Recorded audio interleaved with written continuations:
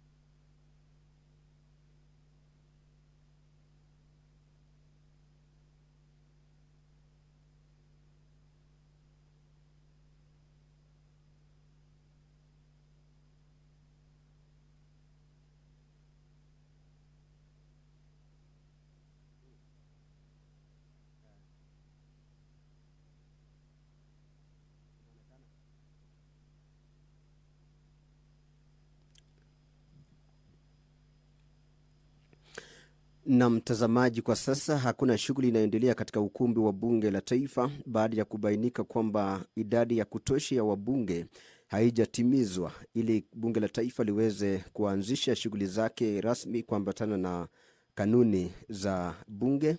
Naibu Spika Gladys Boss Sholei tayari amechukua nafasi yake na yuko ndani ya ukumbi, na wabunge wanaendelea kuingia mmoja baada ya mwingine, na mwana mbunge wa Nyali Mohamed Ali anaingia ukumbini. Kumbuka mtazamaji wa PBU, bunge la taifa linahitaji jumla ya wabunge 50 ili kuweza kutekeleza shughuli zake kuambatana na kanuni zilizowekwa na pia katiba ya Kenya. Vilevile kuna hoja ya kuidhinisha ripoti ya kamati ya utangamano wa kimaeneo iliyokagua vituo mbalimbali vya pamoja vya mpakani vya eneo la kaskazini katika Jumuiya ya Afrika Mashariki. Mswada wa kwanza kwenye ratiba ya bunge la kitaifa leo alasiri ni mswada nambari 21 wa mwaka 2023 kuhusu ushirikishi wa udhibiti wa usalama wa chakula na lishe. Mswada huu unalenga kubuni mfumo wa kisheria wa kufanikisha ushirikishi wa taasisi za umma zinazohusika katika udhibiti wa usalama wa chakula na lishe ili kuanzisha afisi ya msimamizi wa usalama wa chakula na kubainisha jukumu la serikali za kaunti katika usalama wa chakula na lishe. Hatua hii inalenga kuhakikisha usambazaji wa chakula na lishe salama kwa Wakenya. Usalama wa chakula ni jukumu muhimu la serikali ya kitaifa na zile za kaunti katika kutimiza sharti la ulinzi wa watumiaji jinsi ilivyoratibishwa kwenye katiba. Mswada huu utahakikisha chakula kinazalishwa, kusambazwa na kutayarishwa kwa njia salama. Hatimaye wabunge wataendelea kushughulikia mswada wa marekebisho ya sheria mbalimbali ambao ni mswada nambari 60 wa mwaka 2022. Na kwa sasa idadi ya kutosha ya wabunge haijatimizwa. Vilevile namwona mbunge wa Westlands Tim Wanyonya anaingia ukumbini. Na mtazamaji, idadi ya wabunge 50 inahitajika katika ukumbi wa bunge la taifa ili shughuli za bunge ziweze kutekelezwa kuambatana na kanuni za bunge la taifa na vilevile kuambatana na katiba. Unatazama PBU, kitengo cha matangazo ya bunge. Tunakuletea matangazo mbashara ya bunge la taifa leo alasiri. Kikao cha sasa kinaongozwa na naibu spika Gladys Boss ambaye tayari yumo ndani ya ukumbi miongoni mwa wabunge wengine, lakini kwa sasa hakuna shughuli ambayo imeanza katika ukumbi wa bunge kwa sababu idadi ya wabunge 50 haijatimizwa. Kumbuka majukumu ya bunge la taifa ni pamoja na utunzi wa sheria, uwakilishi wa maeneo bunge mbalimbali na pia utathmini wa utendakazi wa serikali. Kukujuza tu ni kwamba kuna hoja kwenye ratiba ya bunge leo. Kuna hoja kadhaa na miswada miwili ambayo inatarajiwa kushughulikiwa katika ukumbi wa bunge la taifa. Hoja ya kwanza ni hoja ya kuidhinisha ripoti ya kamati ya kilimo na ufugaji iliyochunguza mpango wa kufadhili unga wa mahindi ili kupunguza bei yake kwa mwaka wa kifedha wa 2022-2023. Kisha kuna hoja ya kuidhinisha ripoti ya kamati ya akaunti za hazina maalum iliyochunguza ripoti ya mkaguzi mkuu wa hesabu za serikali kuhusu taarifa za kifedha za hazina ya kufadhili biashara za wanawake, hazina ya malipo ya mapema ya kahawa, hazina ya akiba ya chakula, hazina ya usawazishaji, hazina ya kiufundi na uchukuzi, hazina ya utafiti wa kitaifa, hazina ya ustawi wa biashara za vijana, hazina ya uwezo na hazina ya mpango wa nyumba za watumishi wa umma. Hoja nyingine ni hoja ya kuidhinisha ripoti ya kamati ya utekelezaji wa maazimio ya bunge iliyochunguza kanuni za marekebisho ya sheria ya ushuru wa bidhaa. Aidha, kuna hoja ya kuzingatia ripoti ya ujumbe wa Kenya katika mkutano wa 146 wa muungano wa mabunge mbalimbali na mikutano mingine husika iliyoandaliwa huko Manama, Bahrain kuanzia tarehe 11 hadi 15 mwezi Machi mwaka huu. Nimemwona mbunge wa Gilgil ameingia ukumbini, Mheshimiwa Martha Wangari, na mtazamaji wa bunge wanaendelea kuingia mmoja baada ya mwingine, ila kwa sasa idadi ya kutosha ya wabunge haijatimizwa. Ndio maana hamna shughuli inayoendelea kwa sasa katika ukumbi wa bunge la taifa, na nilivyokujuza ni kwamba wabunge 50 wanahitajika kulingana na kanuni za bunge la taifa kati ya wabunge wote 349 ili shughuli ziweze kuanzishwa rasmi. Na mswada wa kwanza ulioratibishwa kwenye ratiba ya bunge la taifa leo alasiri ni mswada nambari 21 wa mwaka 2023 kuhusu ushirikishi wa udhibiti wa usalama wa chakula na lishe. Mswada huu unalenga kubuni mfumo wa kisheria wa kufanikisha ushirikishi wa taasisi za umma zinazohusika katika udhibiti wa usalama wa chakula na lishe ili kuanzisha afisi ya msimamizi wa usalama wa chakula na kubainisha jukumu la serikali za kaunti katika usalama wa chakula na lishe. Hatua hii inalenga kuhakikisha usambazaji wa chakula na lishe salama kwa Wakenya. Usalama wa chakula ni jukumu muhimu la serikali ya kitaifa na zile za kaunti katika kutimiza sharti la ulinzi wa watumiaji jinsi ilivyoratibishwa kwenye katiba. Mswada huu utahakikisha chakula kinazalishwa, kusambazwa na kutayarishwa kwa njia salama. Hatimaye wabunge wataendelea kushughulikia mswada wa marekebisho ya sheria mbalimbali ambao ni mswada nambari 60 wa mwaka 2022. Basi idadi ya kutosha imetimizwa na shughuli zinatarajiwa kuanza rasmi katika muda usiokuwa mrefu. Unatazama PBU, kitengo cha matangazo ya bunge. Jina langu ni Tilio Ismail Marco.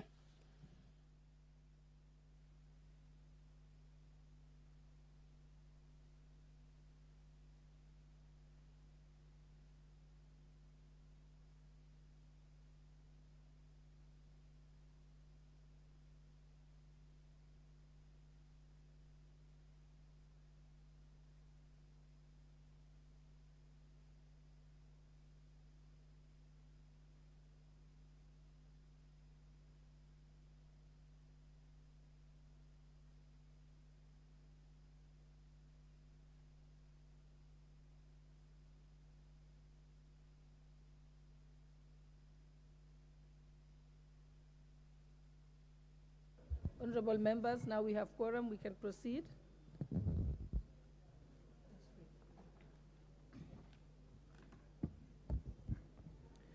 Order number 1, administration of oath. Order number 2, communication from the chair.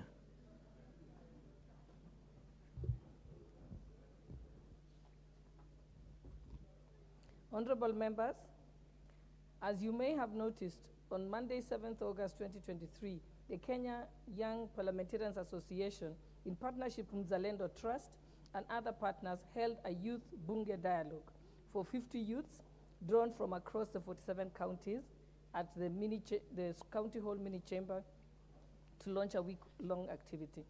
The event was aimed at strengthening dialogue mechanisms between youth and the youth leaders and youth in general.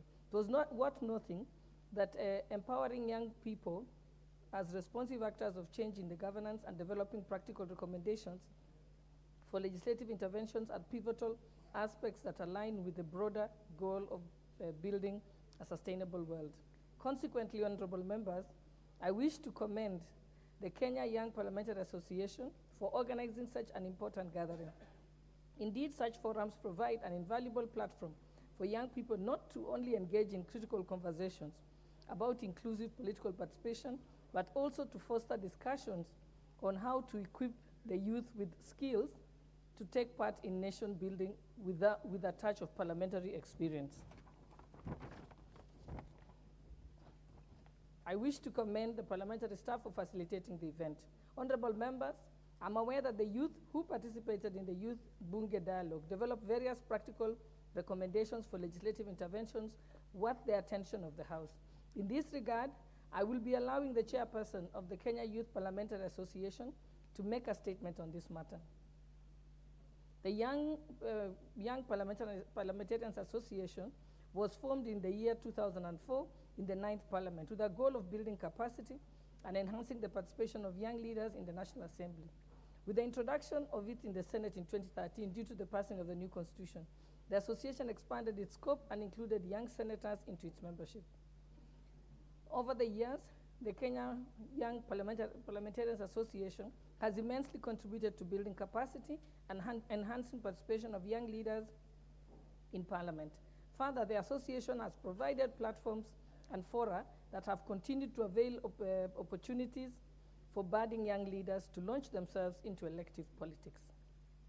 Indeed, several parliamentarians in the 13th Parliament, including some of who served in previous parliaments since inception of the Kenya Young Parliamentarians Association, owe their election or nomination to the association.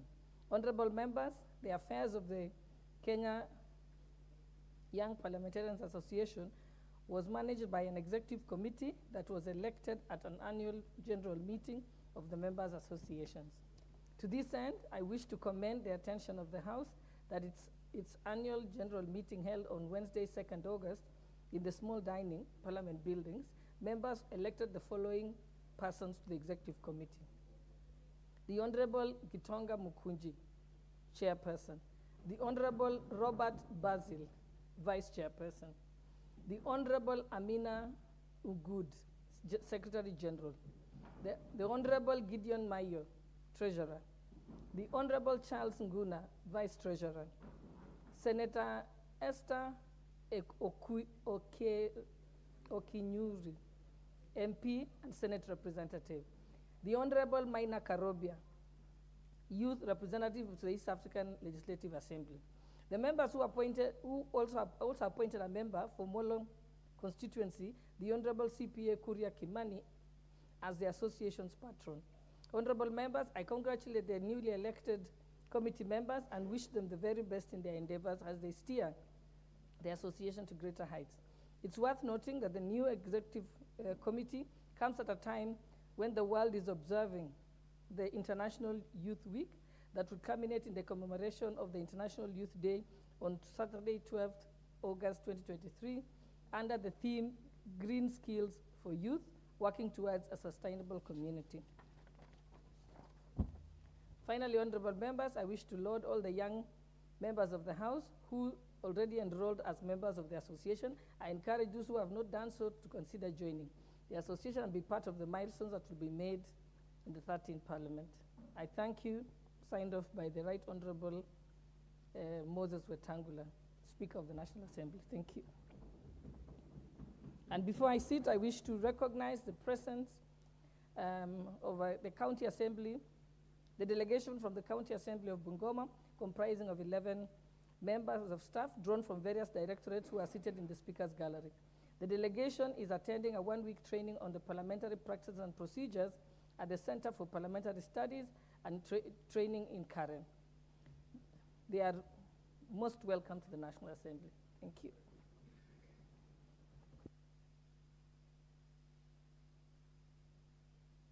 Honorable Joan Mkunji to say something about the association as a chair. Is he here? Yes, I am here. Okay. Point of order? Okay. Okay. Thank you, Honorable Speaker. I'll start by quoting Jack Welch, the chairman and the founder of General Electric, a company in the US. He said that before you're a leader, success is measured by personal growth. But when you become a leader, success is about growing others. Honorable Speaker, pursuant to Standing Order 43, I wish to make a statement on the International Youth Week 2023, which will culminate in commemoration of the International Youth Day on Saturday, 12th August 2023. Honorable Speaker, the International Youth Day is celebrated every year on the August 12th of every year. The day was first designated by the United Nations General Assembly in 1999 to raise awareness of issues affecting young people around the world. This year, International Youth Week is being held under the theme, Green Skills for Youth, working towards a sustainable global community. For more than 2 decades, the International Youth Day has been used to raise awareness about the issues impacting youth, such as education, healthcare, work prospects, and equal rights. It is also an excellent opportunity to recognize our own inner strength and potential, which may be realized through hard work and devotion. Honorable Speaker, while green skills are relevant and beneficial for individuals of all ages, they hold particular significance for younger generations. Young people can contribute to green transition for an extended period, making their engagement in developing their skills all more crucial. Honorable Speaker, as I present this statement on behalf of the Kenya Young Parliamentarian Association, I am pleased to inform to this esteemed House that KURPA has taken a significant stride in the direction of empowering young individuals as part of the initiative of this week's festivity. In conjunction with pertinent stakeholders, specifically Mzalendo Trust, KUIPU organized a remarkable event dubbed Youth Bunge Dialogue at the County Hall Main Chamber within the Parliament buildings on Monday to inaugurate the week-long observance. Honorable Speaker, we observed the favor and dedication of the young as they participated in insightful dialogues concerning urgent environmental matters and their role in shaping the future that is enduring. Their unwavering commitment to advancing skills related to environmental consciousness, promoting ecological sound practices, and fostering community engagement was truly, Honorable Speaker, noteworthy. The Youth Parliament, complete with its own speaker and assisted by our very able parliamentary staff, mirrored our setup and gave an opportunity to our young people to undergo the parliamentary experience. It is worth noting that the youth were divided in even committees based on issues affecting the youth of Kenya today. The issues were gender and youth political inclusion in committee, agriculture and food security, healthcare, cost of living, and climate change. The Youth Parliament identified challenges facing various sectors and made recommendations. Some may be worth to note in the House. Some of the recommendations by the committee included enactment of law to address an underrepresentation of the young people in government and leadership positions today. Establishment of Women Inclusion and Participation Fund to support young people, young women, creation of youth-friendly NHIF insurance packages, proposed establishment of Health Service Commission, reduction of application/renewal of cost of licenses and permits, and establishment of a collaborative capacity building and climate literacy programs. Lastly, Honorable Speaker, I invite members to join me in commemorating the International Youth Week, and I thank you, Honorable Speaker. And Honorable Speaker, I want to say that the Kenya Young Parliamentarian Association is a platform to ensure that even members in this House are able to get their voices heard. We shall be bringing motions and bills, Honorable Speaker, in this House that are going to speak massively about the young people of this country. The issue of solving joblessness, solving the issue of depression, and Honorable Speaker, even what I would call the sexual health. Honorable Speaker, those are issues that are pertinent to our young people. And I, as a chairman, Honorable Speaker, and my very able committee, executive committee and members, we are going to be champions to ensure the young people of this country don't feel disappointed when they think about the 13th Parliament. Honorable Speaker, thank you very much. And to everybody, we welcome you to continue celebrating the International Youth Week. Thank you very much. Honorable members, before we proceed, I wish to recognize the presence of St. Patrick's Academy, Kapcherop, from Marakwet West constituency, Elgeyo Marakwet County. And Chief Mbogori Girls High School from Mara, Tharaka Nithi County. And also Kisaani Primary and Junior Secondary School from Yatta constituency, Machakos County. Also recognize the presence of Migingo Girls Secondary School, Nyando constituency from Kisumu County. Also wish to recognize Kageta Primary School, Mbeere South constituency, Embu County. Also recognize Karunge Secondary School from Mathioya constituency, Muranga County.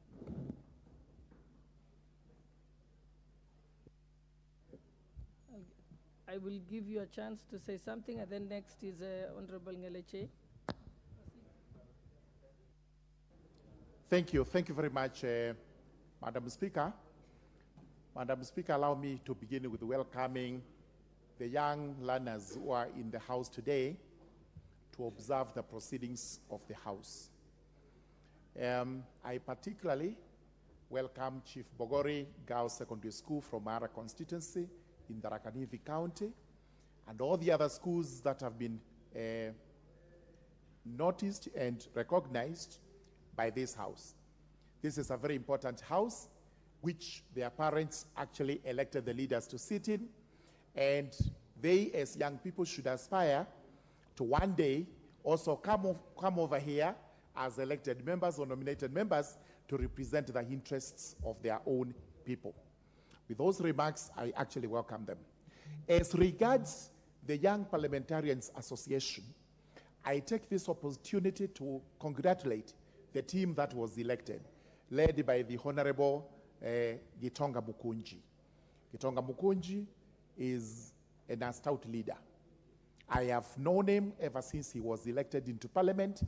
In fact, his political acronym is Mtu wa Kujituma. So he's a person who volunteers to serve, which is most important. In that committee, serious names like Amina Udgon and Senator Okenyuri have actually been mentioned, and the others.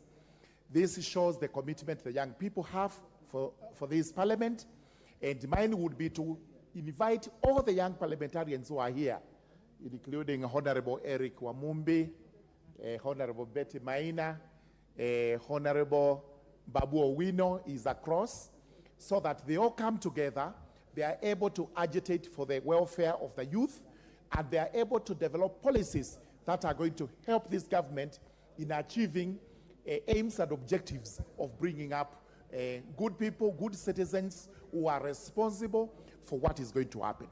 Maybe those of us who are in the golden age, led by seniors like Dr. Nyikal and Honorable Omar, and I would not be very far from that, we should also consider coming together so that we can agitate for our own issues, which possibly are peculiar to us and quite different from those of the youth. Therefore, we will give this serious thought so that we can come together and also agitate for what we believe is good for all those who are in the golden age. Thank you, Madam Speaker. Thank you, Honorable Ngeleche. And let's keep it brief. Thank you, Madam Speaker, for giving me this opportunity. Madam Speaker, I also want to join my colleague in welcoming all the learners to this honorable house. Madam Speaker, it is very encouraging when learners visit this house. It tells you that they have a future and they have visions and ambition. Particularly, Madam Speaker, let me welcome St. Patrick's Kapcherop Primary School. Madam Speaker, that is the school in my constituency. That is where I come from. And it is sponsored by my church. That is Kapcherop, St. Patrick's Kapcherop Parish. Madam Speaker, that is also a school that has been posting exemplary performance in Elgeyo Marakwet County. And last year, Madam Speaker, they had about 25 students qualifying for national schools, Madam Speaker. And I commend them for the job well done, and I encourage them that they should also work hard because no human is limit. Madam Speaker, just to add just to add something small on the new elected young parliamentarians, I want just to encourage Honorable Member, the Chair, and other officials that integrity is key. Let us not show bad example to other honorable members or other leaders. As a young leader, given opportunity, you should be able to show us that even young leaders can lead. And Madam Speaker, I'm proud because I was told the young parliamentarians are 45 years and below, and I'm the newest member in that club. Thank you, Madam Speaker. Yes, for your point of order. Point of order, Mr. Speaker. Madam Speaker, thank you very much for giving me this opportunity. I want to inform Honorable Ngeleche that the age is 40 and below, not 45 and below, Madam Speaker.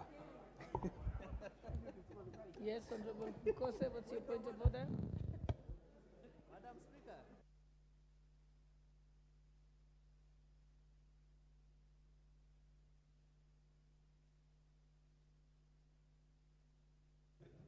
Madam Speaker. Madam Speaker. Let him finish his point of order. Madam Speaker, you know there are different cultures. All of us come from different cultures. In the Kalenjin community, our women are referred as our children in the family. So they never grow old.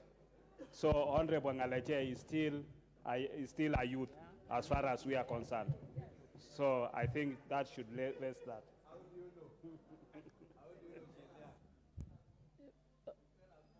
Proceed.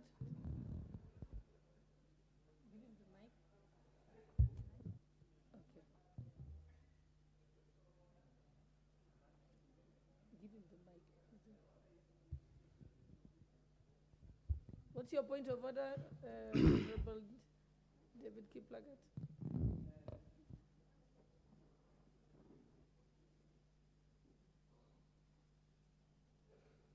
Okay, thank you, Madam Speaker. I want to to seek your indulgence whether we are safe in this house and the presence of this house, given that today at around 2, I left my phone to charge. May I finish? I left my phone to charge at the lobby, but I found out that the phone was left and the charger has been taken away. So I want to maybe to seek your indulgence whether we are actually safe to leave our gadgets wherever we are in this parliament. Thank you. The phone is there is no charger. Thank you. Thank you. Honorable DK, you can take your seat, please. Honorable David Kiplagat, please take your seat. Okay, let's go to the next order. Next order. Order number 3, messages. Order number 4, petitions. Yes, what's your point of order?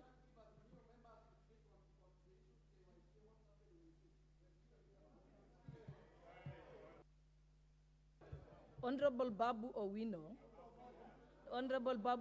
you're out of order. You're out of order. You don't shout at me.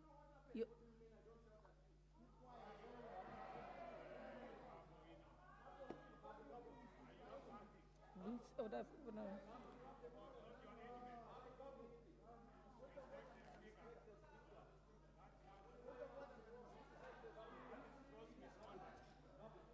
Give me. That is order number what? 89. Is it order?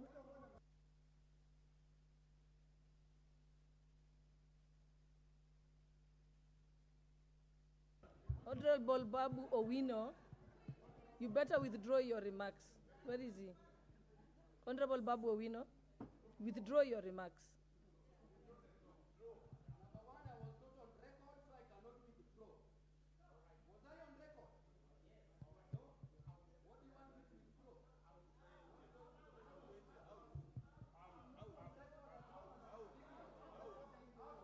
Honorable Babu Owino, you're out of order. Honorable Kiplagat, Honorable DK, you're also out of order. Honorable DK, you are also out of order. You let me deal with it.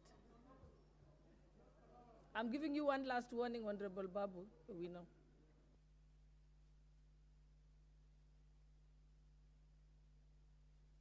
Let's proceed to the next order. Yes. Thank you, Madam Speaker. Honorable Speaker, there's an issue. I understand you've read a list of KYPA officials, and as we've always understood, that we go through a bipartisan manner, and we've not agreed. We have a situation where we have an interim officials, and we've not finalized. The Azimio coalition is about to have a meeting to agree on some of these members. The same thing that the UDA, the Kenya Kwanza side is doing, so that we can be able to do, as we've always done previously, as we've done today with the CPA. So, Honorable Speaker, we would request that you stand down on that list that you've read until the KYPA team is able to meet and discuss and present to you the leadership of KYPA. I believe that's the issue that the Azimio is kindly requesting, that allow us to do that.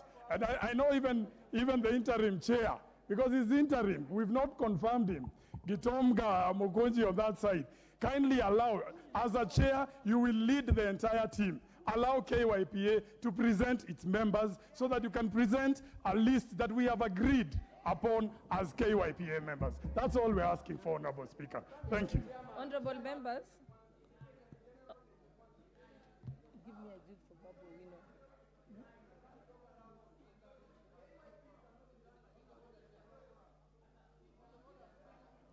Honorable Babu Owino, I will read for you standing order number 107 and 107A. If a member commits an act of disorderly conduct or creates disorder, or knowingly raises a false point of order, or unnecessarily interrupts proceedings, the Speaker may call a member whose conduct is disorderly to order that I caution the member, which I've cautioned you, or order the member to withdraw from the precincts of the assembly for a maximum of 4 days. Yeah, please, Sergeant at Arms. Yes. So Sergeant at Arms, can you escort him out? Escort him out. Yeah. So you do not come to the precincts of Parliament for 4 days. Please take him out, Sergeant at Arms.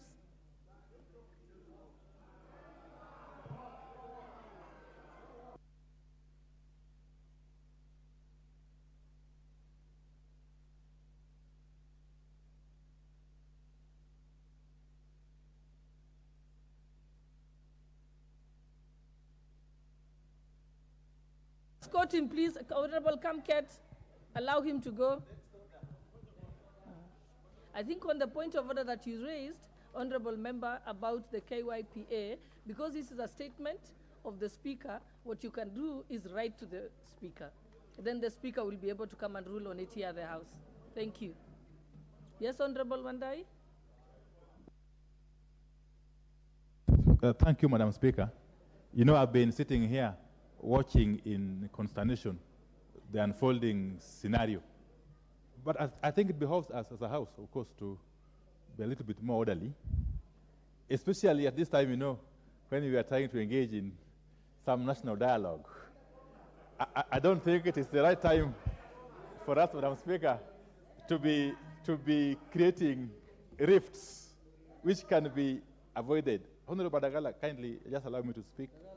You know, I'm a little bit better placed to understand what I'm talking about. Madam Speaker, I think taking a cue from my deputy minority whip,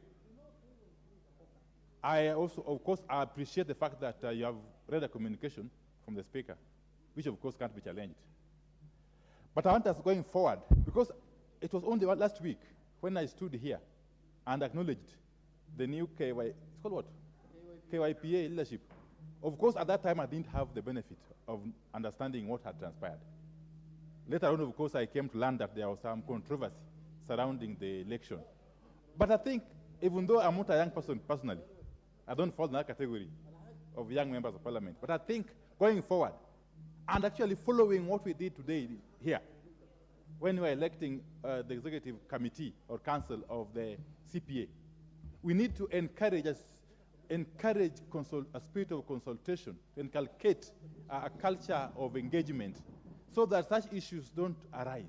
Because it still doesn't matter who becomes the chairman or secretary general of KYOPA or whatever it is, or KYOPA, or KYPA, sorry. It's KYPA. But as Speaker, what matters is the process. And that process can actually create unity or create disunity. So I want to plead with you. I want to plead with you that in the spirit of national dialogue, that you advise the Speaker to relook at the issue with a view to providing guidance on how these young members can move together. Because I'll be happy to have Honorable Gitonga lead a united KYPA. That will be the best thing to happen for this house, to this house. Honorable Gitonga, who I've got no doubt about his ability and integrity, just lead a united KYPA. And we shall support you as leadership and as old members. Thank you very much. Thank you.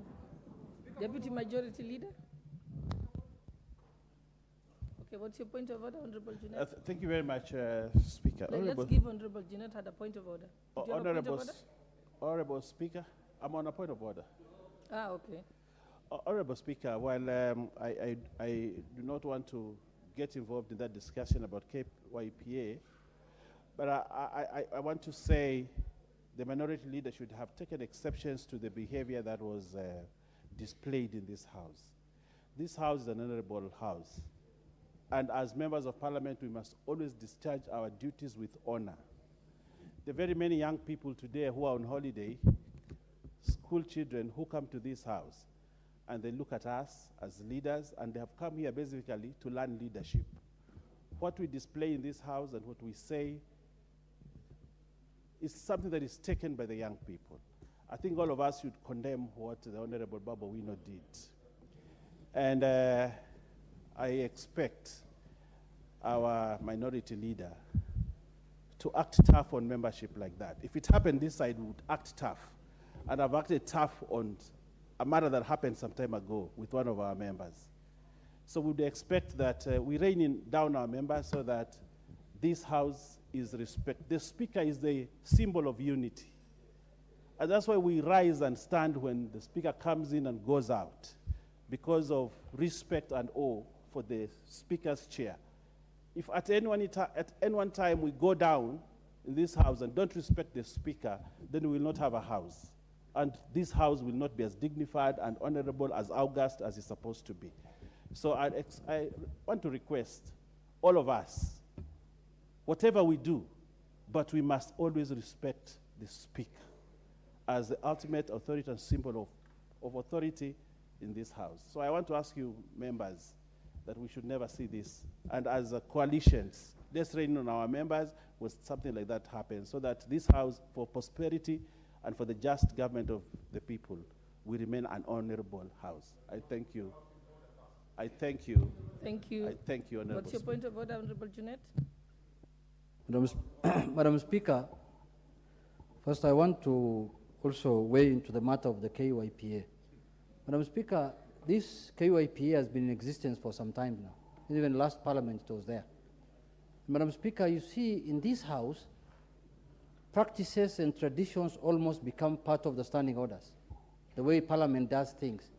So Madam Speaker, if in the last parliament members were from both sides in the leadership of KYPA, then it behoves all of us to take that into account and make sure that all parties or all coalitions are represented. And secondly, I want to tell members here that KYPA is a caucus. It's not a committee of parliament. It's just a caucus. People who sat outside there in the Jeanette, lobby. I already pronounced myself. I know, Madam Speaker. I said because of communication from the Yeah, but Madam Speaker, there was a communication here by the Speaker on CPA the other day. But when we went to the House Business Committee, the Speaker again presented the matter, and there was an agreement on how to conduct that matter. So I'm urging you as the Speaker now that you need to look into this matter, Madam Speaker, that we cannot go, otherwise, if we devolve this to the youth, the problems of segregation from the top now to the youth, Madam Speaker, then Mukunji will become a useless president when he becomes a president. I am foreseeing him becoming a president, but not when I am around. Yeah, Honorable Thank you, Madam Jeanette, Speaker. I think, honorable members, we've already pronounced ourselves on I've already pronounced myself on this matter. I have ruled that you will write a letter, the leader, the majority leader will write a letter to the Speaker raising those concerns. Then the Speaker can then make a decision on it. Yeah, let's move to the next order. I said minority. Order number 4, petitions.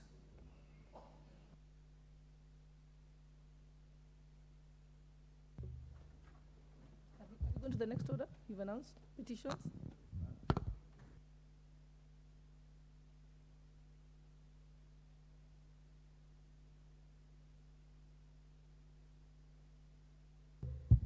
Honorable members, Article 119 of the Constitution accords any person the right to petition Parliament to consider any matter within its authority. Further, Standing Order 2252B requires that the Speaker to report to the House any petition other than those presented by a member.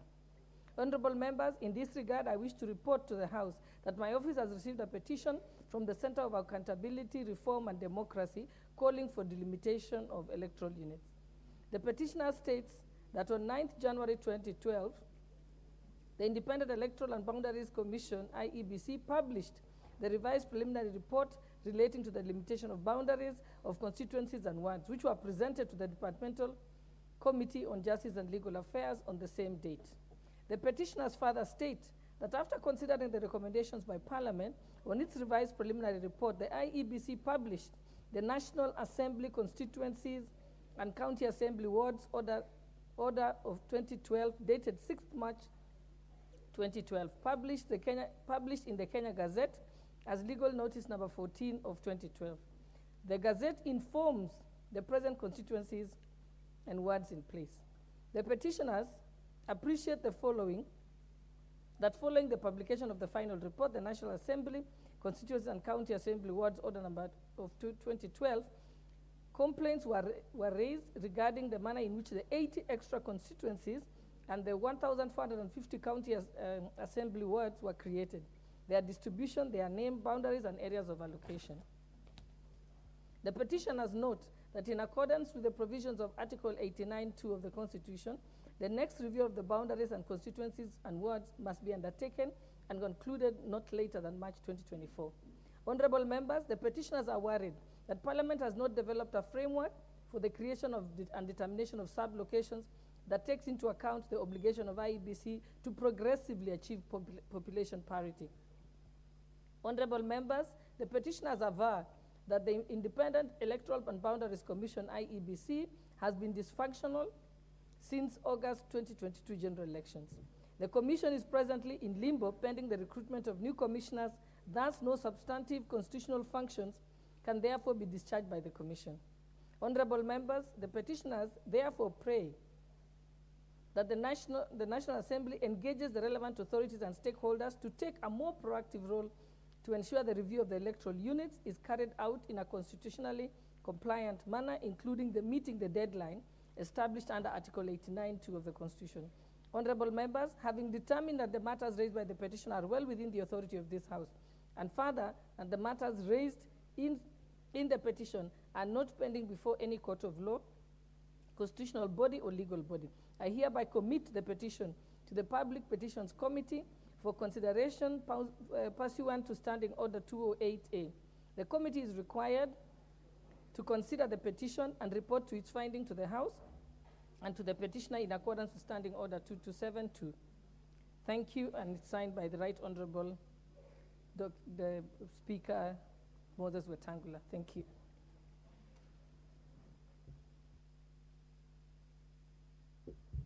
Okay, I think there's another petition by the Honorable Adam Skipsanai, member for KU North. Thank you very much, Madam Speaker. I wish to present this public petition regarding human-wildlife conflict in KU North constituency. I, the undersigned, on behalf of the residents of KU North constituency, draw the attention of the House to the following. That in the recent past, residents of Rimoi sub-location, Kiptuilong, and Kamogich location of Tambach Ward, Chegilet, and Kabulwa sub-locations, and KO location of Msoa Ward in KU North constituency have experienced increased cases of invasion and attacks by elephants, resulting in loss of lives, livestock, destruction of crops, and properties in the said areas. That most areas of Msoa and Tambach wards in KU North constituency, and in particular schools and public institutions bordering Rimoi Game Reserve, remain unfenced, hence making it easier for wild animals to stray out of the reserve. That the inaction by Kenya Wildlife Service, and in particular the failure or delay in responding to distress calls from residents, has been worrying. That despite numerous cases of human-wildlife conflict having been reported to the relevant authorities, the victims affected are yet to be compensated. That all efforts to resolve the matter has been futile, and that the matter in respect of which this petition is made is not pending before any court of law or constitution or any legal body. Therefore, your humble petitioner, Madam Speaker, prays that the National Assembly, through the Public Petition Committee, ensures the following. One, ensure that the government intervene to cause Kenya Wildlife Service and other agencies to expeditiously erect perimeter wall, perimeter fence along the unfenced area bordering, and in particular Rimoi sub-location, Kiptuilong, Kamogich, locations of Tambach Ward, Chegilet, and Kabulwa sub-locations, and KU location of Msoa Ward in KU North constituency. Secondly, recommends that the government increases the number of Kenya Wildlife Service posts or camps in the affected human-wildlife conflict areas bordering the reserve for efficient surveillance and prompt response to address calls on stray wildlife to human settlement. Thirdly, recommends that the policy regarding human-wildlife conflict is effected appropriately, and in particular, expeditious and timely compensation of victims and their families for loss of life, livestock, destruction of property, and crops. Fourth, recommends that Kenya Wildlife Service undertake corporate social responsibility to communities around the reserve, and in particular through drilling and renovation of schools, drilling of boreholes, renovation of schools, scholarships, job opportunities, among others. Fifth is makes any other recommendation or action it deems fit in addressing the plight of the petitioner. And your petitioners will ever pray. Presented by Honorable Adam Skipsanai, MP for Keyo North. Madam Speaker, just to add on that, just 2 minutes or one. Madam Speaker, what the petitioners are asking is just justice. My people are requesting for justice because their land was taken back 40 years ago by government without compensation. We are asking for compensation, job opportunity. Honorable Member, you will have a chance to ventilate that because it's being marked to the Public Petitions Committee. Thank you. Next is the Honorable, Owen Baya, yes. Your petition. Thank you very much, Honorable Speaker. Honorable Speaker, I would like to present a petition number 44 of 2023 regarding enhancement of house allowances for teachers working and residing within Kilifi Municipality. I, the undersigned, on behalf of the teachers of both secondary and primary schools residing in Kilifi Municipality, draw the attention of the House to the following. That through a Kenya Gazette notice dated 19th March 2019, Kilifi Town was conferred to the status of municipality, which led to the enhancement of house allowance for civil servants. The teachers under the permanent and pensionable terms are paid house allowance every month by the Teachers Service Commission based on the teacher's job group, working conditions, and status of town and geographical area. That the Salaries and Remuneration Commission issued an enhanced house allowance classification of teachers' workstation within municipalities, whereby those residing in major towns receive a higher pay for house allowances so as to cushion them from the high cost of living and the high cost of housing. That the teachers working and residing within Kilifi Municipality allegedly feel discriminated and that their rights and fundamental freedoms infringed as prescribed by Article 27 of the Constitution of Kenya. That teachers in Kilifi Town are not paid a commensurate allowance as those residing in major towns, hence seeking for house accommodation at the outskirts of Kilifi Town. The teachers residing and working within Kilifi Municipality experience very high cost of living. The cost of rental houses and basic commodities is high compared to the monthly allowances that they are paid, forcing them to seek affordable houses in the outskirts of the town, far away from schools in which they teach. That the above said situation has strained them financially in regard to cost of transport, insecurity, service delivery, accessibility to markets and shops and other social amenities.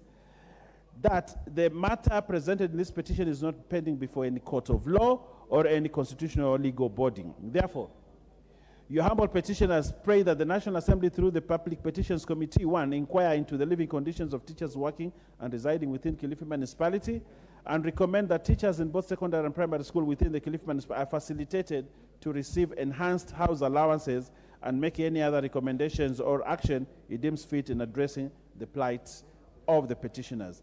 I thank you, Honorable Speaker. We'll allow half an hour of debate on those three petitions. I think I'll give the first chance to Peter Salasia, member for Mumias East.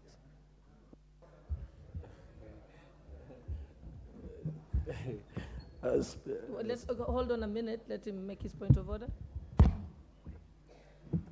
Madam Speaker, thank you very much for giving me this opportunity. I'm standing on point of order number 227-2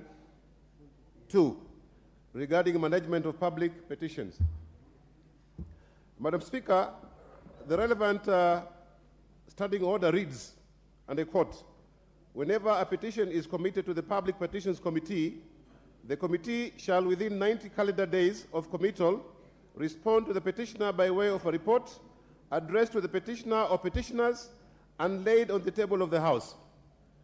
Madam Speaker, based on that experience and having the petitions under the Public Petitions Committee, we would like to assess whether the committee could process the petitions within the stipulated time of 90 days. And Madam Speaker, it is also a fact that the Public Petitions Committee, by its nature of seeking to address the plight of petitioners, plays an oversight role on the executive. So structurally, it is actually therefore better placed to be placed within the relevant committees. We are therefore asking you, Madam Speaker, to guide this House on the manner on which the processing of petitions as provided for in the standing orders, and in particular in regard to admissibility, conveyance and presentations, and finally whether there is need to refer to the relevant committees for expeditious and timely processing of the petitions. Thank you, Madam Speaker. Thank you. I think we shall have that matter deliberated at the House of Rules, House and Rules Committee procedure. Thank you. Proceed, Honorable Selassie. You are commenting on the petition. Speaker, I had prepared to comment on another matter, so you allow me to comment on the other one coming, not on this petition. Thank you. All right, sawa sawa. The Honorable Member for Sigor. Yeah, Peter. Yes, proceed.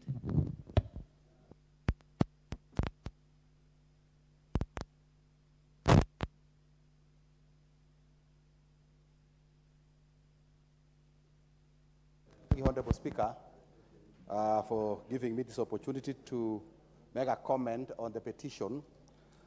I want to comment on the petition by the Honorable Adams Kipsanai, the MP for Keyo, Keyo North, on the human-wildlife conflict. I want to say that this is a big challenge, and I want to say this in relation to Sigor constituency and West Pokot Central in particular, that we have had issues, major issues of human-wildlife conflict, particularly emanating from elephants. And when the Honorable Member mentioned about Rimoi in his constituency, I want to believe it is the same corridor that elephants are moving all the way from Kacheliba through Turkana South, Pokot Central, I think Tiati, Marakwet East to Rimoi. And as they move like that, they destroy crops and people's property. Around an area called Cheptulel, these elephants have destroyed a lot of crops like mangoes. They have also destroyed some maize. And the KWS are very slow in responding to this. And again, compensation to those who have even filled the necessary documents so as to be compensated from the human-wildlife conflict problem have taken forever. And I think people are even giving up, that they don't think that even when they fill those documents, they will be compensated. So I want to say that since KWS, the Kenya Wildlife Service personnel, are few, I would suggest that they should think of engaging community conservancies so that they can promptly respond in cases where elephants and other wildlife are in conflict with human beings in terms of destroying their crops and property. So I want to support this petition and say that the Public Petitions Committee looks at this seriously and especially fast-tracks compensation of people who are due to be paid from the problems they have encountered with the wildlife. Otherwise, Honorable Speaker, I want to support that petition by Honorable Adams. Thank you very much.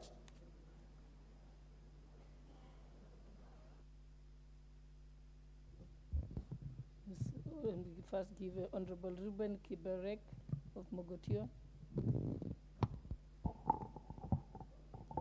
Thank you, Madam Speaker. I want to also take this moment to support the petition by Adams Kipsanai because it's a similar case in my constituency where my people have been terrorized by elephants. For many years, they've been good farmers, but the elephants have made them to be more poorer because they no longer farm because the elephant will invade their farms. Those whose farms were invaded have not been compensated. The KWS have come, take their details, but it takes centuries for them to be compensated. Similarly, Madam Speaker, in Baringo, we have a case of snake bites, which a lot of people have been victims of, and it takes a lot of, it's more tedious to be compensated when it comes to snake bites. So we want to support that petition and make sure that those who are attacked by the snakes and leopards and cheetahs and elephants are compensated. Madam Speaker, we also have a serious case in Lake Bogoria where people were evicted from Lake Bogoria when the formation of the reserve, and up to now they have not been compensated. And we want to ask the petition committee to look up to this issue. We'll be going to them and giving them more details so that they can help fast track in helping Kenyans from suffering from historical injustices by the government for not compensating them for what they have gone through and what they are still going through. Thank you, Madam Speaker. I support.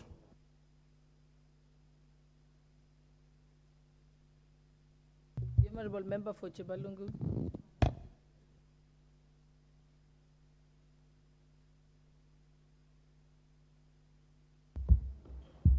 Thank you. Madam Speaker, as I stand to contribute on the motion by Honorable Kipsanai,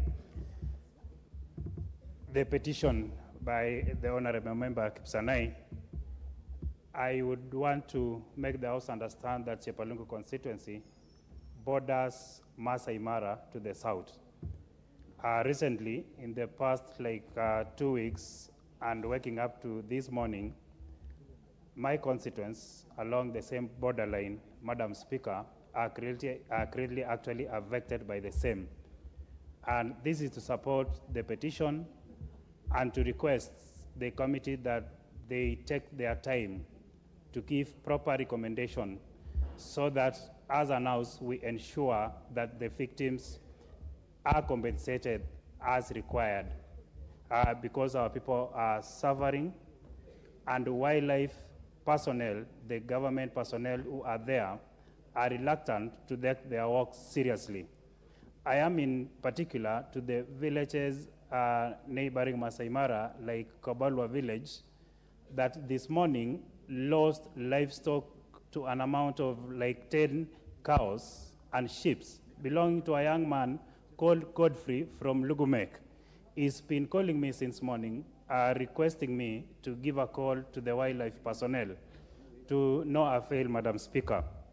This petition, I want to believe that is going to give the proper recommendation that is required so that such cases are looked into and a proper answer is given to them. Madam Speaker, I stand to support the petition by Honorable Kipsanai. Thank you. Member for Endebess. Thank you, Honorable Speaker, for allowing me to contribute to this. Honorable Speaker, the petition by Honorable Kipsanai, member for Keyo North, on Rimoi National Park is a very timely petition. And for some of us who have national parks within our constituency, in Endebess we have the Mount Elgon National Park, which is within our area. And more often, Madam Speaker, when my people who are farming in Kimodon Forest, when they go to do their farming activity, many of their crops have been eaten by the elephants, the monkeys, and the calopus monkeys, plus also these warthogs.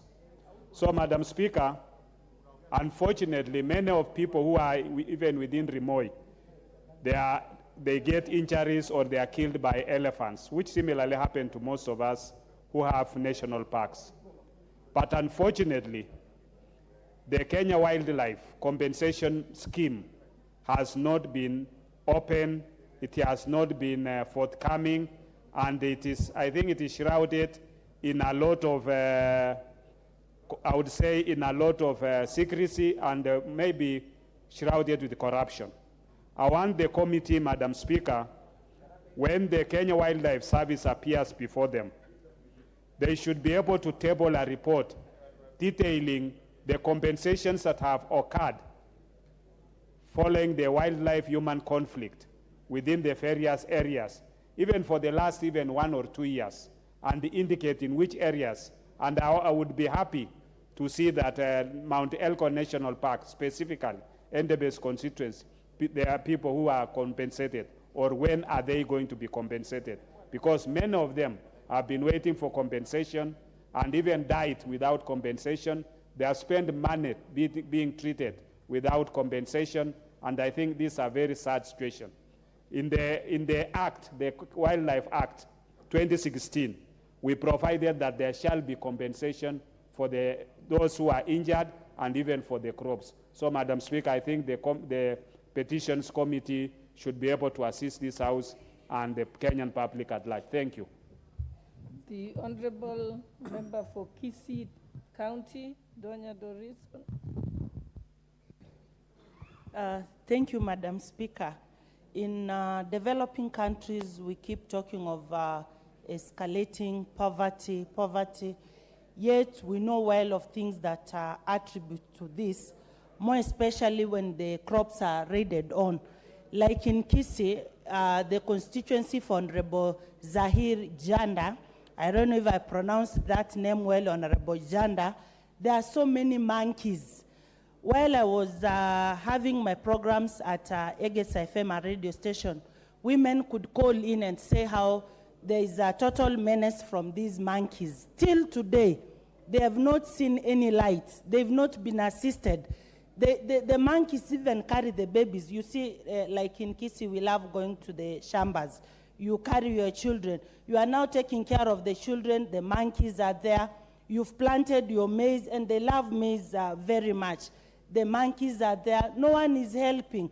No, we are talking of bringing fertilizers. Yes, the government is helping. But you bring in the fertilizer, you've solved that issue, and the major issue of the monkeys has not been solved. Where is Kenya Wildlife? They pop in when you've killed the elephants, the lions. That's when they say, oh, you are doing injustices to the wildlife. Yet when it comes to human beings, they don't even bother. They don't care. So we hope that we will not bring a similar topic of talking of how these wild animals are raiding our crops. We repeat the same topic. Solution to this, we should have reporting offices where these issues are. Members go and report, and then we see what they are doing. We don't want to see the Kenya Wildlife members behaving like, from a case I can say, police officers. When you report, they take long to come to the place where the incident has been reported. Like I saw another video going around. DCI has been attacked. The police officers are passing by. They can't help their fellow police officers. Now you ask yourself, if your police officer can't help a fellow police officer, how will the police officers even help the common Wanjiko? So I support this petition, Madam Speaker. Thank you very much. Yeah, we'll close the debate, but last I want to give a member for Garissa Township. Thank you, Madam Speaker. And contributing to this petition, I want to say that there is this tendency that wildlife is more important than some of our livestock. As a pastoralist, whenever a livestock is killed by a wild animal, they don't see that as an issue. Again, they have decided, and these wild animals destroy our livelihoods in terms of being a farming community as well. Whenever our farms are destroyed by certain kind of wild animals, KWS has decided that they will only compensate certain crops that are destroyed by certain animals. For example, we have monkeys that destroy our farms, but KWS compensation program, anything destroyed by monkeys is not taken into consideration. And that is one of the most notorious destroyers of our crops. Again, we have people who are killed, young people, children who are killed by wild animals. For example, in my constituency, there are people who are a young kid was killed by a hyena more than 5 years ago, and yet KWS has not taken the initiative to compensate them. So in supporting this petition, I expect the petition committee to consider that certain the animals that are in KWS programs, that they don't compensate, should be included into that program. Again, when our livestock goes into any park, KWS rounds them up. But when they kill that, an animal kills, a wild animal kills that livestock animal, then the KWS does not compensate them for that. In that, I support the petition. Thank you very much. Thank you. I hereby commit the 3 petitions to the Public Petitions Committee for consideration pursuant to Standing Order 208A. The committee is required to consider the petition and report its findings to the House and to the petitioner in accordance with Standing Order 2272. Thank you. Go to the next order. Order number 5, papers.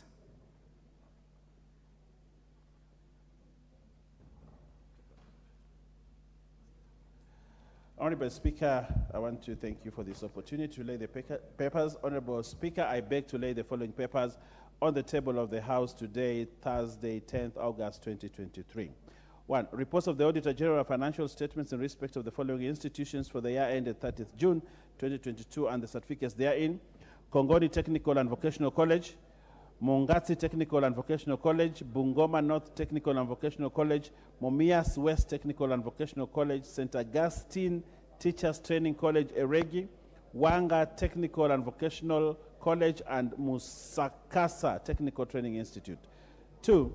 Reports of the Auditor General of Financial Statements in respect of the following constituencies for the year ended 30th June 2022 and the certificates therein: Butula, Malava, Kathiani, Mathioya, Mumias West, Teso South, and Machakos Town. I thank you and I beg to lay, Honorable Speaker.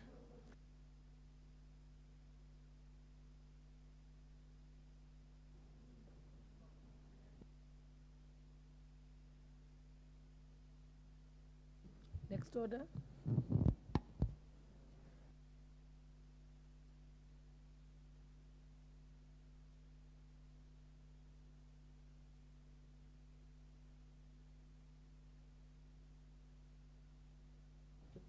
Okay, there is another, I'm told there is another papers from the chairperson, Departmental Committee on Social Protection.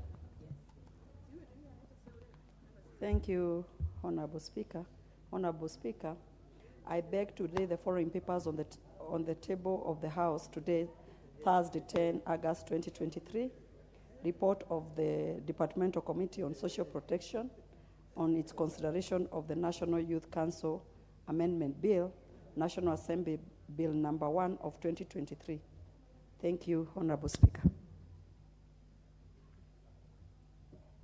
Honorable Chairperson of the Public Petitions Committee. Thank you, Madam Speaker.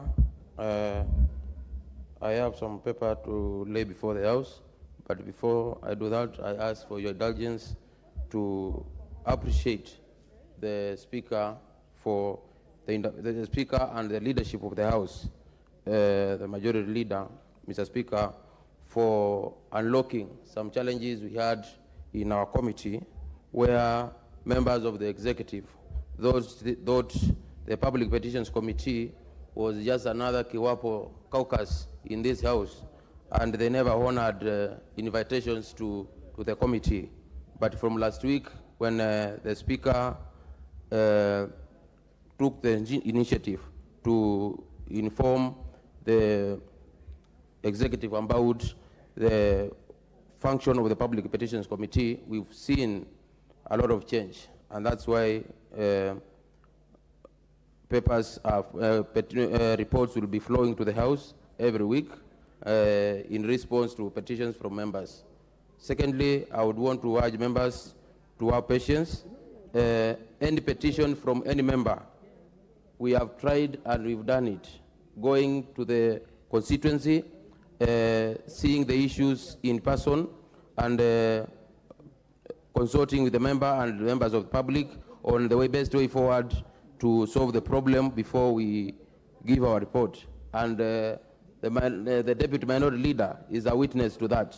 We were in his constituency a week ago with a huge number, with a big number of quorum, and we did a good job, and we spent the whole day with him. Honorable member for the Tui East and the chair for petitions, the matter that you are raising and you are explaining is important. However, the permission that you have been given is only to lay papers. So another time can be scheduled for that, but not at this time. So please lay the paper. I stand guided, Madam Speaker. I had requested for indulgence before you came in, but I stand guided. So, Honorable Speaker, I beg to lay the following paper on the table of the House today, Thursday, 10th August 2023. Report on the Public Petition Committee on its consideration of public petition number 010 of 2022 by Mr. Victor Okur regarding amendment of the Constitution to establish the offices of the Prime Minister, Deputy Prime Minister, and official leader of the opposition. Madam Speaker, I beg to lay. Thank you very much, Chairman. Petitions. Next order. Order number 6, notices of motion.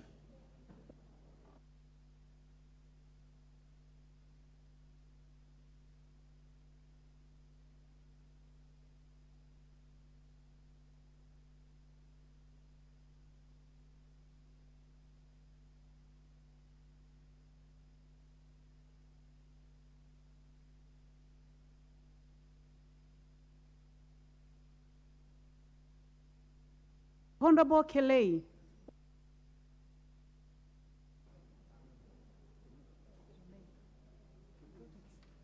The Honorable Kenei.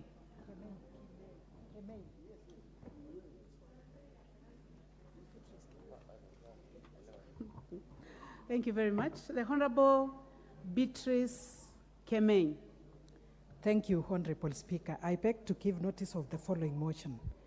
That aware that the Consumer Protection Act 2012 provides for the protection of the consumer and prevention of unfair trade practices in consumer transactions in line with Article 46 of the Constitution, further aware that there exist unregulated money lenders, commonly referred to as Shylocks, that provide loans outside the scope of formal financial institutions, noting that with the repeal of the Money Lenders Act in 1984, unscrupulous business people have exploited the loopholes to the detrimental of the general public. Sorry for interruption. Is the Honorable Majority Whip on a point of order? You are not on a point of order? So, Majority Whip.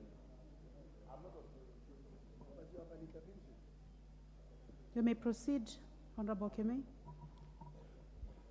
Thank you, Honorable Speaker.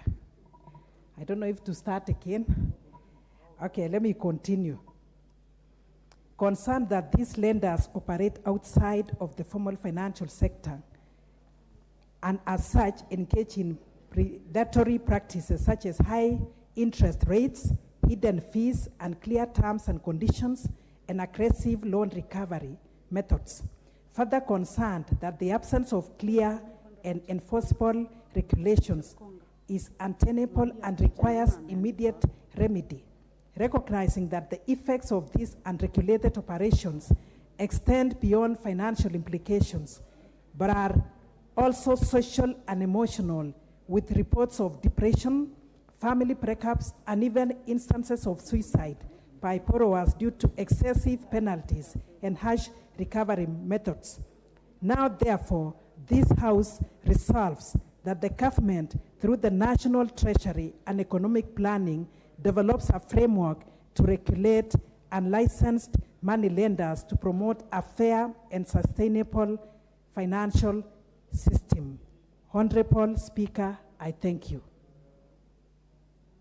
Thank you very much, Honorable Beatrice Kemei. I see a point of order from the Honorable Samuel Chepkonga, member for Enaip Koi. What's out of order? Yeah, thank you, Honorable Speaker. Honorable Speaker, I rise pursuant to Standing Order 51 as read together with Standing Order 89. The import of this, Madam Speaker, is that there was a motion that I moved on the 25th of July 2023 on the consideration of the Excise Duty Accessible Goods Management System Amendment Regulation 2023. Madam Speaker, it has since come to our attention that there is a court matter which has been filed by the Law Society of Kenya, and that matter, they have obtained stay orders as against Parliament and the Kenya Revenue Authority. So the import of this, Madam Speaker, is that this matter has now become sub judice under Standing Order number 89. And as you know, Madam Speaker, it will be superfluous if this motion is passed by the House when there is already an active case that is ongoing in court. There are stay orders. Two, Madam Speaker, this court cannot act in vain. And we have this restraint principle between the legislature and the judiciary, that when a matter is pending before the judiciary and orders have been granted, the legislature would always give first preference for that matter to be concluded before it pronounces itself on this motion. So in that regard, Madam Speaker, I wish to withdraw this motion pursuant to Standing Order number 51 as read together with Standing Order 89 on sub judice. I wish to thank you, Madam Speaker. Thank you very much, Honorable Chepkonga. The withdrawal is granted. Next order.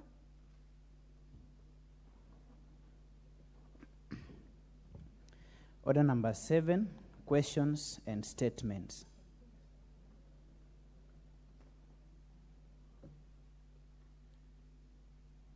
The Honorable Irene Mayaka.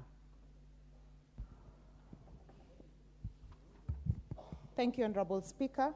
Honorable Speaker, I'd like to issue a general statement on the passing of the Honorable Elijah Osiemo, who was the majority leader for Nyamira County and MCA for Nyamaya Ward, West Mogirango, Nyamira County. Honorable Speaker, pursuant to Standing Order 43, subsection 1, I wish to make a general statement regarding the untimely passing on of Honorable Elijah Osiemo, the MCA for Nyamaya Ward and leader of Majority Party in the County Assembly of Nyamira. Honorable Speaker, it is with this deep shock that we learned of the untimely demise of my friend Honorable Elijah Osiemo in Nyamira County through a tragic road accident that occurred on Monday, 7th August 2023 along the Maimahio-Naivasha Road. Honorable Speaker, the passing on of Honorable Osiemo has robbed the people of Nyamira County, a promising young leader whose contribution to the county and the whole country at large during his short life will forever be treasured. Having been elected to the County Assembly for the first time in 2022, just last year like now, Honorable Elijah showed a lot of commitment towards service delivery to the people of Nyamaya Ward and the entire county and the country at large. His dutifulness made him stand out among his peers, therefore earning him admiration that elevated him to the leader of Majority Party in the County Assembly of Nyamira. Honorable Speaker, the departed colleague was a servant leader who demonstrated wholehearted dedication to duty and always reached out to elected national leaders from the county to chart the course for bettering the welfare of residents of Nyamira County. Sadly, he met his untimely demise while traveling to Nairobi for official duties. Honorable Speaker, I therefore express my heartfelt condolences to the family of the late, the entire fraternity of Nyamira County Assembly, his friends, his young family, and the county at large for the loss of a budding, transformative leader. I also would like to send my prayers to the Honorable Duke Masira, MCA for Township Ward and Deputy Majority Leader, the Honorable Priscilla Nyachichi, nominated MCA, and the accompanying staff, the driver Bernard Atandi, who suffered in the accident, who suffered injuries from the accident, and wish them quick recovery. May the soul of the late Honorable Elijah Osiemo rest in eternal peace. I thank you, Honorable Speaker. Honorable members, I see interest from several members to make a comment on this statement. But before I do so,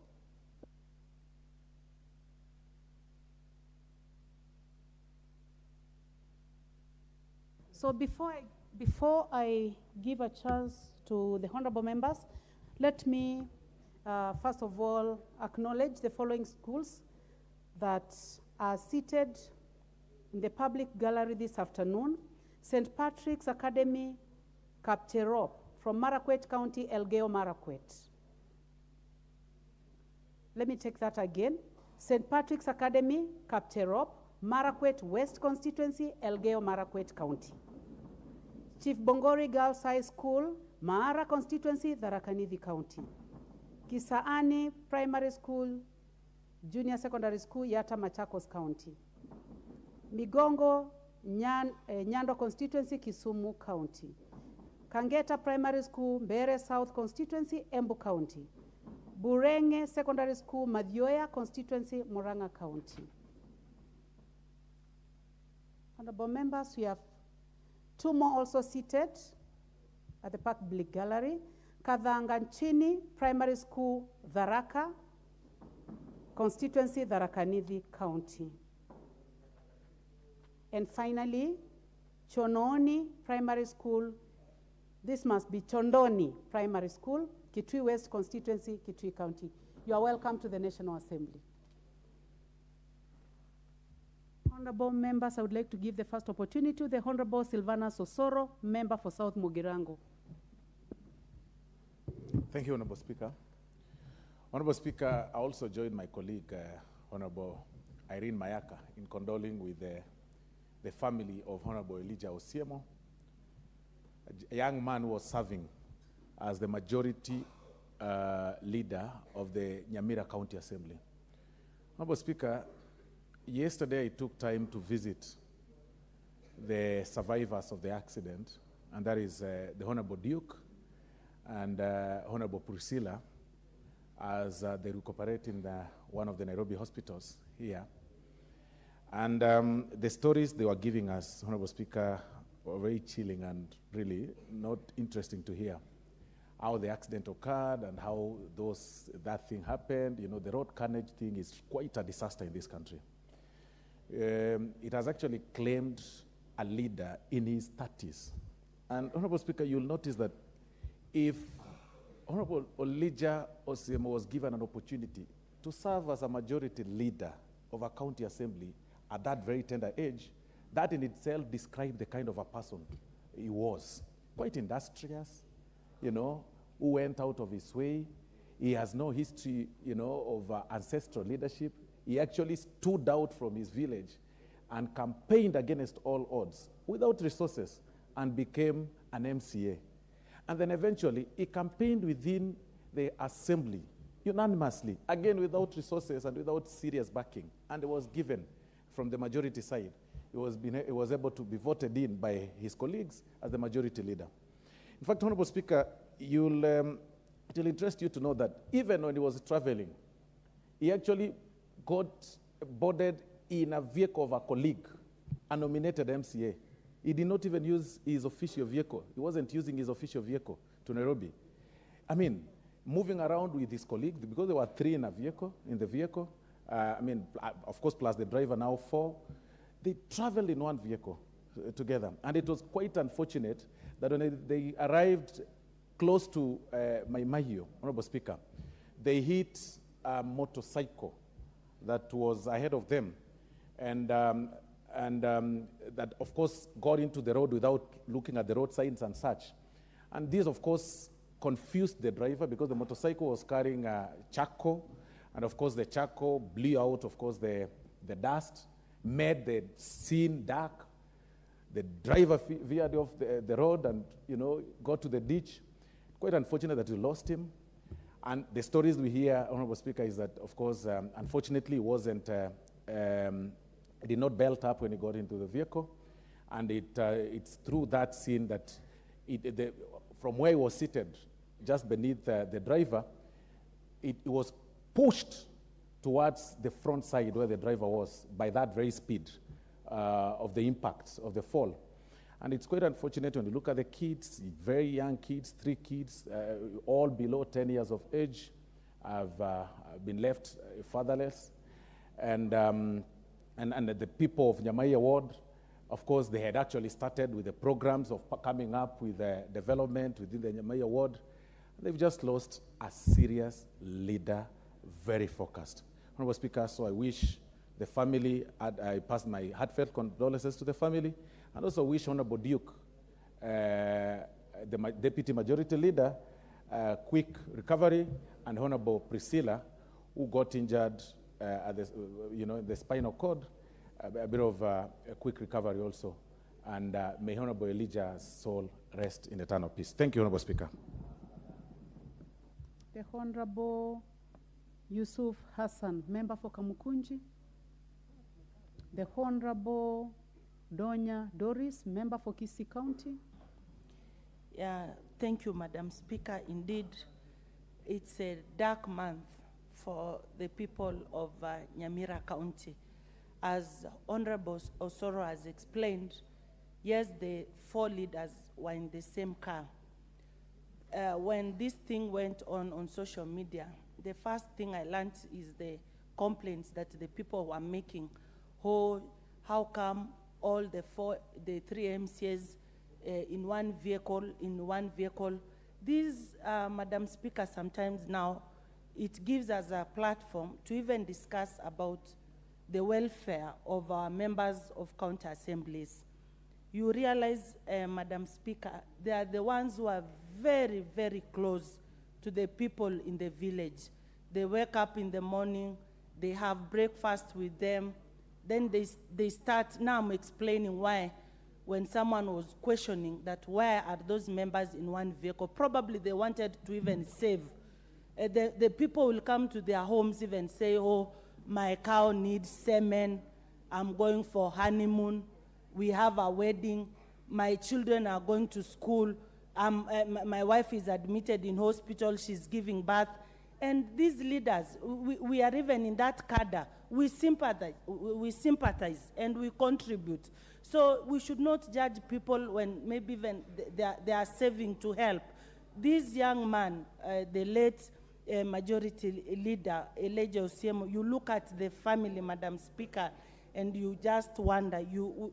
The only thing I can do to the families who are affected is to pray for them, God to give them courage, God to give them love, because it is something that it is very, it's very sad. When we use the narrow route, Madam Speaker, there are so many things that happen on that road. From the animals passing by, from, of course, the borders, you just want to be careful so that you reach where you're going. Even if the border rider is on the wrong side, Madam Speaker, and you hit the border, I can tell you for free, your car will be burnt down, and nobody will question that the rider was on the wrong side. They will always say you are the driver and you have the eyes. So I stand to mourn with our good people. I border Nyamira. Our border entry is Keroka town, a good town where most young, beautiful ladies came from in the ages of 1990s. And Madam Speaker, by the way, I come from that town, Keroka town. I don't think people don't know Keroka town the way we know Nyeri town, Sotiki town, Busia, Homa Bay town, Migori town.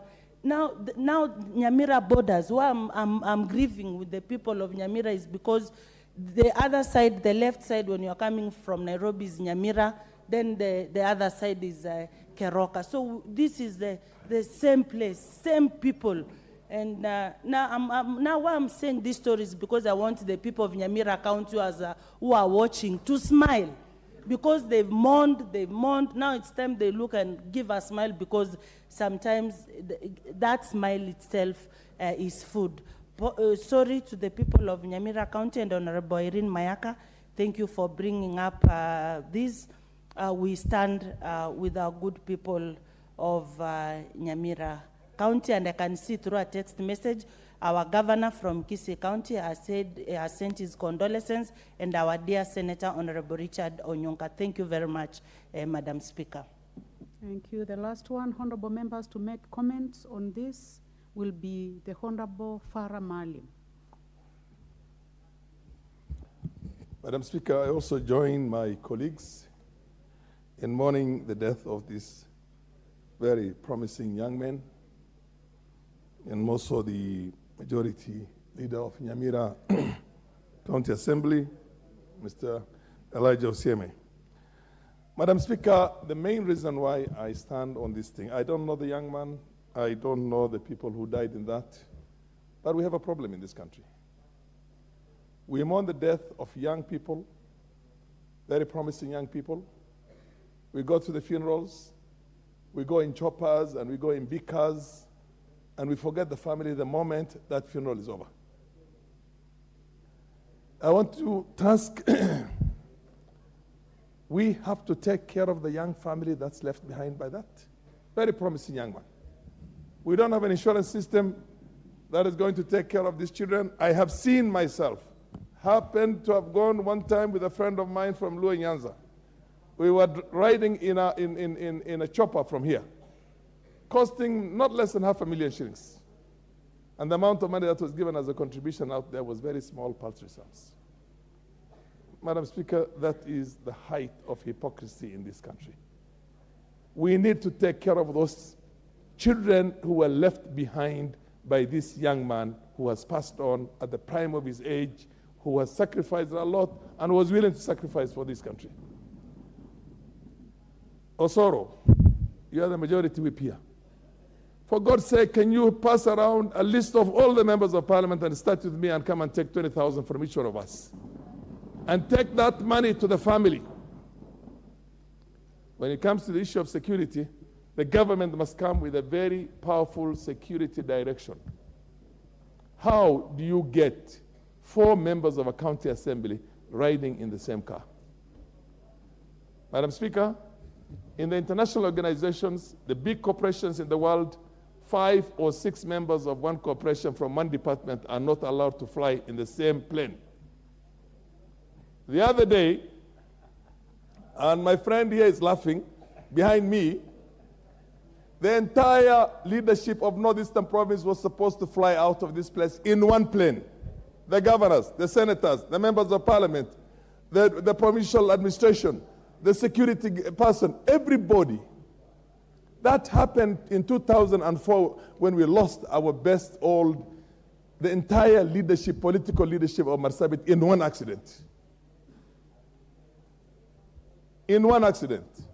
We lost one of the most promising leaders in this country, who I always say is the president that Kenya never got, the late Dr. Monoya Godana. A man of immense potentialities. And all the members of parliament, all of them died on that crash. Now, the security machinery must come with a directive that says you cannot travel, so many of you coming from the same what you call department, or the same what you call region, or the same what you call institution, in one car or in one plane. Imagine about 60, how many were we? He was there. I refused to go in there. I said we are going to go for a security meeting, and this is the biggest insecurity action you are taking right now as leaders from the region and from the country, national leaders, to fly in one plane. Everybody, the governors, the senators, the members of parliament, the majority leaders in those places, the security machinery, the provincial police, everybody, regional commissioner.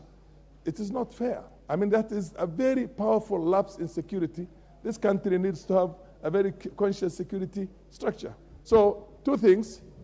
Osoro, I expect you to do what I've told you, and let the government also, for God's sake, come with a directive so that we don't lose so many leaders in one accident. Thank you.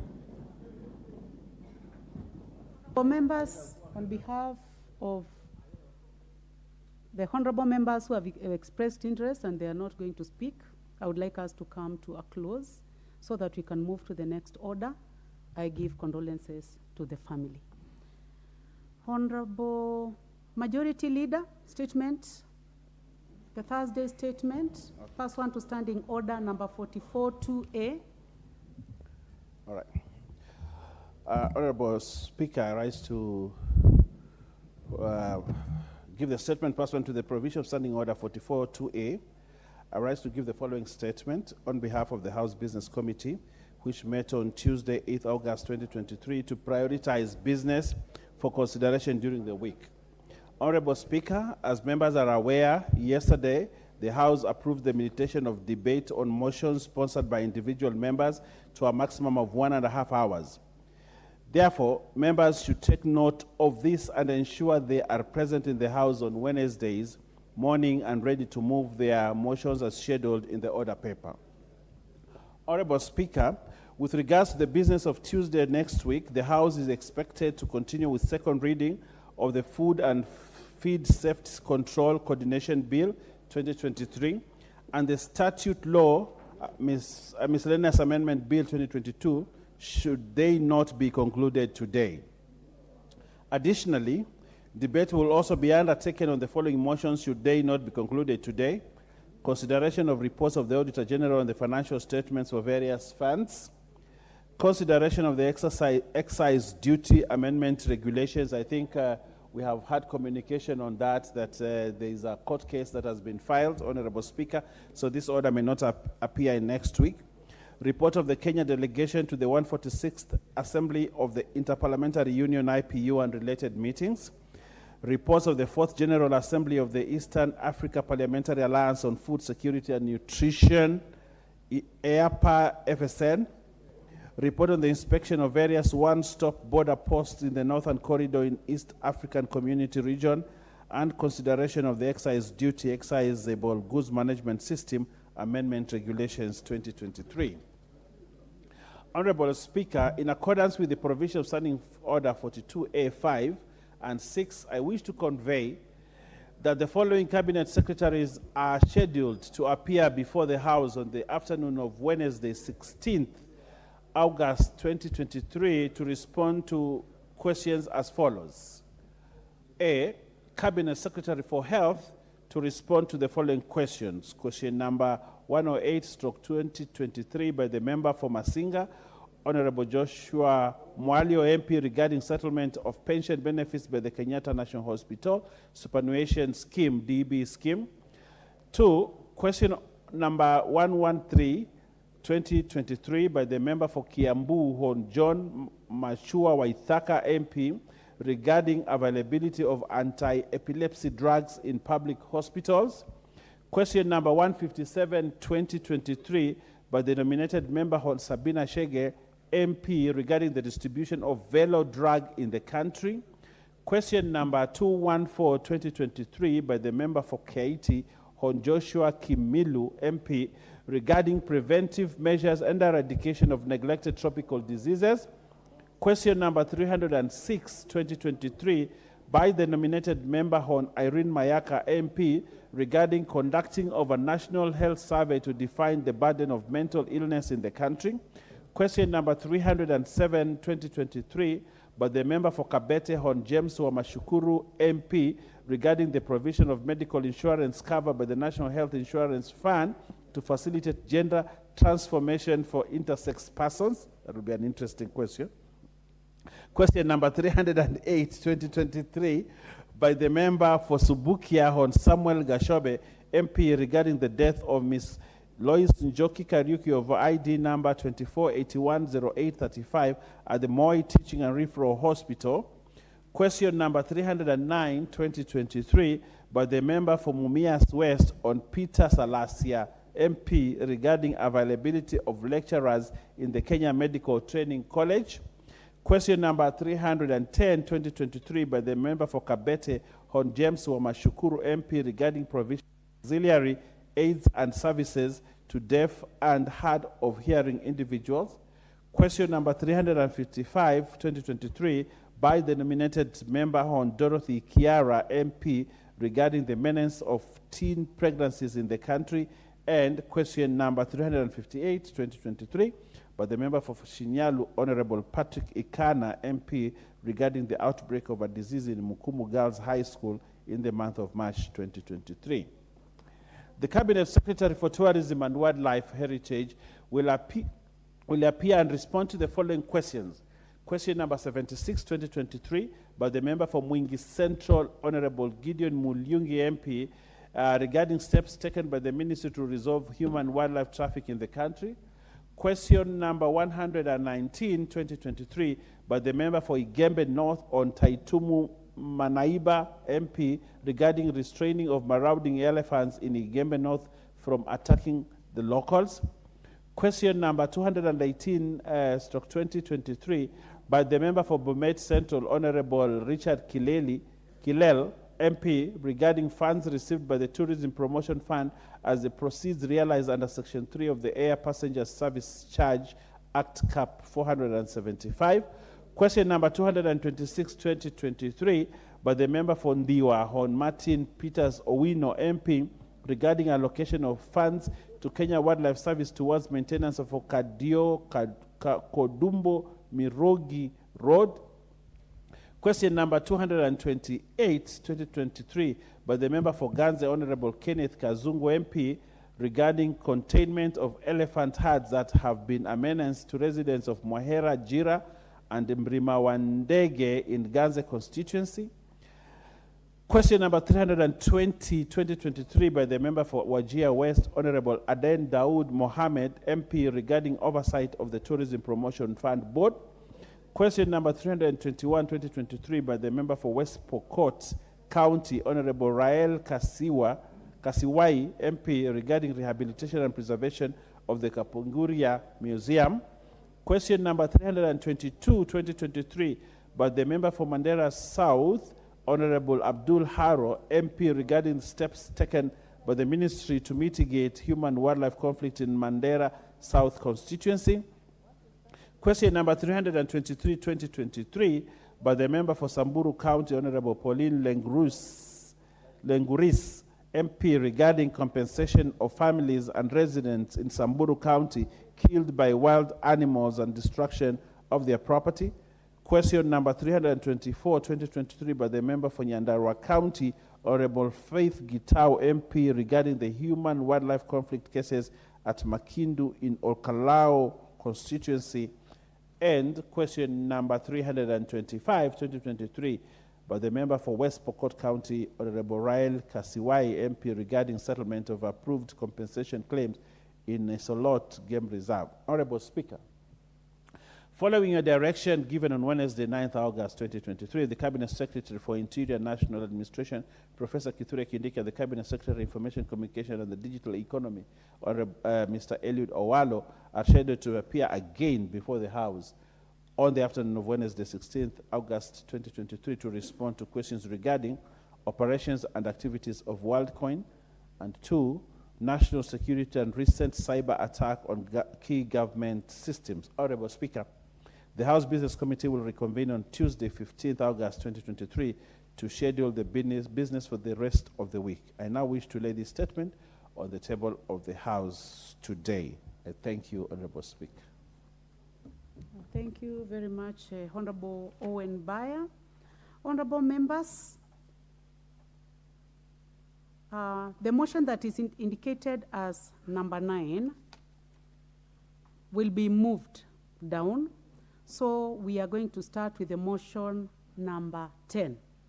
So I would like to call upon the chairperson, Committee on Delegated Legislation.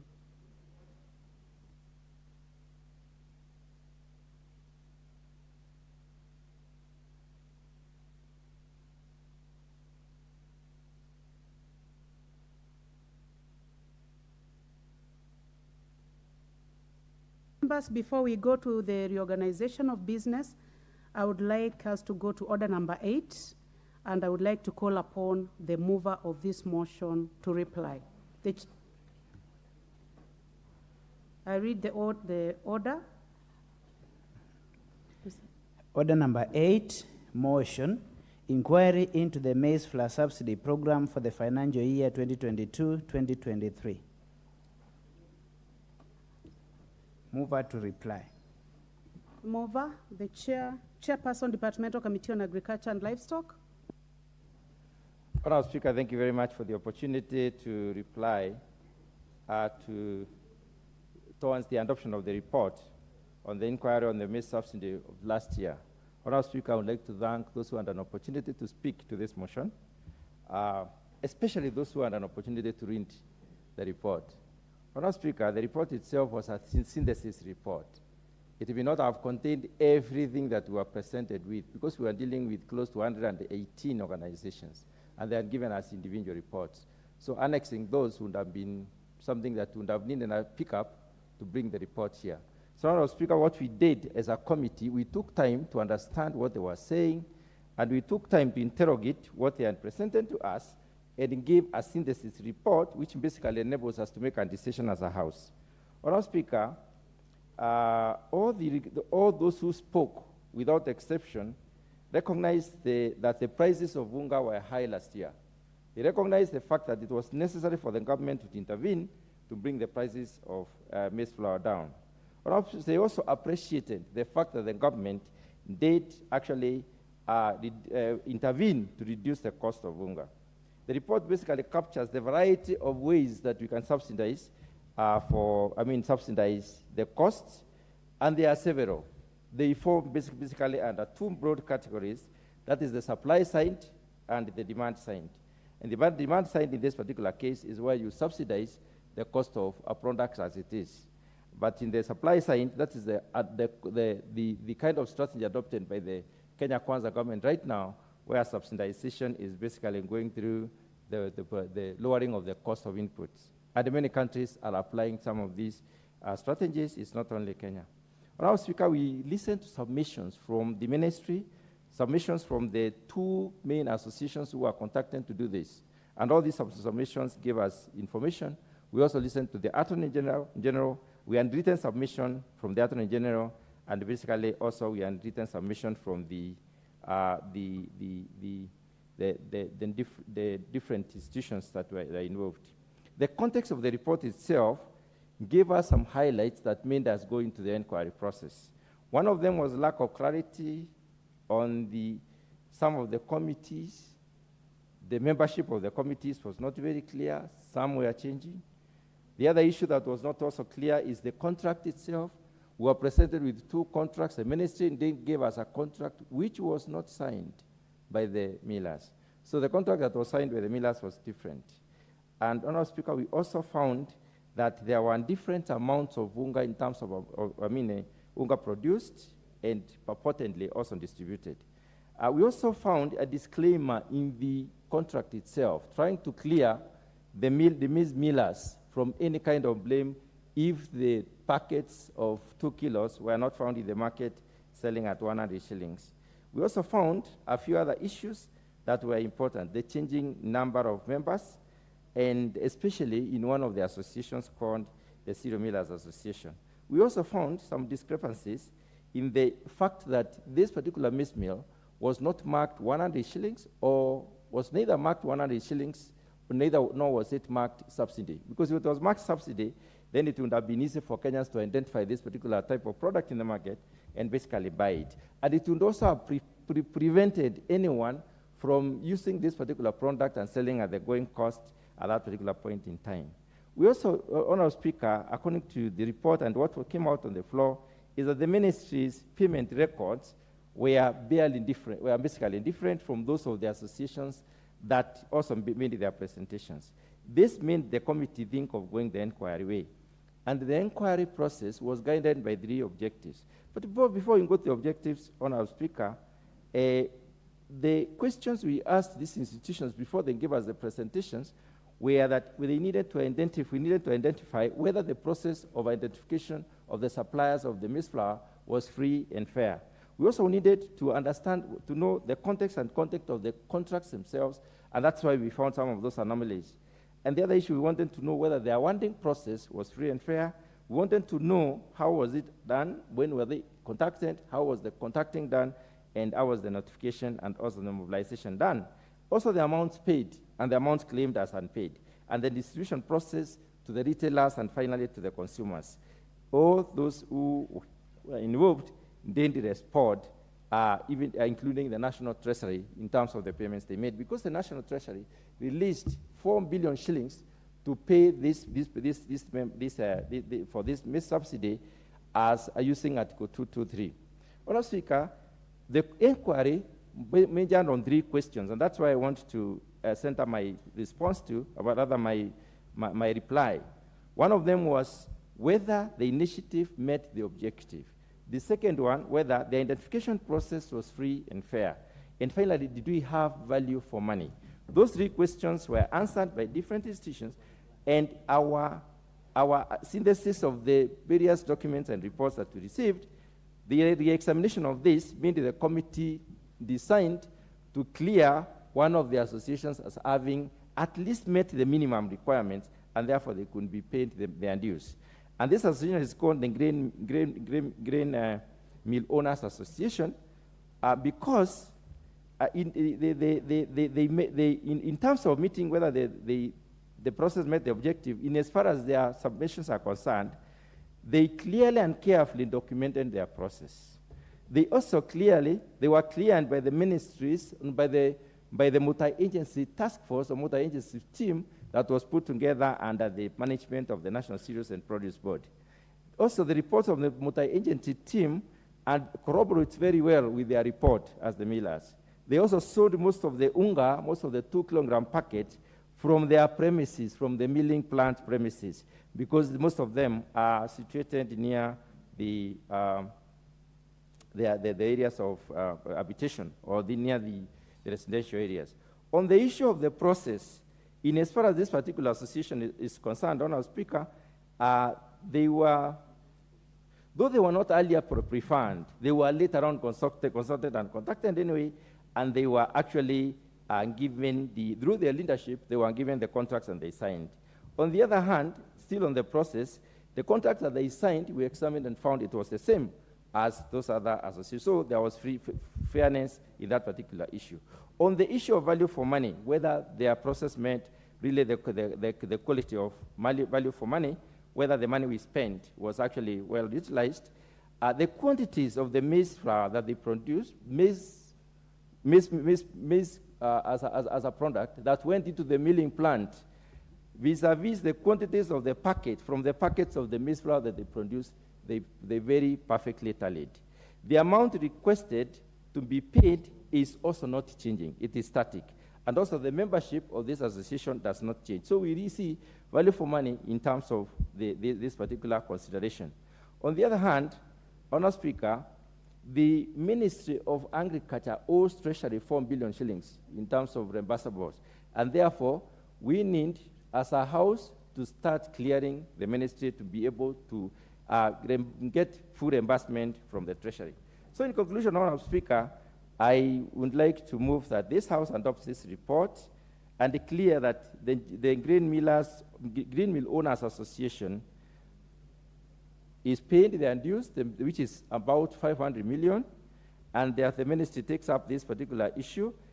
We also hasten to hand that further investigations are ongoing. The committee has met twice on this particular issue, and next week we are still meeting to look at more reports and more, submissions to be able to clearly tell what was lost and how much was it and who should be charged. Anything that is outstanding and that may come from this association that we are clearing on our speaker may not be impactful. It may be negligible. The focus in the onward inquiry on our speaker is actually what was paid to the Cereal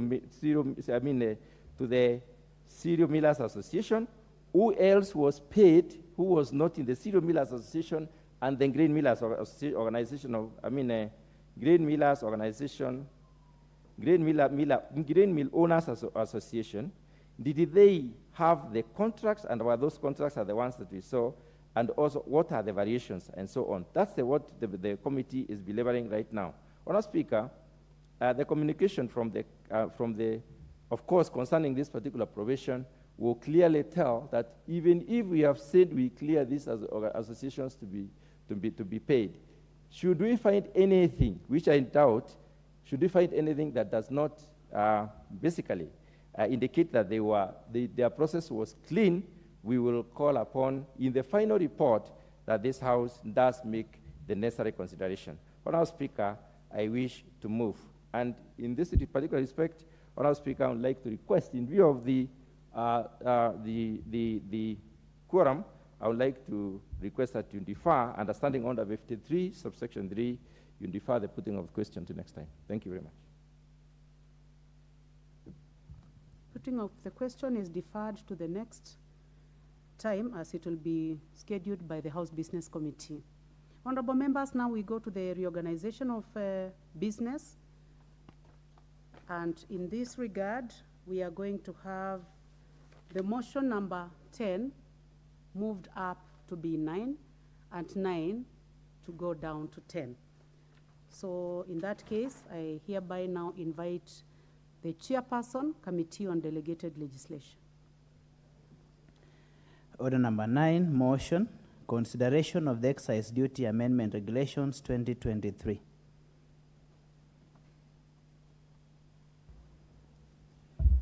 Thank you very much, Madam Speaker, for your consideration. I beg to move, Madam Speaker, that this House adopts the report of the Committee on Delegated Legislation on its consideration of the Excise Duty Amendment Regulations 2023 laid on the table of the House on Tuesday, 1st August 2023, and pursuant to Section 15, subsection 4 of the Statutory Instruments Act 2013, approves the Excise Duty Amendment Regulations 2023, published as legal notice number 40 of 2023.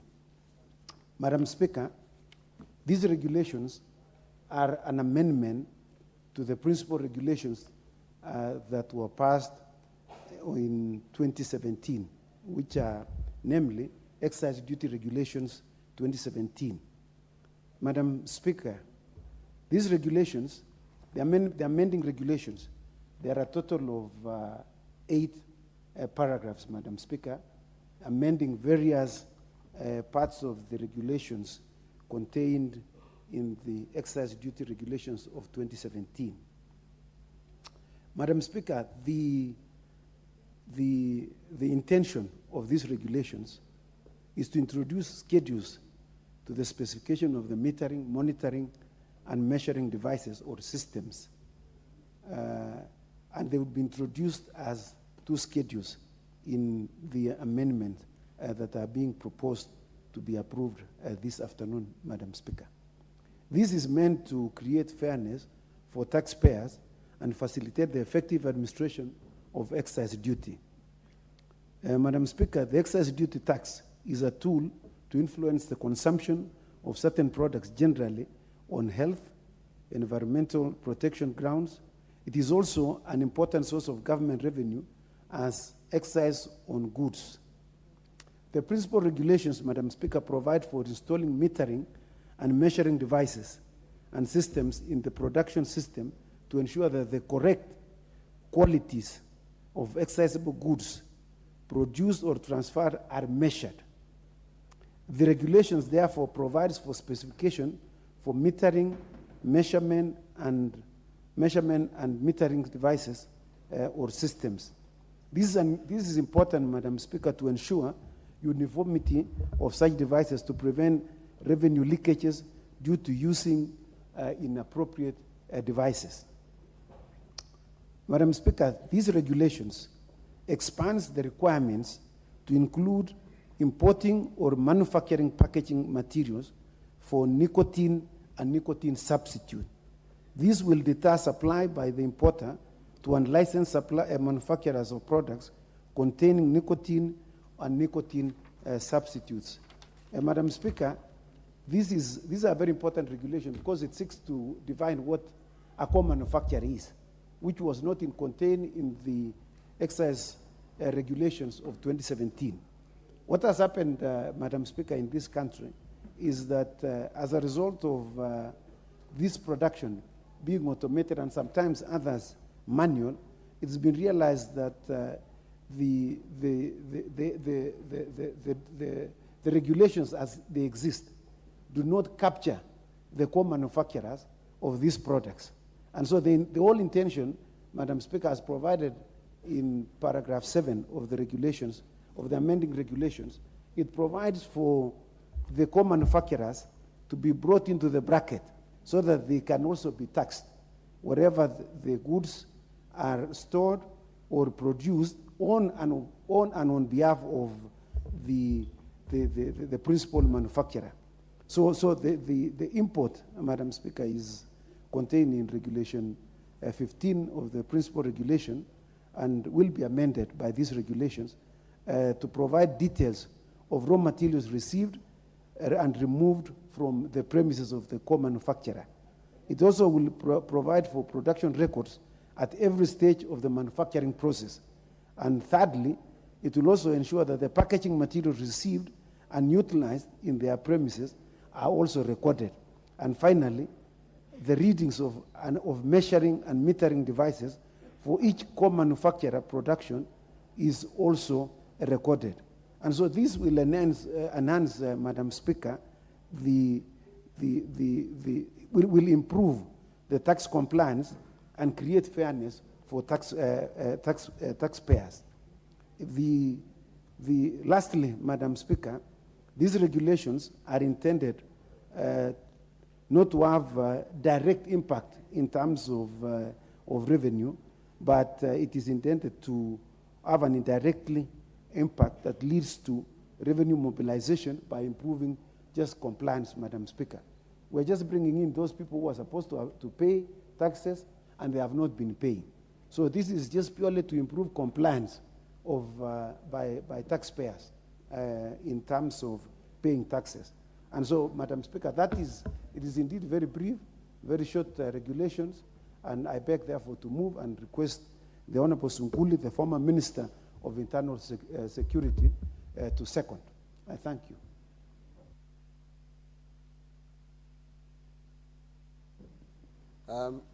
Madam Speaker, in seconding this motion, I must say that I am one of the members of the Delegated Legislation Committee, which is ably chaired by my learned friend and honorable member for Ainabkoi. And Madam Speaker, of course, the regulations are subsidiary legislation to the main act that deals with excise duty. And we were informed by those who brought the regulations that these regulations will enhance the dual purpose of excise duty. One being, of course, to give government revenue, much needed revenue, but also in order to regulate some of the commodities that need to be regulated either because they have environmental impact or they have health impacts on the citizens of Kenya. So we looked at these regulations very carefully and we thought that they were in good order. There were some words, the terminologies that needed to be defined. For instance, in order to bring, of course, these people to the bracket of taxation. For instance, the co-manufacturer terminology. A co-manufacturer, of course, is someone who either participates in the manufacturer chain, part of the manufacture is done by them, or someone to whom manufacturing is outsourced. So these needed to be brought into the brackets so that we could be able to have them taxed by the Treasury. And the rest has been ably explained by my learned friend. And I thought that although he's from Kenya Kwanza, I think he needs the money as government. And so that he does not ask me where my mileage will come from, Madam Speaker, I think they are good regulations, and we really should support them because they are rather straightforward. I beg to second. Thank you very much for seconding. Honorable members, I now propose the question that this House adopts the report of the Committee on Delegated Legislation on its consideration of the Excise Duty Amendment Regulations 2023 laid on the table of the House on Tuesday, 1st of August 2023, and pursuant to Section 15(4) of the Statutory Instruments Act 2013, approves the Excise Duty Amendment Regulations 2023, published as legal notice number 40 of 2023.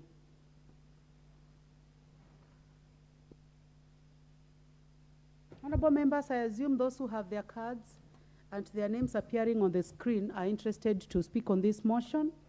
I give the first opportunity to the Honorable Eric Muchangi, member for Runyenjes.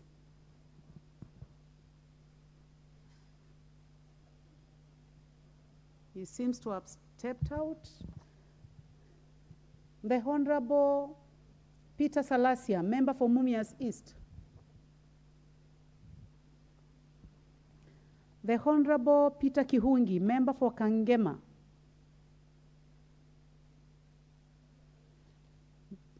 The Honorable Catherine Omanyo, member for Busia County.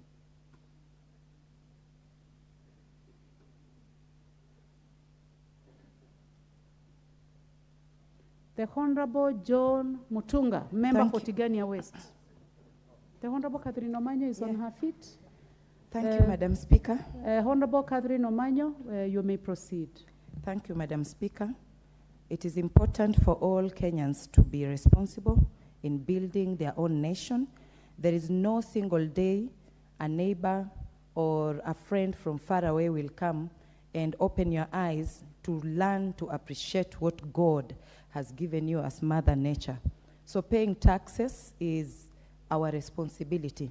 However, there is, in this report, I think they did a wonderful job, and we have people who actually evade taxes.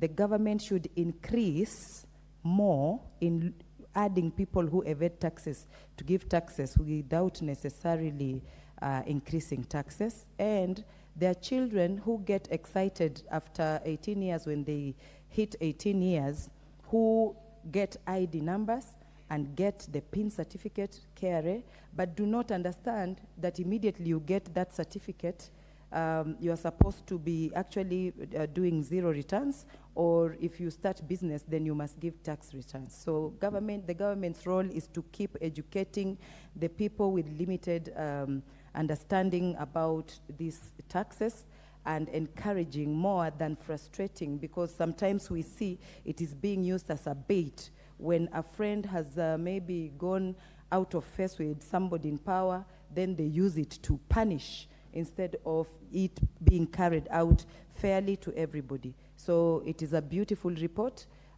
but I'm just topping up a little that those children who have been asked to pay every year since they were 18 years, to pay 2,000 every year, they didn't return zero returns, they should be actually be forgiven, so that once they have a business or they get a job, then they can start paying taxes. They might be still in colleges or universities, they are below 26 years, and they might not even understand what this thing is. Thank you, Madam Speaker.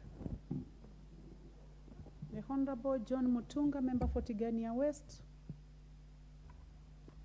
Thank you, Honorable Speaker, for the opportunity to contribute to this motion on adoption of the report of the committee on the adoption of the regulations as an interpretation of the act that was passed in 2013. Honorable Speaker, the excise duty where interpretation was offered in the Excise Duty Act in 2015, but they have not been operationalized as at now.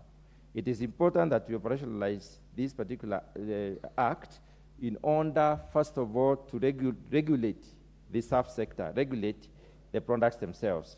Honorable Speaker, one of the important issues about the excise duty tax, it is a tool to influence consumption of certain products. Some products have not been guided properly in terms of consumption. It is also important in the sense that it also regulates the health and the environment. It also comes in to regulate the environment in order to ensure that the environment is protected. The government also is going to gain some revenue out of introduction of these particular regulations. So it is important to have the regulations in place in order to increase the revenue, in order to improve on the environment, and in order to protect the health of our people. Honourable Speaker, it proposes introduction of metering, and metering has a connotation of standardization. When we have meters or meter systems, the standards will be correct. Same kind of appliances will be used to determine the excise of goods and therefore ensure that the transferred goods are properly measured. The legal notice, Honourable Speaker, provides for specifications of the metering itself, the measurement of the goods or the products that are supposed to be handled in this particular respect, and also the metering devices themselves. It is important in the sense that it will ensure uniformity of such devices, because devices may be produced from different parts of the country, of the world, and they may have different effects. But the regulations specify exactly how these devices are going to be developed and how they are going to be utilized. It will also prevent any tax or any revenue leakages, because inappropriate methods will not be used, or inappropriate devices will not be used. In this case, appropriate devices will be used, and therefore we shall be able to harness the tax that we might get or the revenue that we might get from this particular process. Adoption of the regulations, Honourable Speaker, will also streamline licensing and registration of the persons undertaking this particular function. The persons who partake this particular business will be properly registered, they will be regulated using the regulations as it were, and therefore we will implement the act as it were. The regulations basically principally specify the activities for which the registration is supposed to be, who is supposed to register these, the practitioners or the players, and how they are supposed to be able to do their work. It is also important to have public consultation. I mean, to have information to the people. And therefore, upon consulting the people, several issues came out on the need to have order in this particular subsector, on the need to have proper regulations for purposes of managing the subsector, as it were. Honourable Speaker, I believe adoption of this particular report enables the committee to progress into ensuring that the Act, the 2013 Act, is implemented. Honourable Speaker, I support.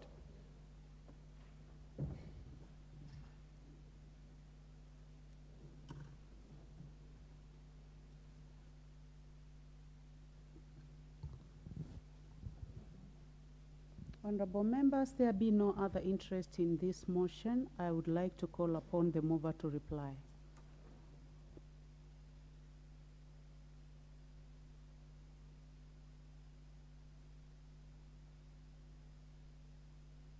Kindly pass the mic to the Honourable Chepkonga.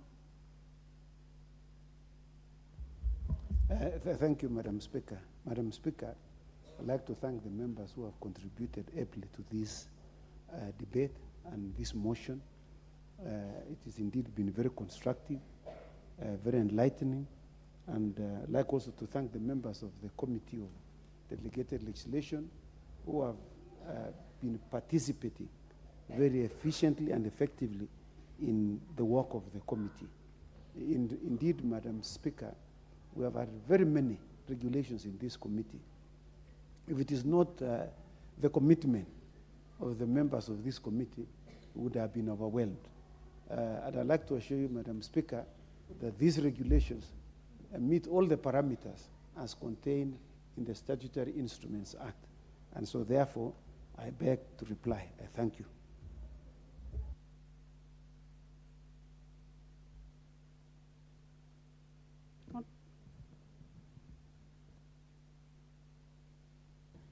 Honourable members, I defer the putting of the question to a time when this particular motion will be scheduled again by the House Business Committee. Next order. Order number 10, motion. Consideration of reports of the Auditor General on the financial statements for various funds. Honourable members, I call upon the Chairperson, Special Funds Accounts Committee, or the representative.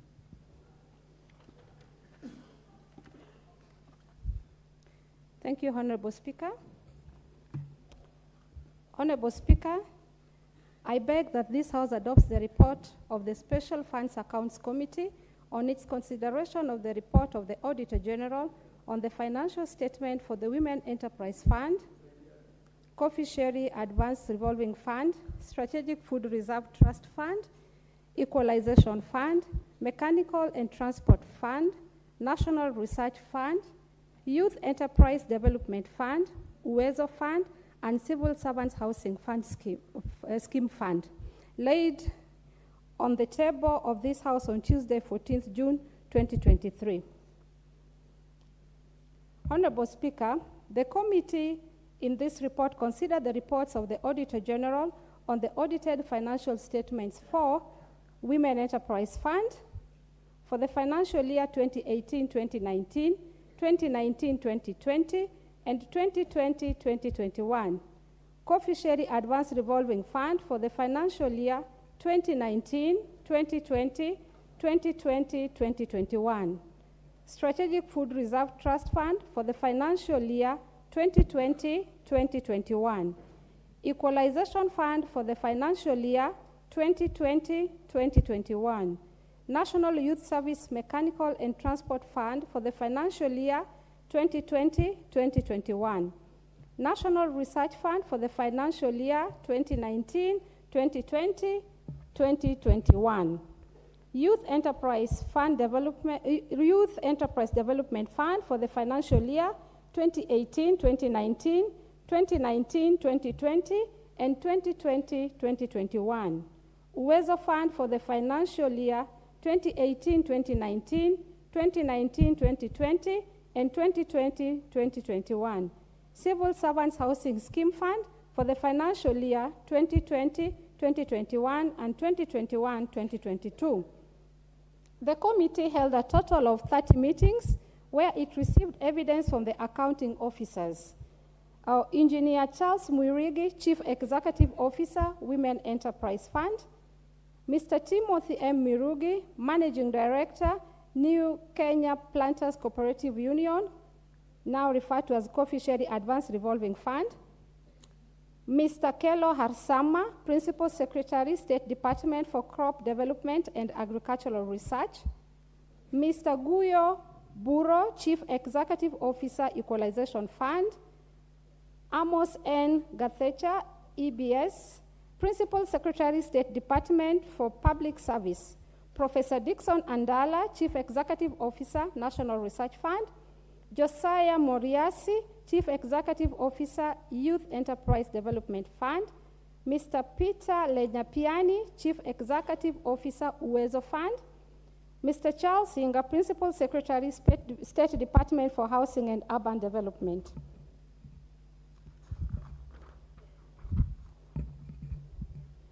The oral and written submission received formed the basis of observation, findings, and recommendations of the committee as outlined in the report under each of the audit queries.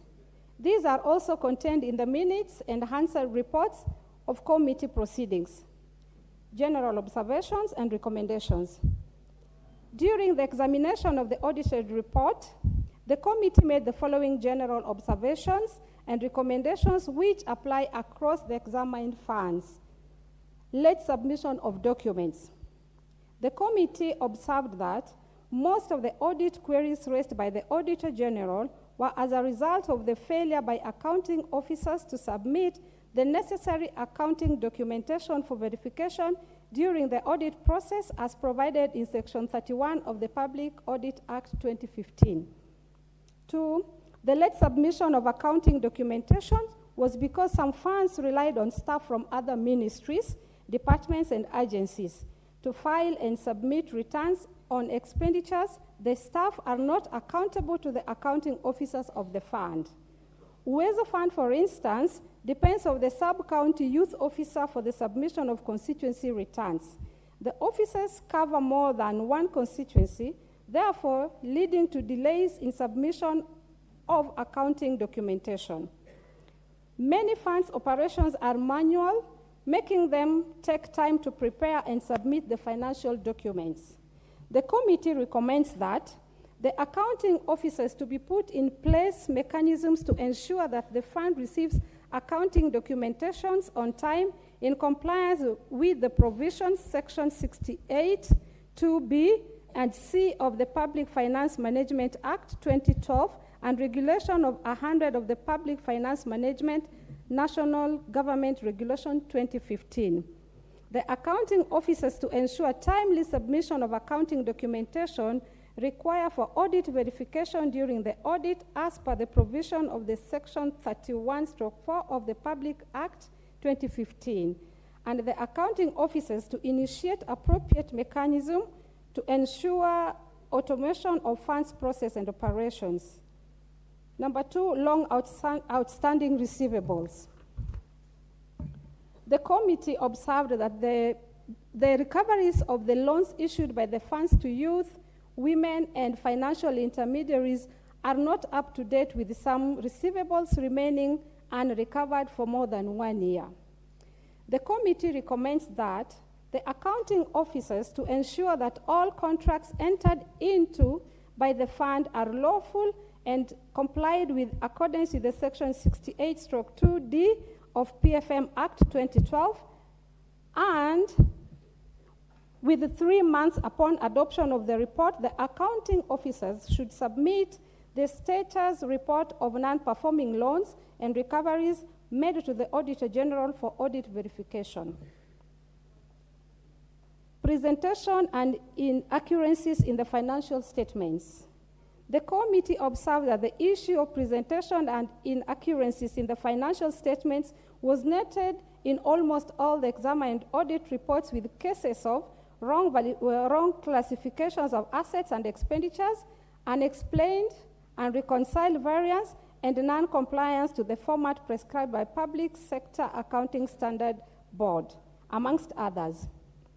The committee recommends that the accounting officers ensure that all applicable accounting and financial control systems, standard, laws, and procedures are followed in the preparation of the financial statement in compliance with the Public Finance Management Act 2012 and in accordance with the standards prescribed by the Public Sector Accounting Standards Board as per regulations of 101/4 of the Public Finance Management National Government Regulation 2012. Unresolved prior matters. The committee observed that the prior year audit issues remained unresolved at the end of the financial year against requirements of the section 68(21) of the Public Finance Management Act 2012, which requires the accounting officer to take appropriate measures to resolve any issue arising from audit which may remain outstanding. The committee also observed that some accounting officers do not disclose the progress on the follow-up of auditor recommendations in the financial statement as required by Public Sector Accounting Standards Board. The committee recommends that within 3 months upon the adoption of this report, the accounting officer should take appropriate measures to resolve the outstanding prior audit issues as required by section 68(2)(1) of the Public Finance Management Act 2012 and submit the necessary documentation to the Auditor General for audit verification. The accounting officer ensures that all applicable accounting and financial control systems, standard, laws, procedures are followed in the preparation of the financial statement in compliance with the Public Finance Management Act 2012 and in accordance with the standard prescribed by the Public Sector Accounting Standard Board as per Regulation 101(4) of the Public Finance Management National Government Regulation 2012. Weak internal control systems. The committee observed that there were weaknesses in the internal control systems resulting in inadequate documentation, accounting and reconciliation of accounting records, as well as filing of expenditure returns, deficiency in documentation, authorization, approval, and recovery of loans.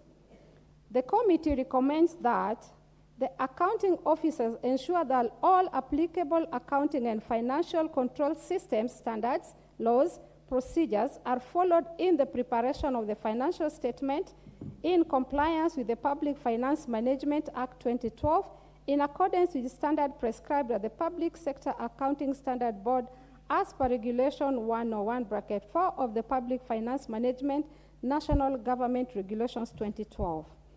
Grounded assets.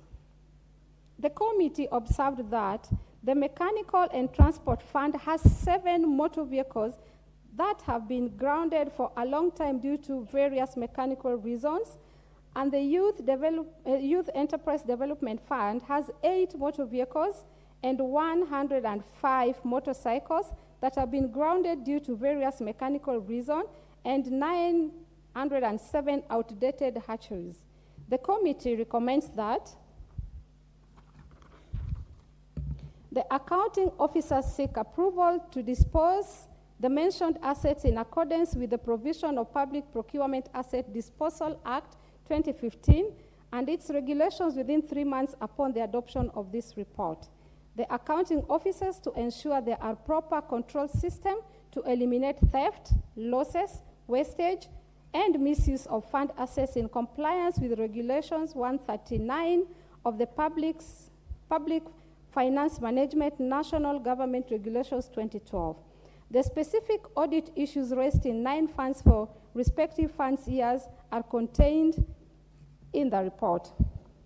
Honorable Speaker, I thank the committee for the period they took and their time and the energy and their resource to help our committee deliver this report in good time in almost 100% accuracy. I also recommend and appreciate the assistance given by the Honorable Speaker at all periods when we could not hold our meetings, and we had to request the House to allow us to be out of the House to hold this meeting so that we could prepare our report in good time. I also appreciate our team, the clerk, the department that deals with this fund. I appreciate their tireless job working till late hours and even over the weekends to make sure that our report reach the required standard of this House. Honorable Speaker, with those few remarks, I request Honorable Catherine Omanyo to second the motion. Thank you, Honorable Speaker. Thank you, Madam Speaker. Before you second, I would like to ask her to go back to her feet so that you may move the motion. You move and then you request her to second.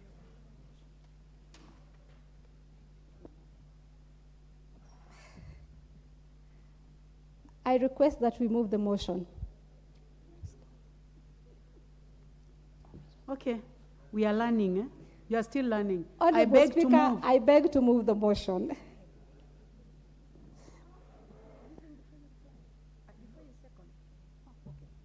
Would you like to request the seconder?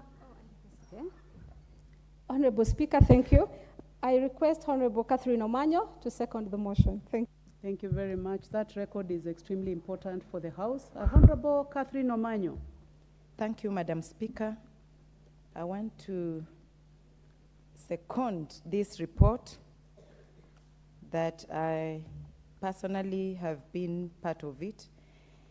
And before I sit down, there are some more observations that we actually observed. And we realized that there were many similar funds with same vision, same mission, facing same challenges, and yet there is a duplicate of the strategies that have failed being repeated over and over again.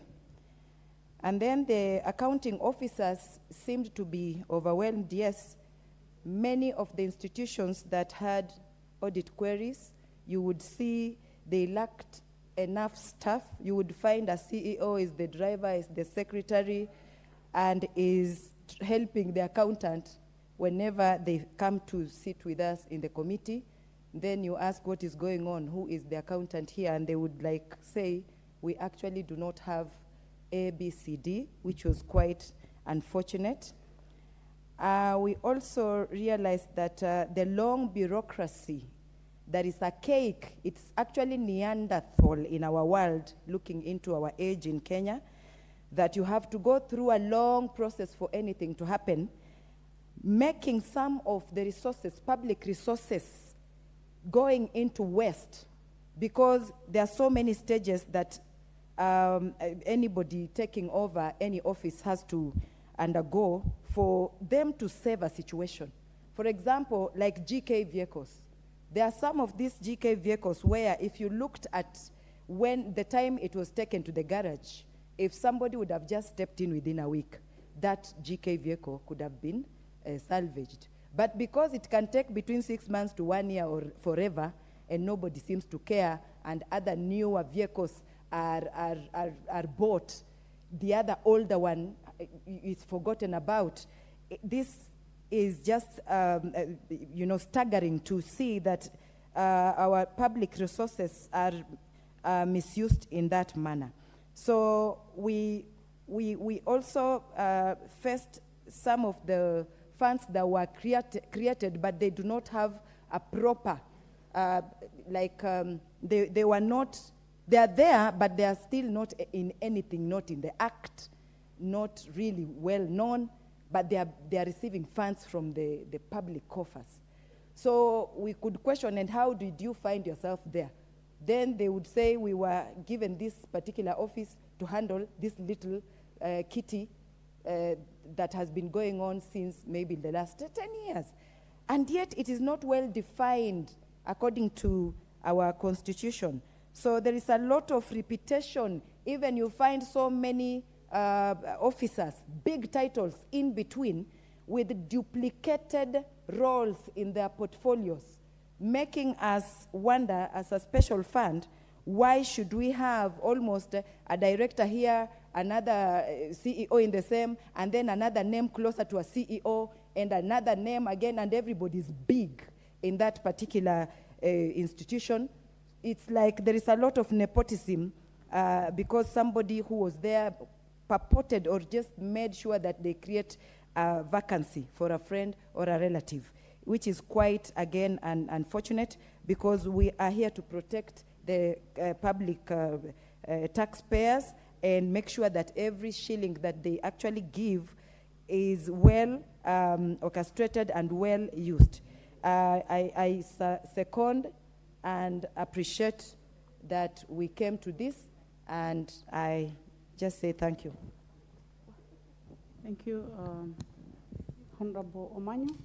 Honorable members, I now propose the question that this House adopts the report of the Special Funds Accounts Committee on its consideration of the report of the Auditor General on financial statements for the Women Enterprise Fund, Coffee Sherry Advance Revolving Fund, Strategic Food Reserve Trust Fund, Equalization Fund, Mechanical and Transport Fund, National Research Fund, Youth Enterprise Development Fund, WESO Fund, and Civil Servants Housing Scheme Fund, laid on the table of this House on Thursday, the 15th of June, 2023.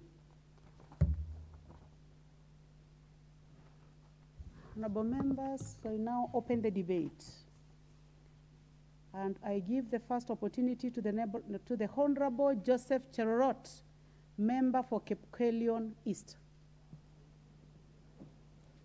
Madam Speaker, thank you so much. I stand to support the report and the motion which have been moved by the Special Fund Committee. I'm part of this committee, Madam Speaker, and we deliberated on several issues. But I want to say, as has been shared, Madam Speaker, that we have so many overriding issues when it comes to management of funds. I want to say that the government has to be very keen on that area so that whenever, Madam Speaker, any fund is allocated, it is put into the proper use, because the challenge we have is that the delays and also lack of proper direction when it comes to the use of the fund, Madam Speaker. So I want to say that I support the motion, and it has come at the right time, Madam Speaker. Thank you. The Honorable Eric Muchangi, member for Runyenjes.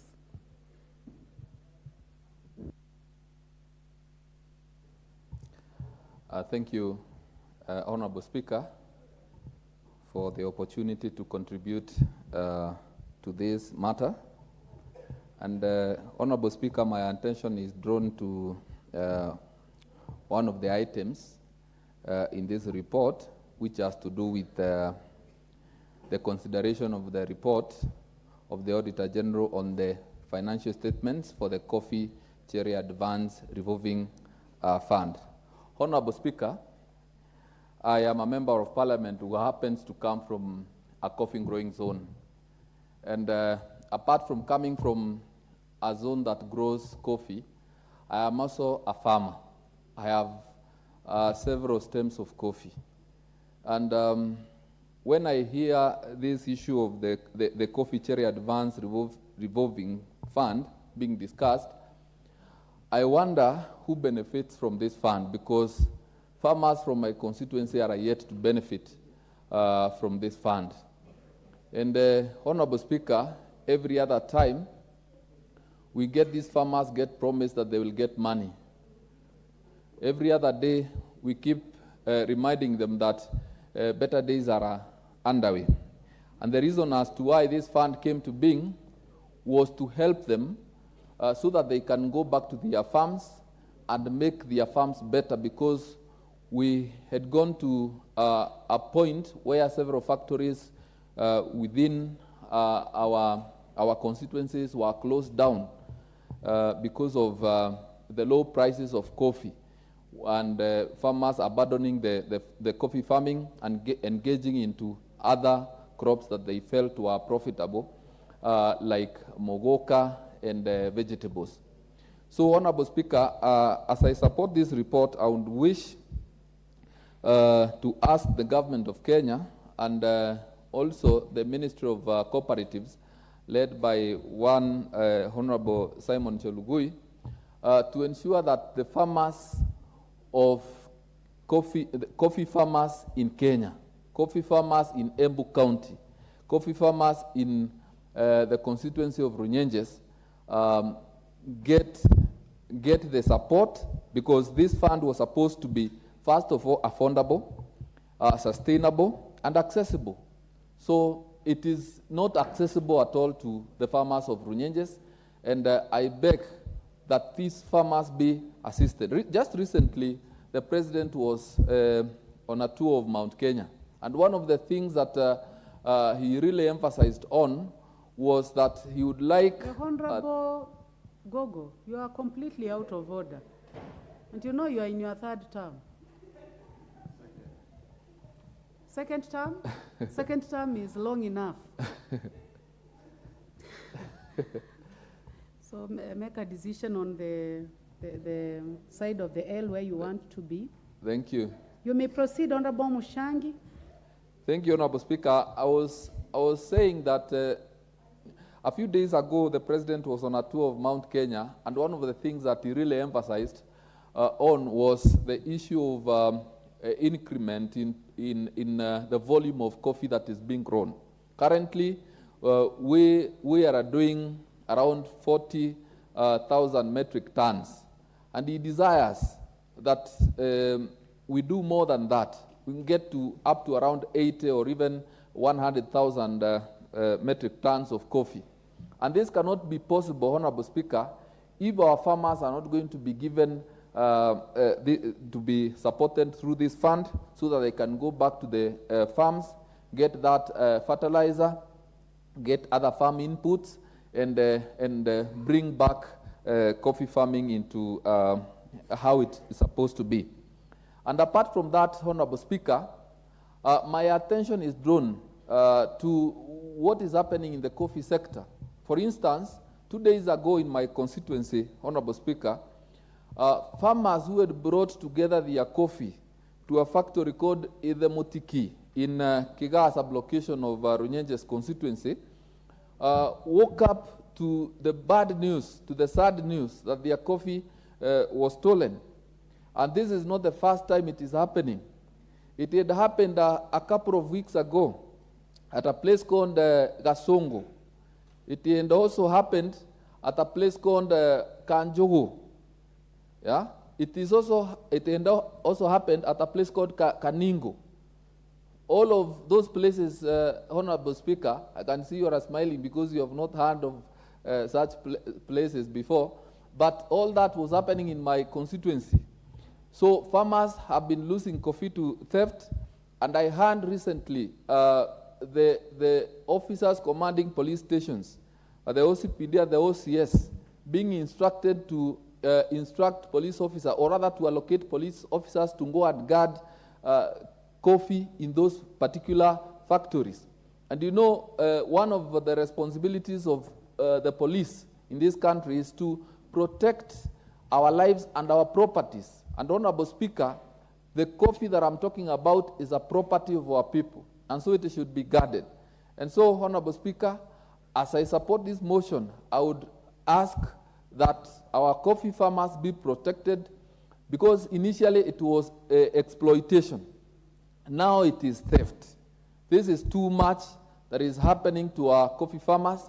They need help, and let the government of Kenya, let those people who are charged with protecting our people and their property do so, because that is what they are mandated to do by the Constitution of Kenya.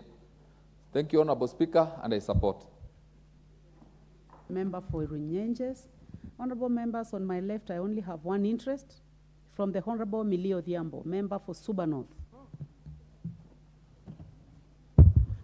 Thank you, Madam Speaker, for giving me this opportunity. Madam Speaker, I actually thought I would be way down the line because I've just come in, but I do thank you anyway that members have either already spoken or don't have a lot of interest. But I want to thank the committee for bringing this report, and I want to thank my sister, Honorable Fatuma Full Network, for doing a good job, especially as a new member.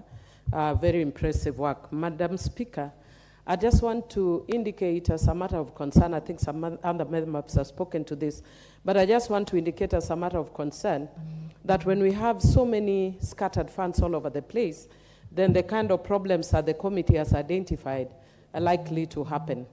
They are thin-staffed, they share staff, so even when you have an occasion where audit is being undertaken, then they will not be ready because of the challenges that they are facing. So sometimes you can actually vilify the funds when indeed it's actually the way they are structured that is a problem.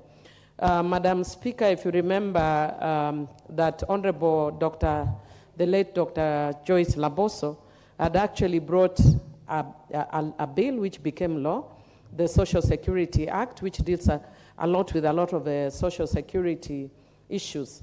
Yet, you find that we still have scattered funds all over, when the realistic thing to do would be to consolidate all those funds under that act and under one body. But when we have all the funds scattered all over the place, Madam Speaker, then a lot of them become cash cows because they are not effective. If you look at Uwezo Fund, for instance, Uwezo Fund can be a very effective fund if it is given in sufficient amounts. But you find that Uwezo Fund is doing the same thing that the Youth Fund is doing, the same thing that the Women Fund is also doing. So because of that, then you don't have effectiveness. You could actually find that there are women group right now that could be actually owning apartments, could be owning buses. Like we saw in the past when we were growing, there was a group, I think, called Nyakinyo. Unfortunately, they had also some wrangles in, and one of my friends that I went to Limuru Girls with, her mother was killed in the process. But you could see at least they were fighting over very serious resources. But what are we talking about now? That we are giving people 100,000, 200,000, 300,000, 500,000 for groups. So in the end, it's not even effective. But also the other challenge that we then end up facing is that members of parliament end up being forced to use their own resources for logistical purposes. Like Uwezo funds, unless you as a member of parliament, you are able to give money for the administrative costs, the monies that are put in those funds are so little that it actually becomes meaningless. So what I would want to request this committee, that one of the things that you need to look at in future is whether it is possible to consolidate some of these funds, bring them together, so that in the end they can be very beneficial to those who are targeted.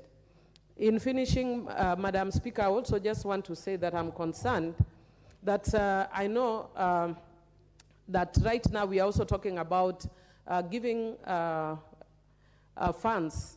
These are not exactly special funds, but we are giving funds for people who are going back to school. And I know come September, a lot of people are in panic right now. Madam Speaker, one of the things that we need to do is we are having a lot of knee-jerk reaction of a lot of things in this country. Like I was just reading that even though people are complaining about the high cost of fees for university that most people will not be able to access. But then the government was belaboring to explain that there are vulnerable groups, there are poor people, there are I don't know what categories, but I've not seen any law that defines any of those things. So if you are not careful, I, Milio Diambo, might decide to declare myself as a vulnerable person and be given money as a vulnerable group because there's no definition. So if there's no definition, I might be vulnerable because I'm shorter than most people here, or I might be vulnerable because I am an orphan. My father and mother are dead. I'm actually an orphan. So, Madam Speaker, we have to be very careful when you have situations like that, that we have to put things in the law and in regulations so that we reduce incidents of corruption, of misuse, and poor governance, just as the committee has said. With those few remarks, Madam Speaker, I want to thank the committee for a very commendable job and encourage them to continue. Thank you, Madam Speaker, I do support. Thank you very much. The Honorable Phyllis Bartow, member for Moiben.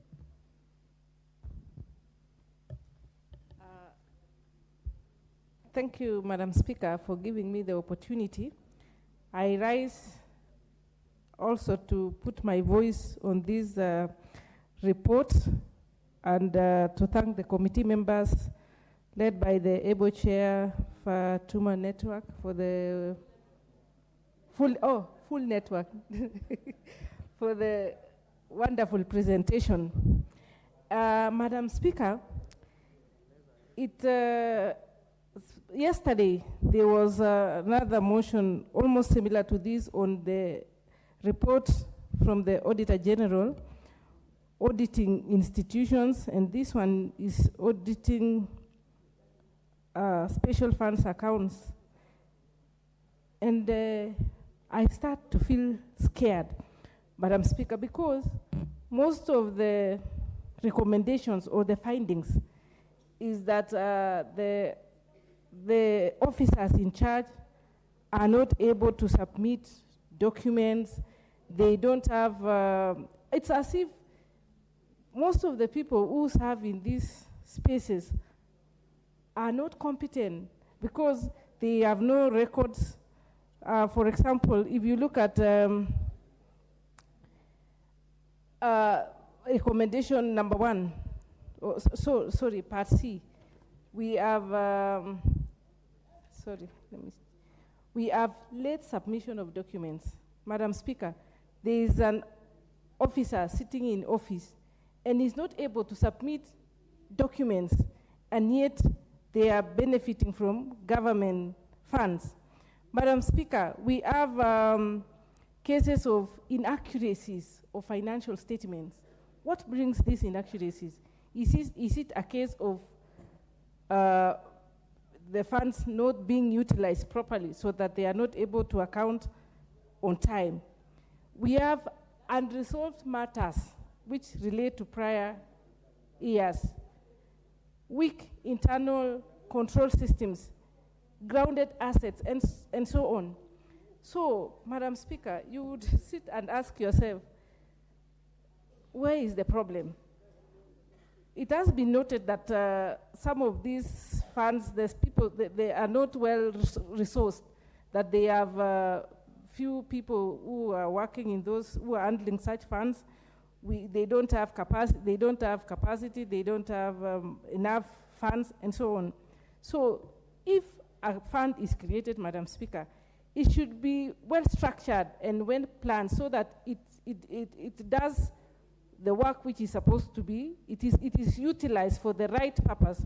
Madam Speaker, the case of UWESO Fund and the Women Enterprise Fund, when I look at the case of Moiben constituency, you look at young people who would be benefiting from this UWESO Fund, youth, but they are not accessible to this money. Some even don't have an idea that such a fund exists.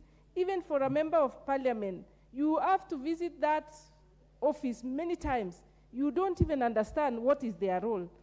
Some will give you false reasons that we have given out, we've dispersed this money, they are not refunding, and so on. Where were you when this money was not being returned? We have the case of Women Enterprise Fund, Madam Speaker. You find that in my constituency, the women are very eager to put their hands in some fund to do something. They have very good ideas. They are very vibrant groups, Madam Speaker, but they don't have access to this money, yet there is a fund created for such activities, Madam Speaker. And we are even establishing the ASLA fund. If this money is not well planned, like it will eventually end up being like this WESO fund, Women Enterprise Fund, and so on. So it's high time as a country, Madam Speaker, we sit back and relook at the entire funds and look at what is meant for, what is it supposed to be doing? We look at WESO fund. What is the mission? Where has it, how far has it been? How far has it achieved its objective?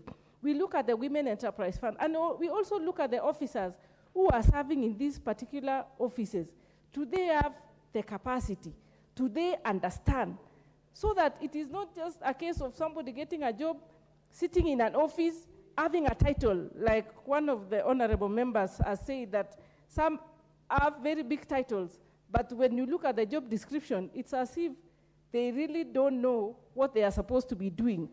Otherwise, we need to move with speed and secure these dockets so that our people can benefit. A case of the National Research Fund. If we still receive such reports that there are inconsistencies in records, there are vehicles which are grounded, I mean, it's like nobody really cares. It is a government thing, so it's not my business. So why don't we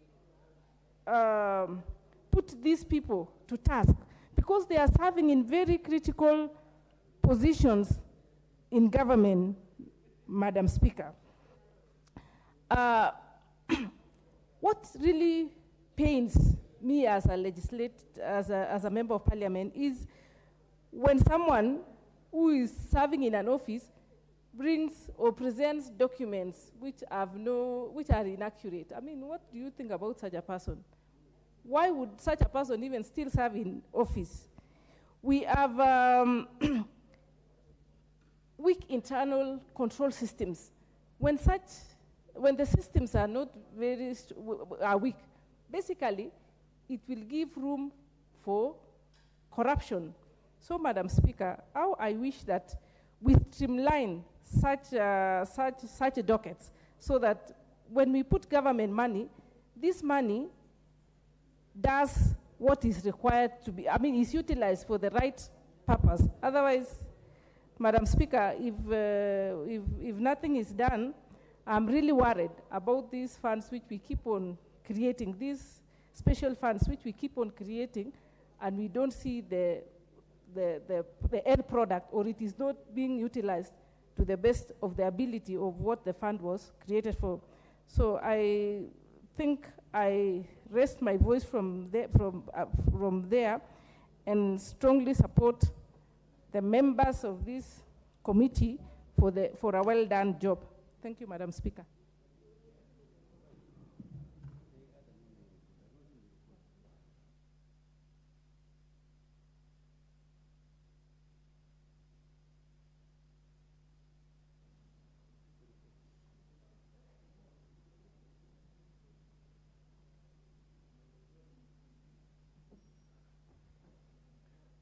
Thank you, Honourable Speaker, for the opportunity to contribute to this particular motion. Honourable Speaker, I thank the committee for doing a good job. I thank them for presenting the report also very ably, and the report is very clear. Honourable Speaker, declared funds are some of the resources that most of the Kenyans use. and most of the Kenyans in the rural areas where we need a lot of development. These funds are connoted development funds, Honorable Speaker. But development in the sense that they are supposed to be utilized to cause specific actions that we need, which results may be termed as development. Honorable Speaker, the auditing process is important and it's a condition by law. And we realize that the Auditor General, when they produce this report, is supposed to be consumed back by these community groups, and they're supposed to know exactly what they need to do. But the management of the fund, in some cases, as highlighted in the report, has shown some weaknesses. And we want to caution that they need to up their game in view of releasing the reports early and making sure that these reports follow the law. The PFMA Act, the Public Finance Management Act of 2012 specifies many things. The Act is very clear, Honourable Speaker. The Act gives the guidelines on how to do these reports. Honourable Mutunga, the Speaker is male. The Speaker is not Madam Speaker. Or I didn't hear you right. I said Honourable Speaker. I actually desist from using Mr. or Madam Speaker. Thank you. Because I know you can have a mix-up sometimes. Thank Honourable you, Speaker, I'm saying that the PFMA Act is very, very clear. It gives very clear guidelines on what kind of reports to prepare, when are they supposed to be prepared, the quality of these reports, Honourable Speaker, the levels of inclusivity in these reports, and so on and so forth. But then it has taken so much time for some of these funds to perfect in presenting quality reports. And this is something that we need to caution the management unit of these funds. Honourable Speaker, the committee has also cited the fact that these funds, and of course we all know, and I would like to point out this as my own contribution, they are supply-driven. Supply-driven in the sense that we do not have demand for these funds eliciting consultations that we need to supply. Honourable Speaker, a supply-driven initiative does not realize quality in terms of the products. We need to belabor to create demand. And in creating demand, we need to go out and educate our people on business planning. I do not know the extent to which we have invested in business planning education. This is something that needs to be looked into, and therefore we need to appraise our people on the intended investments so that they may think through where are they looking for this money. When they get this money, sometimes, in most cases, you realize that they just utilize the money for merry-go-round. And then at the end of the day, they pay this money using other sources. They do not, it doesn't necessarily go to a business process. It may go to a normal livelihood support system. If somebody is a farmer, they may take these funds, buy fertilizer, and put in their farming process. But we need to engage our people to look at the entire value chains, if it is agricultural, and therefore look at when we have the best opportunities to give us the best returns, and they can invest in some of those areas. Honourable Speaker, one of the members has mentioned unsupported costs. This is an issue that I've had experience in, especially with respect to Women Enterprise Development Fund, the Youth Enterprise Development Fund, the Ways of Fund. In most cases, the officers managing these funds have had to request for support from some other sources to be able to run their businesses, to be able to organize conventions for release of the checks and so on and so forth. I think that issue needs to be looked into. Even if we want to give Kenyans money at low cost, we need to also realize that the processes do cost some money, and therefore it is important for us to provide for such. Honourable Speaker, it is important also to look at, instead of just looking at the access to funding, we need to look at the management of the fund itself after access. There is need for qualification of those who take this fund, who actually qualifies to take this money, who is, in other words, who should benefit. What are the characteristics of those who should benefit? For youth, let's say youth who are 10, to access 100,000 shillings in a group of 10, and I don't know whether the social development offices allow such small groups to be put together. Such a group individuals in such a group would have 10,000 shillings. Investment of 10,000 shillings are not, in most cases, viable. Therefore, we need to look at based on the business idea that those who are requisitioning this money are looking for, are targeting, we need to see how do we enable them to basically support what they are saying they want to do. Because in most cases, those who request this money have got a good business idea. And if it is not fully funded, then we have a problem. The amounts themselves are low, and it is group access. It's not individual access. In most of them, it's group access.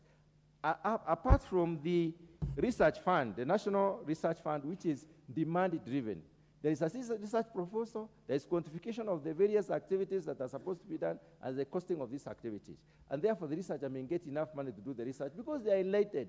What about those rural people who have not been enlightened sufficiently to be able to come up with such documents? We need to be able to support them in a way that we realize it's a group access for individual utilization. And if it is individual utilization, what kind of activities do they want to finance, and whether this money given to them is enough. Honourable Speaker, I support adoption of this report and thank the committee once more for doing a good job. You need more time, Honourable Mutunga. If not, well and good. The Honourable Dr. Lillian Gogo. Thank you so much, Honorable Speaker and grandson of the great land of Asumbi. I celebrate you, Council. Allow me to rise and support the adoption of the report from the Committee of Special Funds that is chaired by the one and only 5-bar network, the Honorable Fatuma. I celebrate you, my sister, and I want to probably interrogate a few things for purposes of contributing and representing the great people of Rangwe constituency. It mesmerizes me, Honorable Speaker,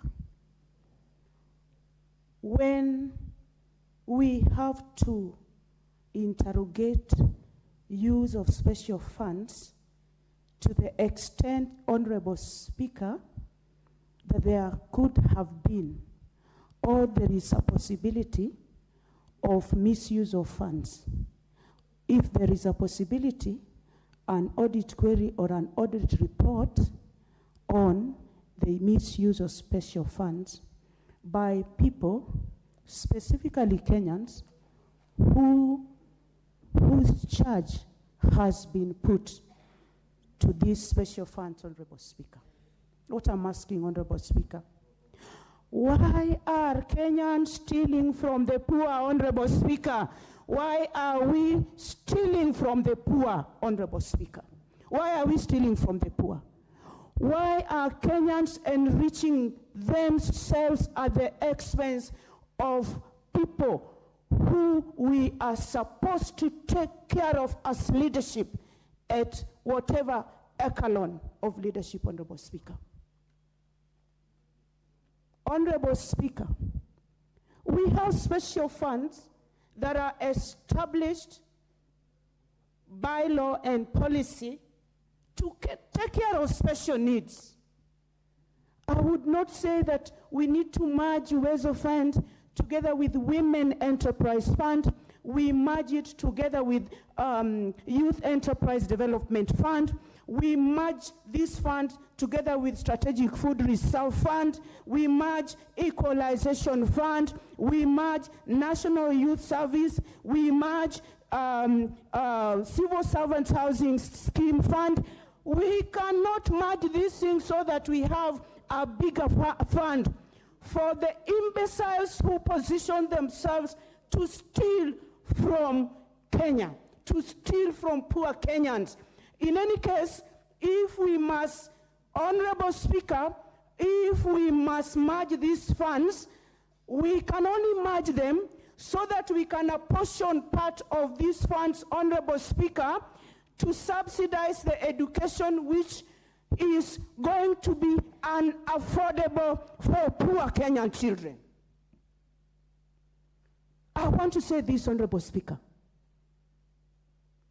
The education, higher education, middle-level education, is being structured through reforms such that the ordinary poor Kenyan from Rangwe constituency is not going to study civil engineering. Is not going to become an architect. It's not. Let us merge these funds instead of us having it stolen by some morons. Put it together, put it on NGCDF, and watupatie. Let them give us this money we give to poor Kenyans as bursaries. Honorable Speaker,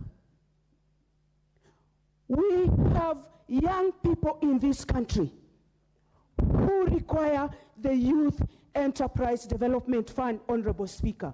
And allow me to laud one young youth who is showing large signs of being a sure leader of today, not tomorrow. I want to talk about the Honorable Mercy Tarus, who has come out to tell people who are stealing from the poor on their face that they are smooth liars. They lie with innocent, smooth faces. And I'm telling you, Mercy Tarus, I want to go on record as a member for Rangwe constituency. Fight on for young people. Create your space. You said that you sell Uji. Mercy Tarus, go to the Youth Enterprise Development Fund. They are going to give you a loan. Enlarge your Uji business, and God is going to bless you, my daughter. Why are we stealing from poor Kenyans, Honorable Speaker? Honorable Speaker, we have a strategic food reserve trust fund, which is supposed to take care of and mitigate food insecurity matters in this country. We have a strategic food reserve trust fund. How many Kenyans die of hunger? It will not be long before we see, Honorable Speaker, Kenyans, vulnerable Kenyans who are supposed to depend on us, to whose charge we have been put, die of hunger. When there is such a noble fund, what happens? It is mismanaged. Reports are brought before time. Accounting officers don't want to give authentic reasons when they are audited. I thought, Honorable Speaker, that auditing is supposed to improve systems. Auditing is not supposed to be punitive, Honorable Speaker. Auditing is supposed to know how systems work, how systems need to improve. We need to identify system gaps through audits. But what happens when the accounting officers, when they see auditors, they run away? Why? Because they know there are flaws in their books. We need to flush these people out, Honorable Speaker. I want to say we need to flush these imbeciles out and rid Kenyan of thugs. Honorable Dr. Lillian Gogo, your passion is appreciated, but the word imbecile is not parliamentary. I withdraw, Honorable Speaker. Yeah, withdraw and find a suitable replacement. A suitable replacement for imbeciles and morons, Honorable Speaker. These are people who are stealing from the poor. Order, Dr. Lillian Gogo. I imagine you want to use the word corrupt, because moron is also not parliamentary. I appreciate you, Honorable Speaker. Can I use the better word, thieves, Honorable Speaker? Because thieves is parliamentary, Honorable Speaker. What I'm saying, great grandson of Asumbi, who is a speaker on the table today, I am saying Kenyans need good leaders, focused leaders, leaders who are people-oriented, leaders who take Kenyan people at their interest. We need leaders, Honorable Speaker, who would want to put the country to the next level. Honorable Speaker, it is not about passion. It is about facts. For the time that I have been a leader, Honorable Speaker, I have interacted with people who literally want to steal from the public. It is not about my passion on what I'm talking about. I am talking about what I have palpated with my own hands, Honorable Speaker. The structure of government is to the extent that it can take care of its poor people, Honorable Speaker. And that is why these specific funds are established. And most people who stay in high-ranking government offices are well paid. But the more people are paid, Honorable Speaker, the more they want to steal and build houses. Honorable Speaker, we need as a country to rid this country of thieves who target special funds. We must do that as a nation. The executive must address that, Honorable Speaker. And I want to say, leadership should stop rewarding their relatives with special funds, Honorable Speaker. We need to target the poor. We need to help the poor, Honorable Speaker. Honorable Speaker, from the point where I stand, as Dr. Lilian Achieng Gogo, I will stand with the poor, beginning with Rangwe constituency. I thank you for the time, Honorable Speaker. Thank you, sir. Thank you very much, Dr. Lilian Gogo. Would we have Honorable Titus Lote, MP for Kachaliba? Thank you, Honorable Speaker. As I stand to support the report by the Special Fund, my attention is drawn to the Equalization Fund, part of the report, Mr. Speaker, and to take cognizance of the fact that when the Constitution of Kenya 2010 was enacted, there was a special article, Article 204, Section 1, that talks about the Equalization Fund, Mr. Speaker. This fund, in essence, was supposed to bring to speed some parts of this country, 14 counties to be specific, that had been marginalized historically by the governments that were there. And these counties were supposed by now, Mr. Speaker, to have actually caught up with the development levels of the other counties. Unfortunately, Mr. Speaker, looking through the history of the Equalization Fund and the report that has been tabled here, I have a lot of doubt as to whether we were serious when this side and this article of the Constitution was enacted, Mr. Speaker. The constituency where I come from is in one of the counties that has been marginalized, actually extra marginalized. Mr. Speaker, to let this House know, Kachaliba constituency was not part of Kenya up to 1972. So we are new Kenya. In fact, we are now marginalized by history and we are marginalized by the system. But up to now, this equalization fund that was supposed to bring special services such as water, health, road, and electricity has not done anything. In any case, it becomes a case where we are given hope by this fund only for the spirit that we had to survive without this is killed.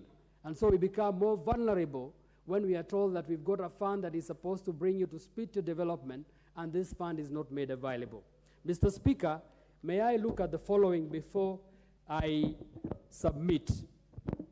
The equalization fund is supposed to be based on the most recent audited accounts of the revenue received.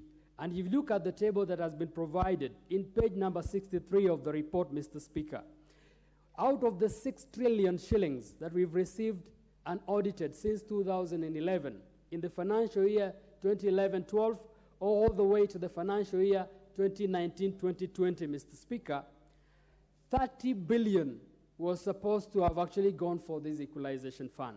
So far, only 12 billion had been transferred, giving us a balance of 18 billion that was supposed to go to these counties, Mr. Speaker. It seems that this House is not in any speed to actually see that this funding is given to these counties. Because if I look at the report from the accounting officer who submitted, he said that Parliament has approved an outstanding amount of 13 billion, which comprises of 6.8 billion for the year 2021-2022 and 7 billion for the year 22-23. That makes it 13 billion. and that is what Parliament is approving for disbursement now, forgetting, Mr. Speaker, that we have a balance of 18 billion, which is supposed to be first of all dispensed before we now approve other monies. I'll wish that the committee look at it and put more energies to ensure that before even the 13 billion is actually disbursed for the year 2021, 22, and 22, 23, they need to see to it that the 18 billion which had been appropriated and was not disbursed because of a court case needs to go. So that is one of the strongest recommendations that I needed to see, that we have 13 billion for 2021, 22, 22, 23, plus the balances of 18 billion. So equalization fund is supposed to be a total of 18 billion plus 13 billion, Mr. Speaker. But I think the report has not mentioned that. And finally, Mr. Speaker, there is some incoherence in terms of how the report has been submitted. I look at the submission to the committee by the accounting officer of the equalization fund, Mr. This got a name. I cannot, there's a name for that equalization fund. It's called Mr. Guyo Boru. And also a misstatement or a statement by the Principal Secretary, National Treasury. While the chief officer says that considering that the years that we've lived, the total entitlement for the equalization fund for those years since the Constitution was enacted is supposed to be 44 billion, Mr. Speaker. But if you look at what the PS says, it says that the entitlement is supposed to be 30 billion, Mr. Speaker. Where are we speaking from? Are we serious in terms of how we keep our records? I'll wish the committee to give us the figure. Is it 54 billion entitlement or 30 billion entitlement? Because if it is in a report like this and it is not mentioned properly, I think the report could be misleading. Mr. Speaker, with that, I really submit that let this fund go to the counties that are supposed to be. Let it go to the people of Kachaliba constituency. We do not have water up to now in this particular time of the year, and we've got funding lying here. We do not have roads. All the electricity poles that had been put is lying down. Nobody cares. And we are talking about equalization fund, and we are giving reports. This report will only be in paper until this committee submit and ensure that this fund is doing what is supposed to be done as per the Article 204 of the Constitution. Thank you, Mr. Speaker. Honorable Ote, the substantive Speaker of the House, the Honorable Moses Wetangula, had given directions on the intervention by the Senate on this fund. I hope when it comes up, you will speak as eloquently so that the fund can actually reach the targeted regions of the country which have been marginalized for very long. You know the ping pong which has been going on between the National Assembly and the Senate over it. So I hope all members, just like you, together with you, will heed what the advice that our Speaker gave last time. The Honorable Francis Sigei, MP for Sotik, former Commissioner. Thank you, Mr. Speaker, for giving me this opportunity to also ventilate on this very important report. I want to, on the onset, support this report. Many speakers have also mentioned the shortcomings, but Mr. Speaker, I want to say the committee has done a very good job. Why, Mr. Speaker? Because in the past, and I'm the first time in this house, in the past we used to have only one PIC committee which was dealing with these audit queries. But Mr. Speaker, I am in the PIC, Governance, Education, and Governance. And Mr. Speaker, what these committees have done is to bring out several issues which are actually an impediment in implementing government policies. First, Mr. Speaker, I want to say this. I'm the MP Sotik, and when I took over the seat, I made a decision to invite the three of these funds, Women Enterprise Fund, Youth Enterprise Fund, and also WESO Fund, to come to my constituency and at least enlighten my people on what they do. What came out, Mr. Speaker, is that our women in Sotik don't even know about this existence of the fund. And therefore, Mr. Speaker, there is a lot of problems. In fact, one of the things, number one is lack of awareness. Number two is the amount of money given to these women, and even the youth enterprise. It's so little that, Mr. Speaker, it may have very little impact on our people. I think the issue of these special funds was actually to improve the lives of our people in the rural areas. But, Mr. Speaker, I don't think it has done much. Mr. Speaker, we need to address the issues of structure, the issues of capacity of these people. In my area, Mr. Speaker, even people who are manning this Women Enterprise Fund are not even known. So, Mr. Speaker, we need to look at, I want to support this committee, but we need to look at the legal issues. What are these fellows doing? The audit questions, audit queries, these fellows cannot answer. They cannot answer. So we want to support this report, but I want to recommend, Mr. Speaker, that we go out of our way to even dig deeper on these funds. Like what my colleague was saying about equalization fund, it is an issue which is serious. And this, the government, a deliberate action to make sure that those areas which were behind in terms of development are given special attention. But, Mr. Speaker, I would like to see, particularly the equalization fund, has it had an impact in this country? We need to know, and I think we'll go more than what the committee has done, to really go and study what is it that they have done in these regions, which are semi-arid and arid areas. Mr. Speaker, I would like to see a change. Mr. Speaker, I also want to see the issues of officers who man these funds. Where are they? What are their the qualifications? Are they visible down there? At least I can tell you in my place in Sotik, I have not seen these fellows. But I would like to see them. But I think I want to also mention, Mr. Speaker, that there was wisdom in creating these funds.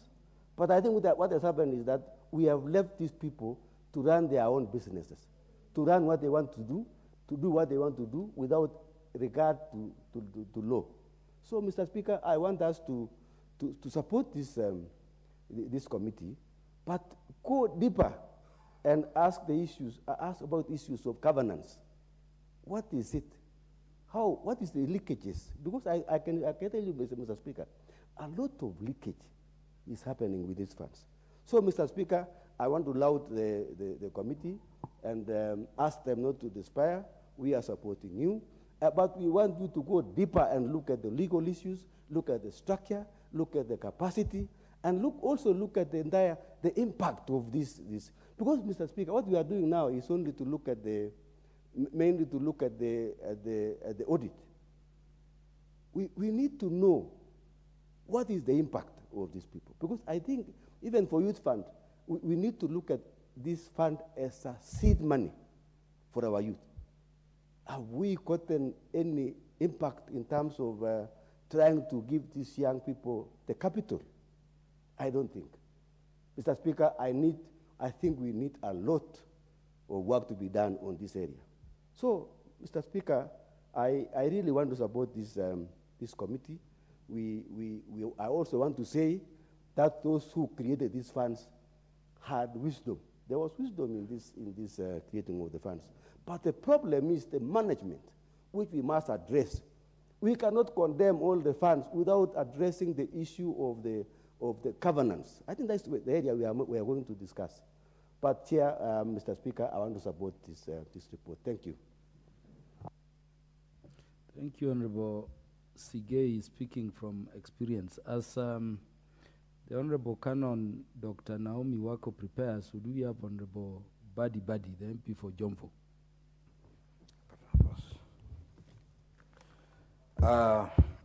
Asante sana Mheshimiwa Spika kwa kunipatia fursa hii. Mheshimiwa Spika, kwanza nataka kupongeza wewe mwenyewe kwa kazi mzuri sana ambayo ulitufanyia pale Uganda, wakati tulipoenda kutuwakilisha katika mambo ya kupinga mambo ya LGBTQ, na uliongea Mheshimiwa Spika mpaka Rais Museveni mwenyewe akajua Kaluma ameingia ndani ya Kampala. Mheshimiwa Spika, nachukua fursa hii kwanza kupongeza sana kamati hii ya audit ama ya ukaguzi ikiongozwa na Mheshimiwa Fatuma ambaye ametupa ripoti yake hapa kikamilifu. Mheshimiwa Spika, mimi nampongeza sana mwenyekiti kwa ripoti yake ambayo ameweza kutupa leo, kwa sababu ametupa ripoti ya kina, na katika ripoti hiyo ambayo ametupa kina tumeona mambo mengi sana. Kwa hivyo mimi mwenyewe binafsi naipongeza kamati yote, Fatuma akiwemo kama kiongozi, na vile vile kina Catherine na wengine wote. Vile vile Mheshimiwa Spika, nataka kusema kuwa kamati hii ya ukaguzi imeangalia juu ya mambo ya Uwezo Fund, Youth Enterprise Fund. Vile vile wameangalia Equalization Fund na nyingine nyingi sana. Lakini Mheshimiwa Spika, nimesikiza wanenaji pale maneno ambayo walikuwa wamezungumza ni kwa nini hizi pesa pia zinapotea. Na mmoja wa wanenaji akasema kuwa engefikiria kuwa hizi zote ziwekwe mahali pamoja. Wajua, mimi nasema kitu kimoja. Ikiwa Mheshimiwa Spika anasema pesa zinapotea kwa Uwezo Fund, zinapotea kwa Youth Enterprise Fund, Equalization Fund na nyingine, leo mwizi huyu ambaye waiba pesa hizo tukimwekea zote kwa pamoja, sio muona mwizi huyu utakuwa anaiba pesa zote, sasa tutakuwa tumwekea kazi rahisi ya kuiba. Lakini Mheshimiwa Spika, mimi kitu ambacho nataka niseme nikiwa mjumbe wa Jomvu ni kwa kuwa hizi zote zibaki vile vile, lakini pesa ziongezwe zaidi. Alafu kama vile alivyosema Mheshimiwa Sigei, ni kwa kuwa yule alianzisha mambo haya alikuwa na nia njema, lakini usimamizi hivi sasa ndio ambao unafanya mambo yao ambayo haeleweki. Kwa hivyo hizi pesa zibaki kwa Uwezo Fund vile vile, Youth Enterprise Fund, Marginalization Fund, Equalization Fund, zote zibaki vile vile, lakini ziongezwe, alafu kuwe na usimamizi ambao utakuwa ni mzuri. Vile vile Mheshimiwa Spika, tukiangalia mahali kama kwenye Uwezo Fund, mimi leo Mheshimiwa Spika nataka kukuzungumzia Mheshimiwa Spika Kaluma, tumetoka mbali pamoja. Nimekuwa katika bunge hili kutoka mwaka 2013, 17 na sasa 22, vipindi vitatu. Mheshimiwa Spika, nakumbuka katika mwaka wa 2017. Naona ndugu Mheshimiwa Waitana na kuangalia anafikiri hiyo ni uongo, hajamini tumekaa hapa. Mheshimiwa Waitane, Mheshimiwa Spika, niko naye katika kamati moja ya uchukuzi ya transport, na bado naendelea kumfundisha kidogo vipi atapiga vipindi vitatu, kama vile kijana mwepesi Garange di Mabiori, mzee Fulangenge na Kaluma walivyopiga vipindi vitatu hapa. Kwa hivyo Mheshimiwa Waitane, usio na shida, mimi nina hakika utarudi kwa kipindi cha pili. Kwa hivyo usishangae, ni kweli pia wengine watakapokuja watatoa mfano kama huo, kuwa ni kweli kama Mheshimiwa Kaluma alivyosema.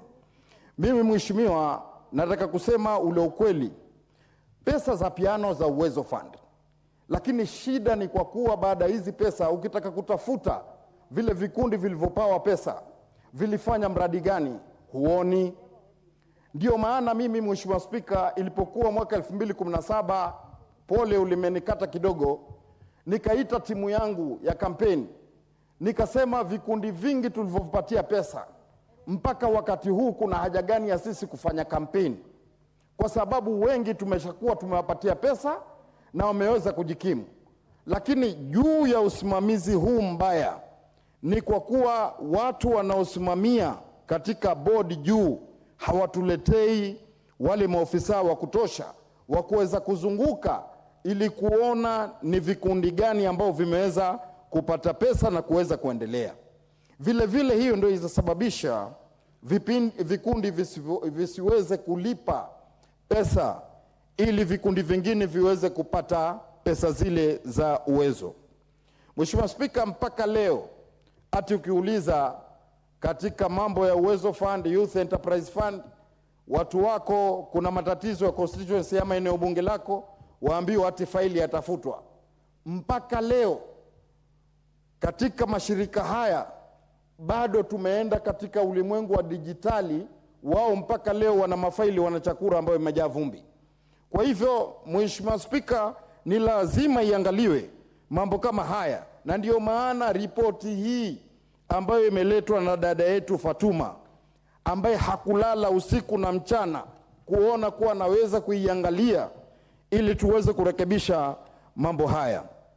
Mheshimiwa Spika, mimi kuna kitu kimoja nataka niseme, na wala hiyo si siasa, ni ile ukweli.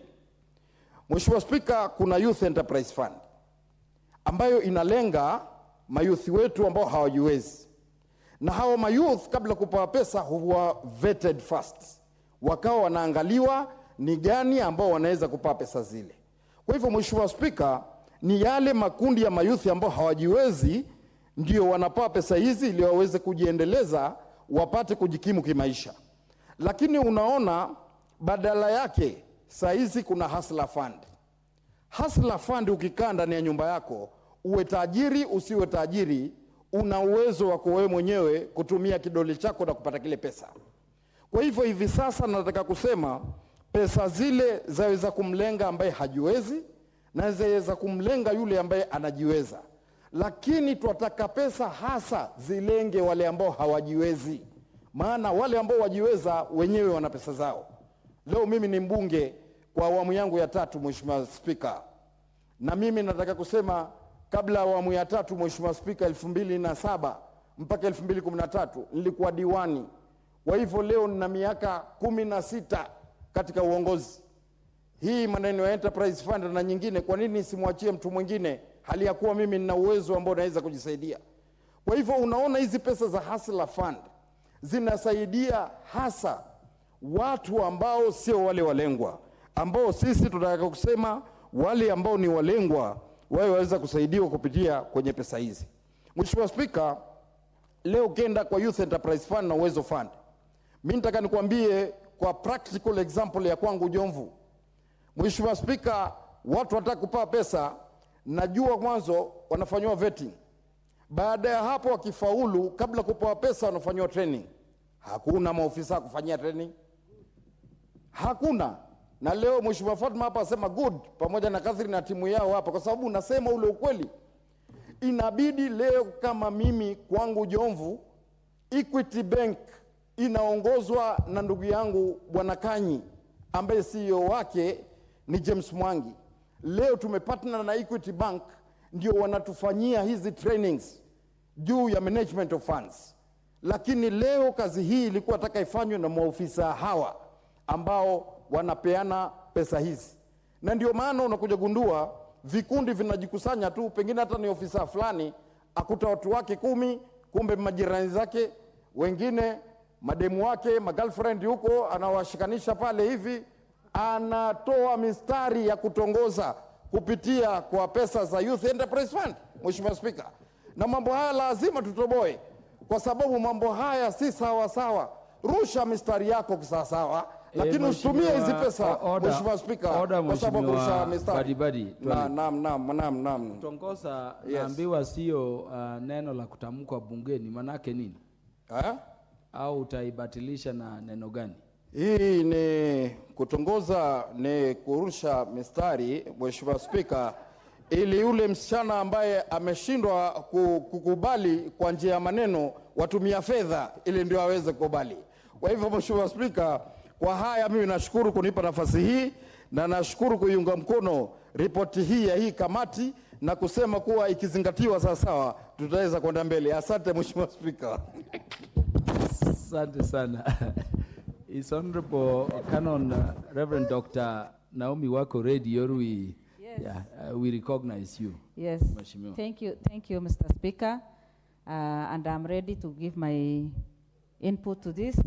I want to support the report from the onset and also congratulate the chair Mheshimiwa Fatuma, you've done very well. I must congratulate you for doing this, and you have presented it in a very good way. That is why we are here to support you and continue with that spirit, because for some of us, the sky is the beginning. Thank you. Mr. Speaker, this report is what Kenya needs today, putting into consideration the many challenges that our country has gone through. And especially when we know very well that this report covers the area that most of us belong to, and especially women reps, because special funds, the women fund, the youth, and everything, and people living with disability, the affirmative action, this is all under us. And many are the times that some of us cannot even know, do not even know how to get access and how to help our people to get access to these funds. Mr. Speaker, the report has brought out the weaknesses, the challenges that has been there.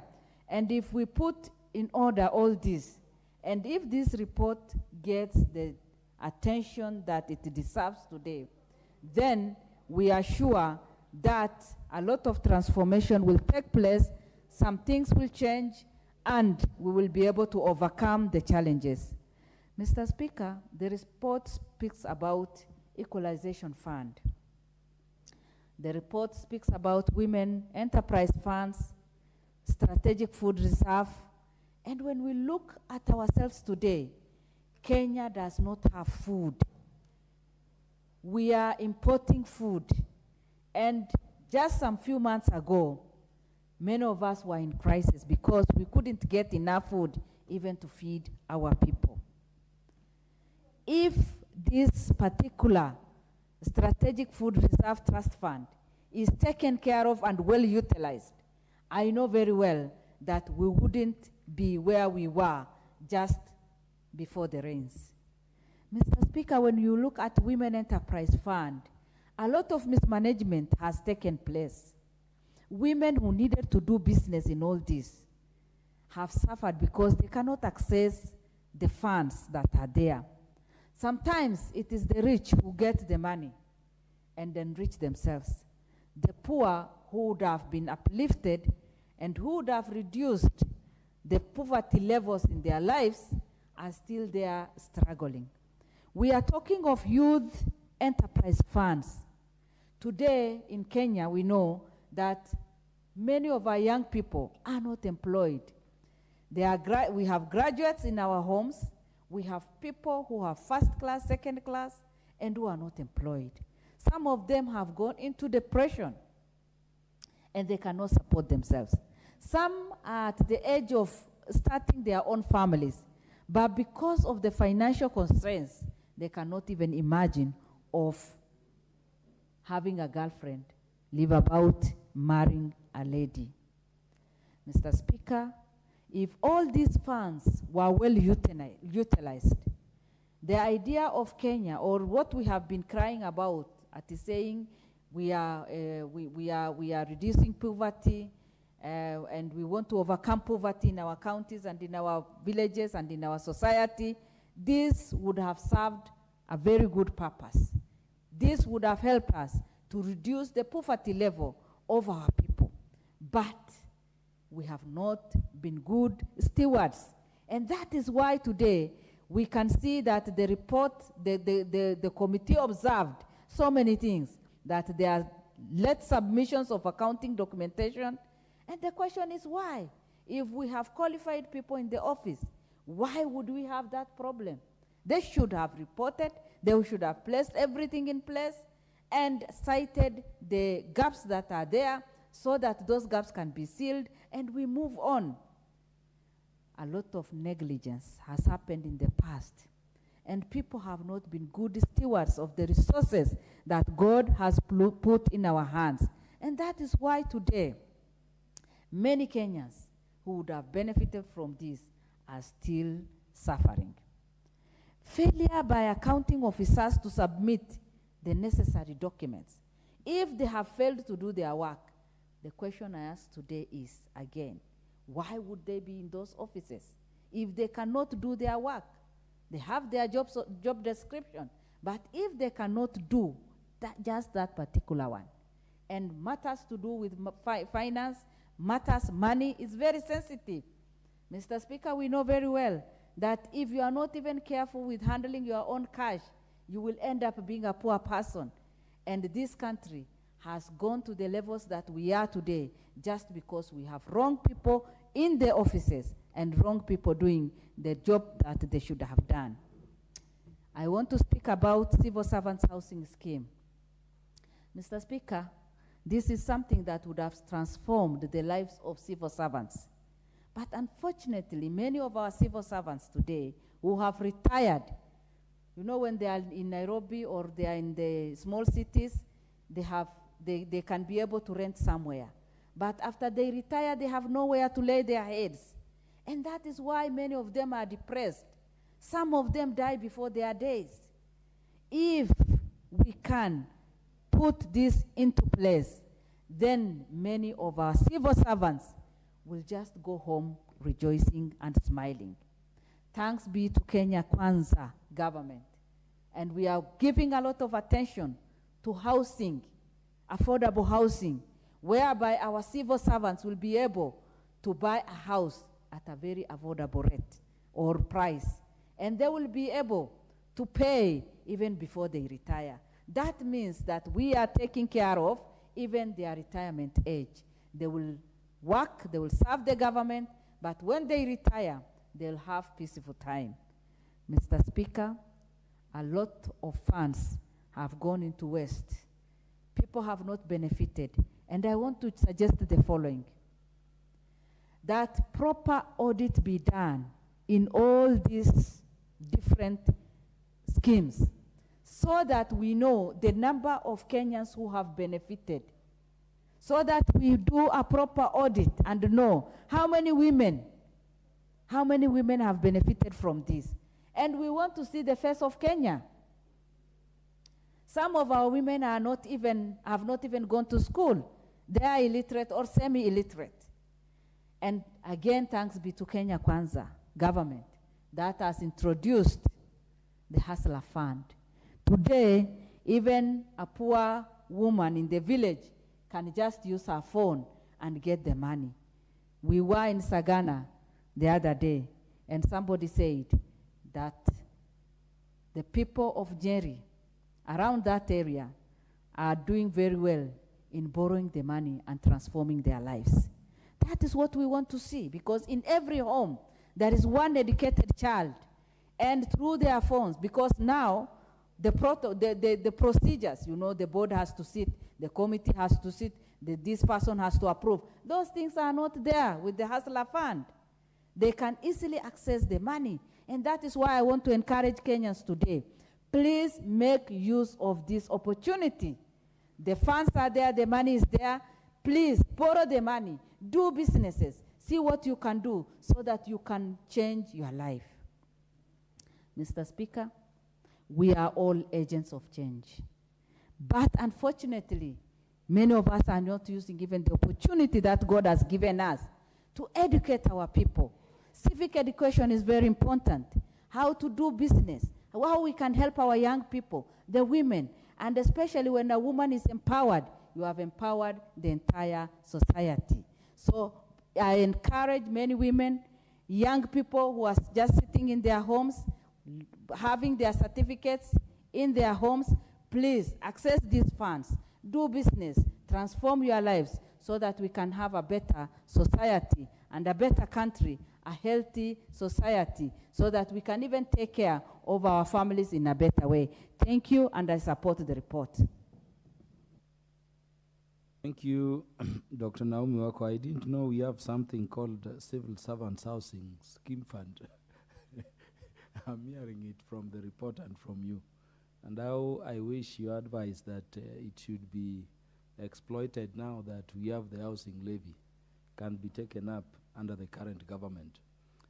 Could we have the Honorable Charles Ngusia, the MP for Mwingi West, as Honorable Caroline Ngilechei prepares to talk about Equalization and Women Enterprise Fund. Thank you, Mr. Speaker, for giving this opportunity to add my voice on this debate. And onset, Mr. Speaker, I'm a member of Special Funds Committee. And if there is one committee I have ever actually served, which is the most active, it is this committee, Mr. Speaker. I would like to start by congratulating my chair, Fatima, here. She's a first-time member of parliament, but she is working as if she has been in parliament for the last 30 years, Mr. Speaker.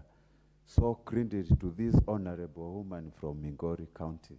And how I wish these people who are listening to me to re-elect her again, to bring the experience and the many expertise she has in leadership, Mr. Speaker. My members have really worked hard during the day and night. I remember even sometimes meetings used to end around 8 p.m., still deliberating on so many issues. And Mr. Speaker, we have done so many funds. Out of this, we are oversighting 84 funds. And so far, we have already done over 16, Mr. Speaker. Beginning on what we have started seeing is Women Enterprise Fund, which is very common to our constituencies. And Mr. Speaker, this is, I would like to laud the people who initiated this initiative. When you empower a woman in any village, actually they say you empower the whole society. And this fund actually needs to be taken care of. And in my constituency, Mr. Speaker, and many constituencies, this is one of the best funds actually we can ever use to alleviate poverty among our women. This fund has been effectively used in educating and even uplifting the standards of living among many women. And Mr. Speaker, will be highlighting very soon the findings we found. The other issue touched on the COVID fund, which, of course, Mr. Speaker, there was low uptake of this fund due to it is a new fund, but it is a number fund. If at all we are going to reclaim back our position as Kenya being the biggest and largest producer of tea and coffee, this is a fund actually we need to keep on adding and same time enhancing it to ensure our farmers who are doing coffee sector, they are fully enhanced and fully funded to finance the production, Mr. Speaker. The Strategic Food Reserve Trust, of course, that's another fund we looked at. And Mr. Speaker, this fund is actually, if utilized very well, we are going to do away completely with the issues of food insecurity in this country, Mr. Speaker. This is one of the key things we have been discussing. Right now, if we utilize this fund at all, we are not even going to do what we call supply of relief fund to the drought, semi-arid, and even arid and semi-arid regions, Mr. Speaker. Equalization fund. This fund, of course, it has a lot of mixed reactions. Mr. Speaker, I remember we have recommended in this fund, we go through all the locations in this country. You might be existing in Nairobi and still you are marginalized and hence you need equalization fund. You may be coming from a place like Nyeri, and there are some places which are still marginalized and even don't experience reliable rainfall and even lack of infrastructure, because this fund usually does electricity, water, it does so many things that are lacking in many constituencies. Like my constituency where I come from, this fund doesn't exist, Mwingi West constituency. And we are calling upon the Commission on Revenue Allocation to do an intensive research and go deep to all the villages in our constituencies, 290 constituencies, to ensure those people who are marginalized, who don't even have electricity, water, roads, clean water, even schools, to make sure they benefit from this equalization fund, Mr. Speaker. The issue of National Youth Service. Honorable Ngusia, if we were to go that direction, would equalization fund still have its meaning under the Constitution? Because my worry is that way, even parts of Homa Bay Town constituency would claim it. And that is the hurdle we've been facing with the implementation. That contrary to the thinking of the makers of our Constitution, that it would target, particular regions which had been historically marginalized. Some thoughts are coming that we should have it go everywhere, every part of the country. What are your thoughts on that? Mr. Speaker, that's why I'm suggesting the Commission on Revenue Authority needs to get out of the office and visit each and every village we have in this country, in the 290 constituencies, Mr. Speaker, including Homa Bay. There are some places you don't even have access to good roads, access to clean water. Electrification has not reached in those areas, and this is a very critical fact, Mr. Speaker, for every Kenyan to enjoy the right of basic education, food, water, and many things. We need this commission to work effectively to ensure these services and this fund reaches to the marginalized, Mr. Speaker. Thank you for that advice. And the issue of National Research Fund, which was actually one of the best managed fund when we were looking at the audit report, Mr. Speaker. We realized that this fund is supposed to, 2% of the revenue we collect actually is supposed to go to National Research Fund. But this fund has been underfunded, and that is why even some of the challenges we are facing now, we don't even have data.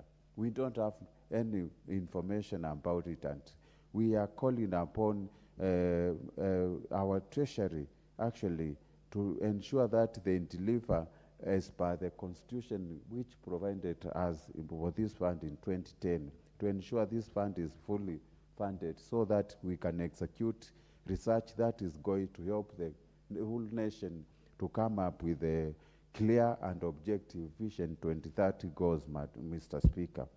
Youth Enterprise Fund has really, this one, Mr. Speaker, there's an issue of going concern of this fund. Majority of the groups which were formed acted in a way as if they were formed with a vision actually to steal this fund. And we know what happened to the CEO, and we know even what happened to the previous administration which was there, Mr. Speaker.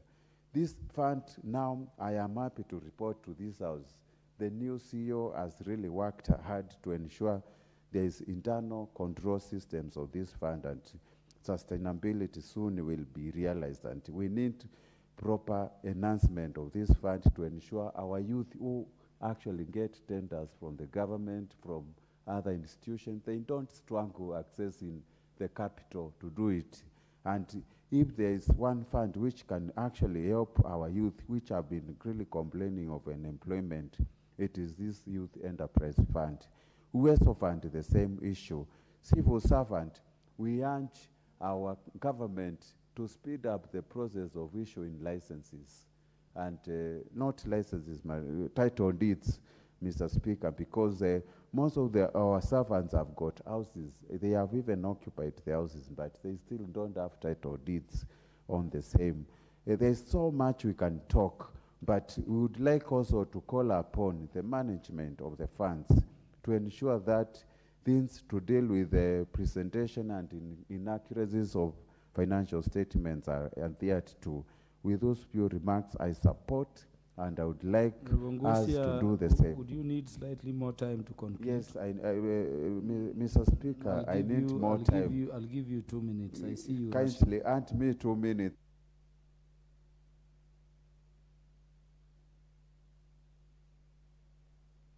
Thank you, Mr. Speaker, for giving me this again. And there's so much we can discuss about late submission of documents.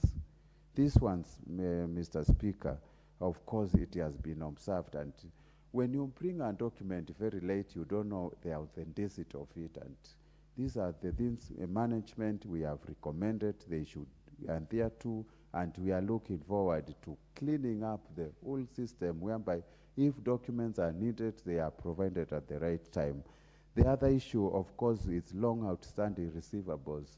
And we have realized that there are uncollectible debts, of which some of the people who borrowed already passed. They died long time ago. And it is good for the Ministry of the Treasury to ensure they expedite the process of writing off some of these debts to ensure we clean up our system, even our books.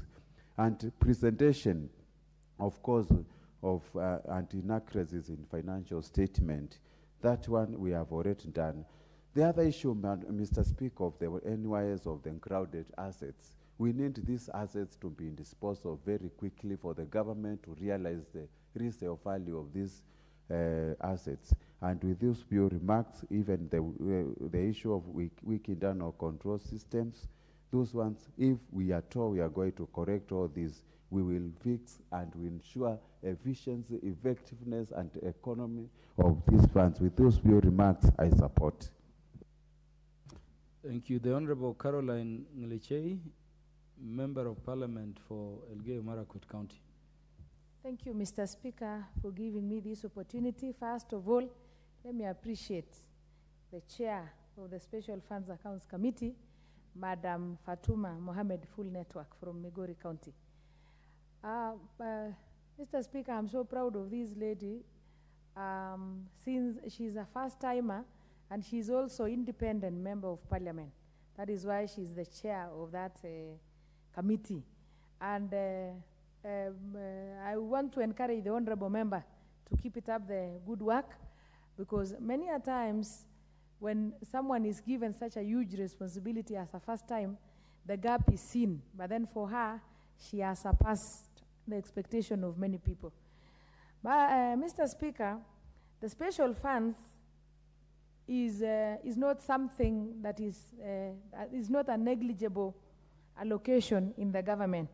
As you might be aware, there are 84 special funds in this republic, in this government.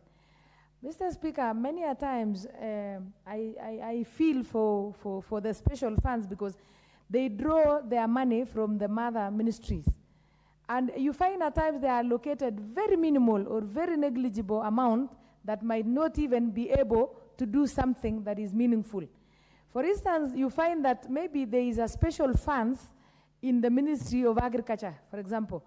You find the allocation given is very minimal. And at times they are so much dependent on the ministry to decide on what to allocate them.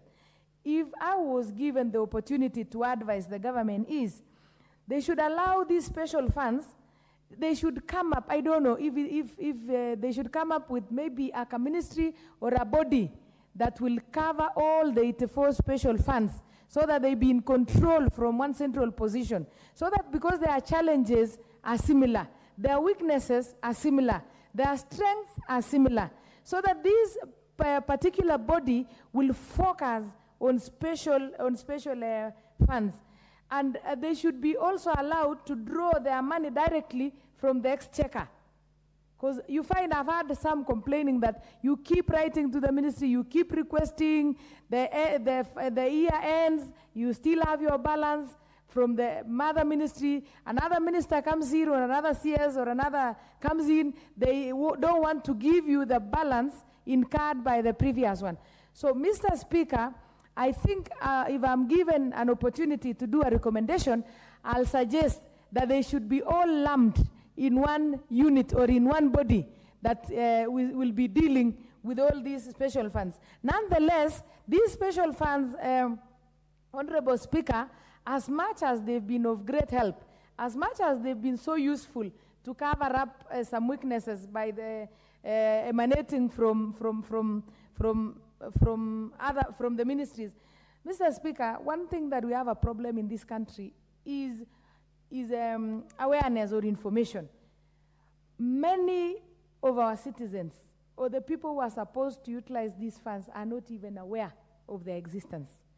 If some are aware of their existence, but they don't know any other thing, for example, Women Enterprise Fund, you find there are other villages that women don't even know that there is an existence of such a fund. And at times, especially as a county MP, at times you find questions from members of public asking you, when are you going to issue the Women Enterprise Fund? Others ask you about Youth Enterprise Fund. Others ask you about Affirmative Action Fund. That tells you there is a mix-up. And Mr. Speaker, I think the government should also find a way of communicating the services and the privileges they offer to the people of the Republic of Kenya, so that each and every person, whether you live in Nairobi, whether you live in the interior of Elgeyo Marakwet, whether you live in any part of the country, you get to know what the government has given you as a privilege for you, for proper utilization and for equalization. But then nonetheless, the funds have gone a long way to help the people of the Republic of Kenya. But then there are some, I'll dwell so much on the weaknesses of these funds. You find that, Honorable Speaker, some of those people who are in charge of these special funds, they handle the special funds as a personal property, or as a what do you call it, as like something that is a reserve of the holders, of those with information and with authority. Mr. Speaker, not only in this committee, but other audit committees, they find it very, very difficult when they are trying to follow up on issues because of the late submission. You find that many of the officers who are doing audit submit their documentation late. And I've always kept asking myself, why should somebody get late to work and yet they don't get late being paid?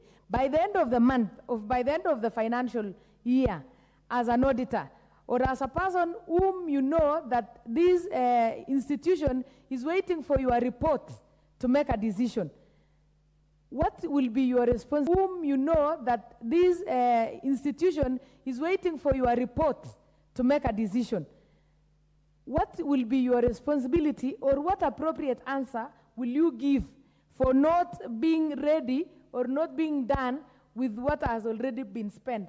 So I think at times there is laxity in those organizations, and many of them mismanage the funds. You find that some will even tell you that they have not been able to collect money given to people in 5 years, 3 years, 4 years. You ask them why not, they'll tell you that we don't have enough resources, we don't have enough motor vehicles. Then you wonder, what are you still doing then in office? So these people responsible for these special funds should know that they are special. They are called special because they are meant to seal some gaps that needs to be felt by the people of the Republic of Kenya. Number two, at times also, you find an accounting officer, there is an auditor, and they are not able to submit relevant documents. To me, if you may ask me, when the time of audit comes, as an accounting officer, if you don't have relevant documentation, to me already, that by itself is an audit query. Why are you not able to submit any particular documentation needed by an auditor at a particular time? By so doing, you are wasting resources, you're wasting time of the government and of the people who are the utilizers of those funds. So there is need for those officers who are dealing with these funds to also be sensitive enough and work as if, there is a difference, Mr. Speaker, by the employees of the government and employees of private sector. Visit a private accounting firm. You will not find the same issues happening. We have, like for example, in Uwezo Fund or in Women Enterprise Fund, you might find that the accountant might not be able to submit documents on time. But you'll find another one working in a huge bank or a SACCO has already done it, and yet they are dealing with more money than whatever they are dealing with. So the officers should also, or the employees and the staff should pull up their socks to ensure that at least they use, so that it revolves so many times or is be utilized maximally. Another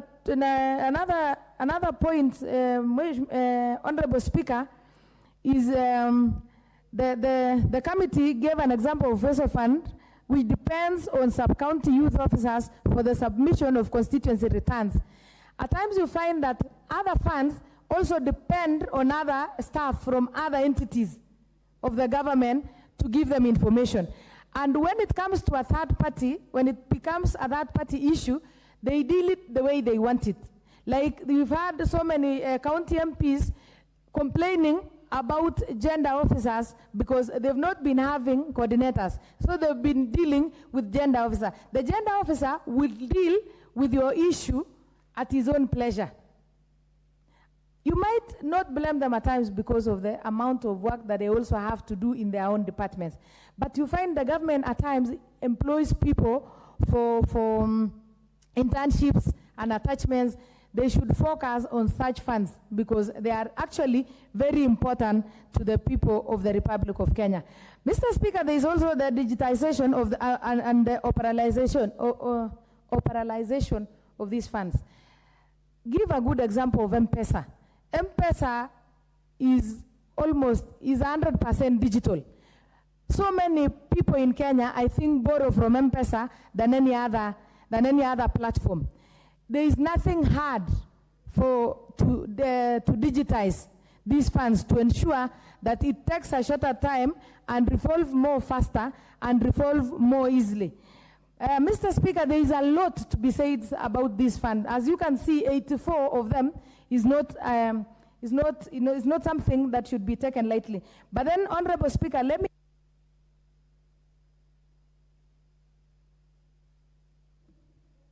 You're ordered 1 minute. Thank you, Honorable Speaker. I just want to summarize, or the last point is on grounded. I can see on grounded assets. Mr. Speaker, we suffer so much loss in this Republic of Kenya because of the grounded assets. If I still give an example of the 47 county MPs, many of their vehicles are grounded. And it needs, like mine needs around 3.2 million for it to be on use again. Mr. Speaker, the more they stay in the garage, the more they depreciate. Instead of disposing them for 1 million, you will come and dispose it for 200,000. So something must be done. They should fast track their disposal to ensure that the government is not losing more money again just by depreciation and because of natural issues like weather and other conditions. Otherwise, I want to support my sister. You're doing a superb job. Keep it up. The people of Migori must be super proud. Thank you, Honorable Speaker. It's time for our brothers and sisters who came in this term to prosper. We concluded the one by Honorable Wamboka the other day, and Honorable Fatuma appears also to be doing very well. I would want us to, I recognize the Honorable Mwafrika Augustine Kamande, the Member of Parliament for Isambu, as the Honorable Dr. Ivo Bara and Irene Mayaka prepare. And I would request if you could squeeze your submissions to the report within 5 minutes would be very good, so that you all don't miss. Proceed. Thank you, Mr. Speaker. I will do exactly that, or even less. Mr. Speaker, thank you for this glorious opportunity. Let me say that I've not seen the detailed report about these funds, but I must say, Mr. Speaker, that the immediate Speaker, Honorable Ngerechei, has preempted a lot of my points on this motion. Mr. Speaker, Honorable Ngerechei did say that there are 84 funds in this country. How many people know that we have such quite a number of funds in this country? Very few people, Mr. Speaker. Mr. Speaker, recently I attended a meeting with all the CEOs of these funds, and I asked them, what are you doing to make sure that you publicize or to make sure that Kenyans know about these funds. Because these funds are meant to alleviate poverty by way of borrowing and trading and paying back. Mr. Speaker, if you open a hotel today and you don't advertise that hotel or even direct your customers to come to that hotel, nobody will ever visit that hotel. I would suggest that all these funds, they are supposed to operate like commercial banks in Kenya. They are supposed to operate as if they are in business.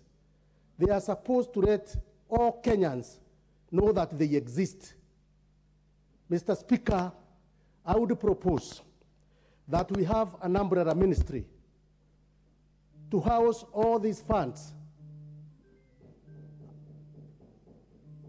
At the same time, Mr. Speaker, I propose that civic education to be carried out throughout Kenya, to educate people, to educate Kenyans, or even groups about these funds. Mr. Speaker,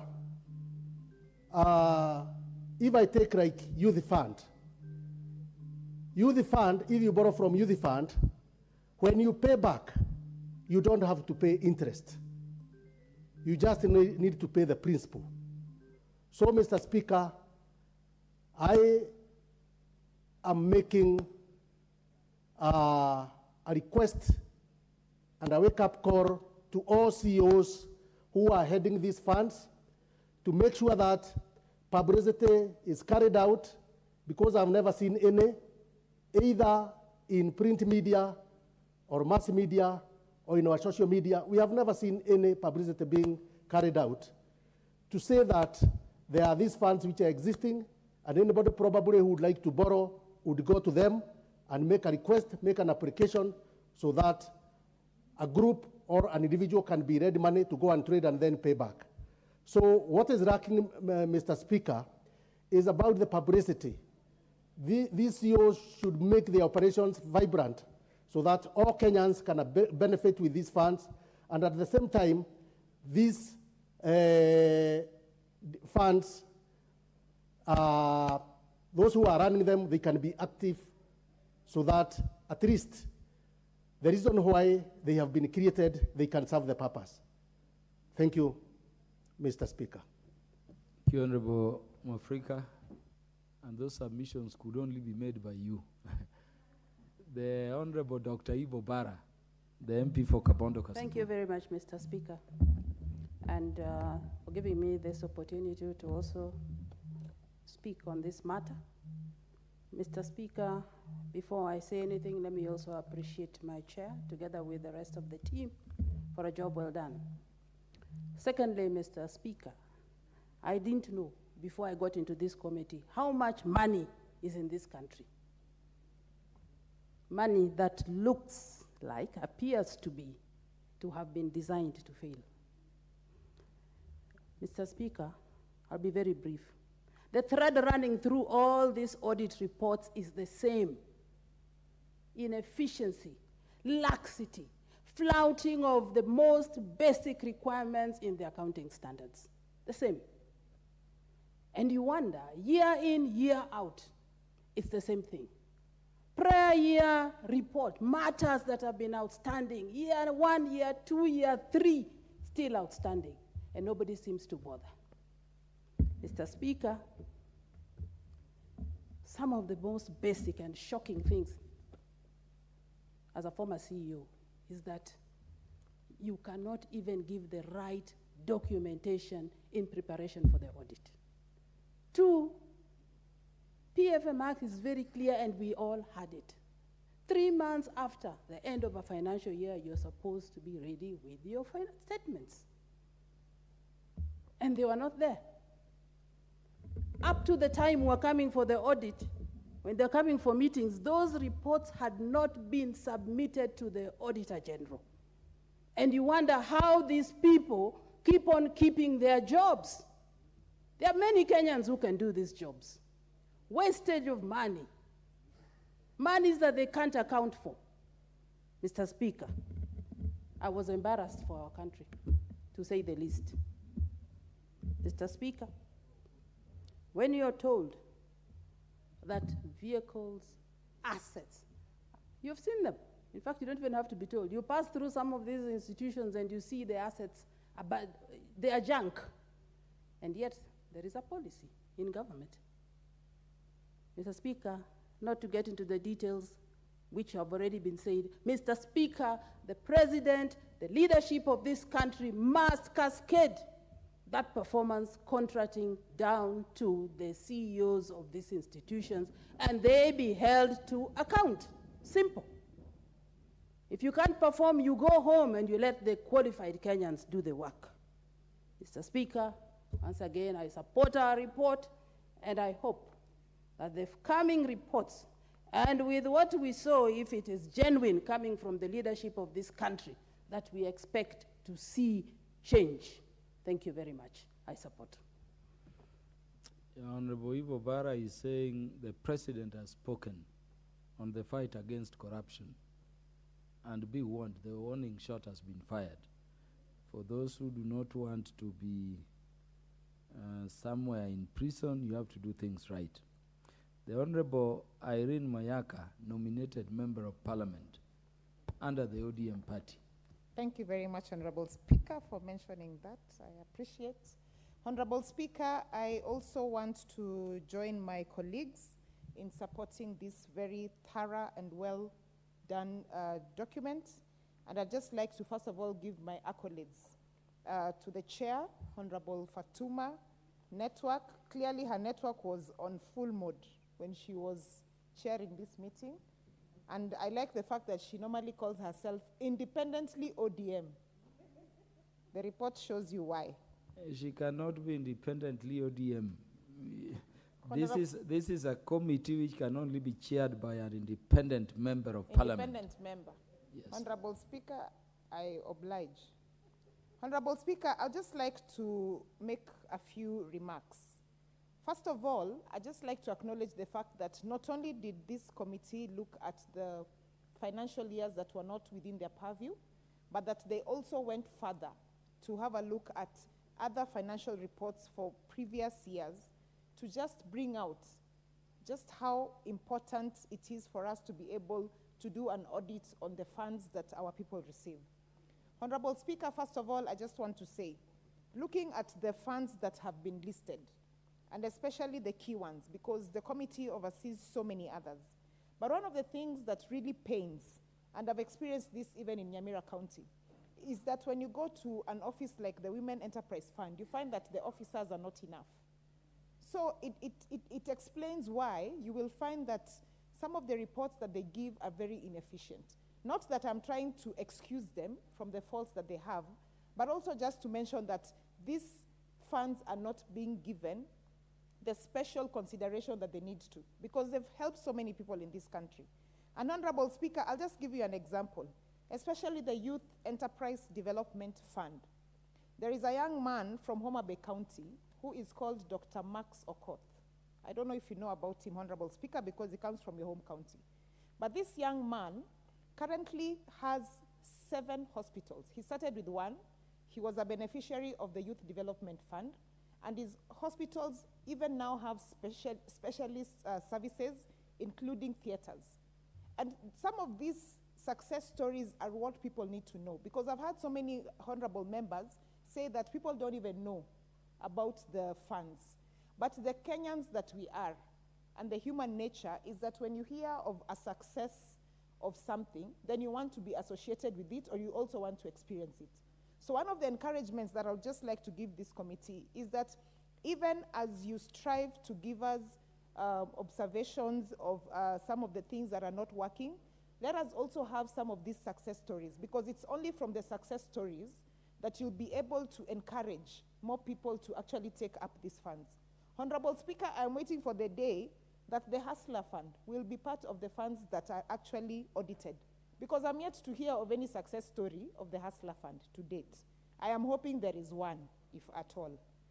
Honorable Speaker, when you look at some of the gaps that have been indicated by the team. I have gone through them. I can't even finish because by the time I was finishing page 5, already that is almost 200 million in terms of spillage because of accounting that is not being done properly. And some of us, and I totally understand where the Honorable Eve Obara comes from, because I've worked in the banking industry for almost 10 years. And it pains me, I get a culture shock every time I get reports that people are not doing their jobs as they should. Why are we paying officers their monthly salaries if they're not even delivering as they should? Why do we not have performance contracts for everybody, right to the person who even does the clerical work in our government offices, so that people begin to be accountable? I'll give you an example, Honorable Speaker. When working in the banking industry, if you ever got a red on an audit report, it means that year you don't get your bonus. So everybody strove to ensure that they actually perform to their best, because you don't want it to pain your pocket. And maybe that's the direction you should take, because the moment it pains someone's pocket, then they begin to take their work seriously. Honorable Speaker, it doesn't surprise me that even during our campaign period, the Azimio presidential candidate, our boss, the Right Honorable Raila Amolo Odinga, always used to say confidently that he is sure, should he have been the president of this country, he would have been able to ensure that there's a social fund of 6,000 for everyone. And whenever he was asked, where would you get this money? His response was always that he has worked as a prime minister in this country, he has been in government, and he knows there are gaps. And if those gaps are filled, if those gaps are made sure that we don't have any spillages, then there is money that we can actually use to give people a social protection fund. And I just want to challenge the current Kenya Kwanza government that if you strove to ensure that all these reports that you get, if the Auditor General, like for example, as has been recommended here, would give a response within 3 months to show where we can actually recover some of these funds, you will not need to tax Kenyans more. You will not need to ask for money, extra money from Kenya for house levy. You will not need to ask for fuel levy, because we have so much spillage in this country. We have so much money that is out there in this country that you don't need to be in a place where the first solution that you want to give is to ask for Kenyans to go deeper into their pockets and get taxed more. So my challenge to the government is, look into all your state departments. Look into all the sagas. All these reports that come from Parliament here, from this particular committee, from the committee the other day, from the PIC committee, all these committees that are recommending that the Auditor General needs to give an audit of the gaps and the spillages in this country, this should be adhered to. And Honorable Speaker, if the Auditor General feels that the time limit that has been given is not sufficient, or that he does not have enough staff, can he also let us know? Because in addition to this report and the other one for last week, and there was another one the other week, I can assure you his work is cut out for him. And I just want to tell the chairperson, because she's still here, that when 3 months hits like this, you had better ask the Auditor General to give you feedback on what he has been able to do to salvage the amount of money that is going out there in this country. Honorable Speaker, I therefore just want to conclude once again to encourage the committee and encourage all the other committees, and just also tell the Kenyans who work in our state departments, don't take your work for granted. You're working for Kenyans, we are here working for Kenyans, and whatever work that you do will be able to even enable another person out there to see and say, this person is doing a good job and they deserve to be promoted. I thank you. There being no further requests for members to speak to this motion, I call upon the mover to reply. Thank you, Honorable Speaker, once again for this opportunity. I would like to thank all the members of our Special Funds Accounts Committee, and members of this House for their positive contribution towards these funds, towards this report. On behalf of Special Funds Accounts Committee, we wish to express our gratitude to the Speaker for the support accorded to the committee in the discharge of its mandate. The committee also wishes to record its appreciation to the Office of the Clerk of the National Assembly and the supporting staff and the Auditor General's Office for the support they've given us to enable necessary technical support to enable us do our report. I appreciate all the comments that have been given, and I would also like to laud it that Special Funds Account Committee, we have 84 funds, and some of the funds since 2017, 2018, 2019, reports have not been made, audit reports have not been done, but since we took over, when we came to this parliament, we have tried our best, and so far we have done 16 funds.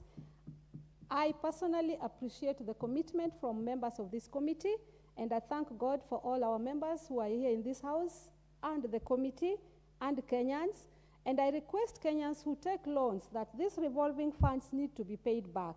If you don't pay the loan, the fund will definitely collapse. So I'm requesting youth, women, and other members of this country that kindly pay back your loans. Thank you, Mr. Speaker. On behalf of the members of Special Funds Accounts Committee, I beg to move. Yeah, thank you very much, Chairperson, for the convenience of the House. The putting of the question to this motion shall be pended to the next sitting of the House, which hopefully should be on Tuesday. Order, honorable members.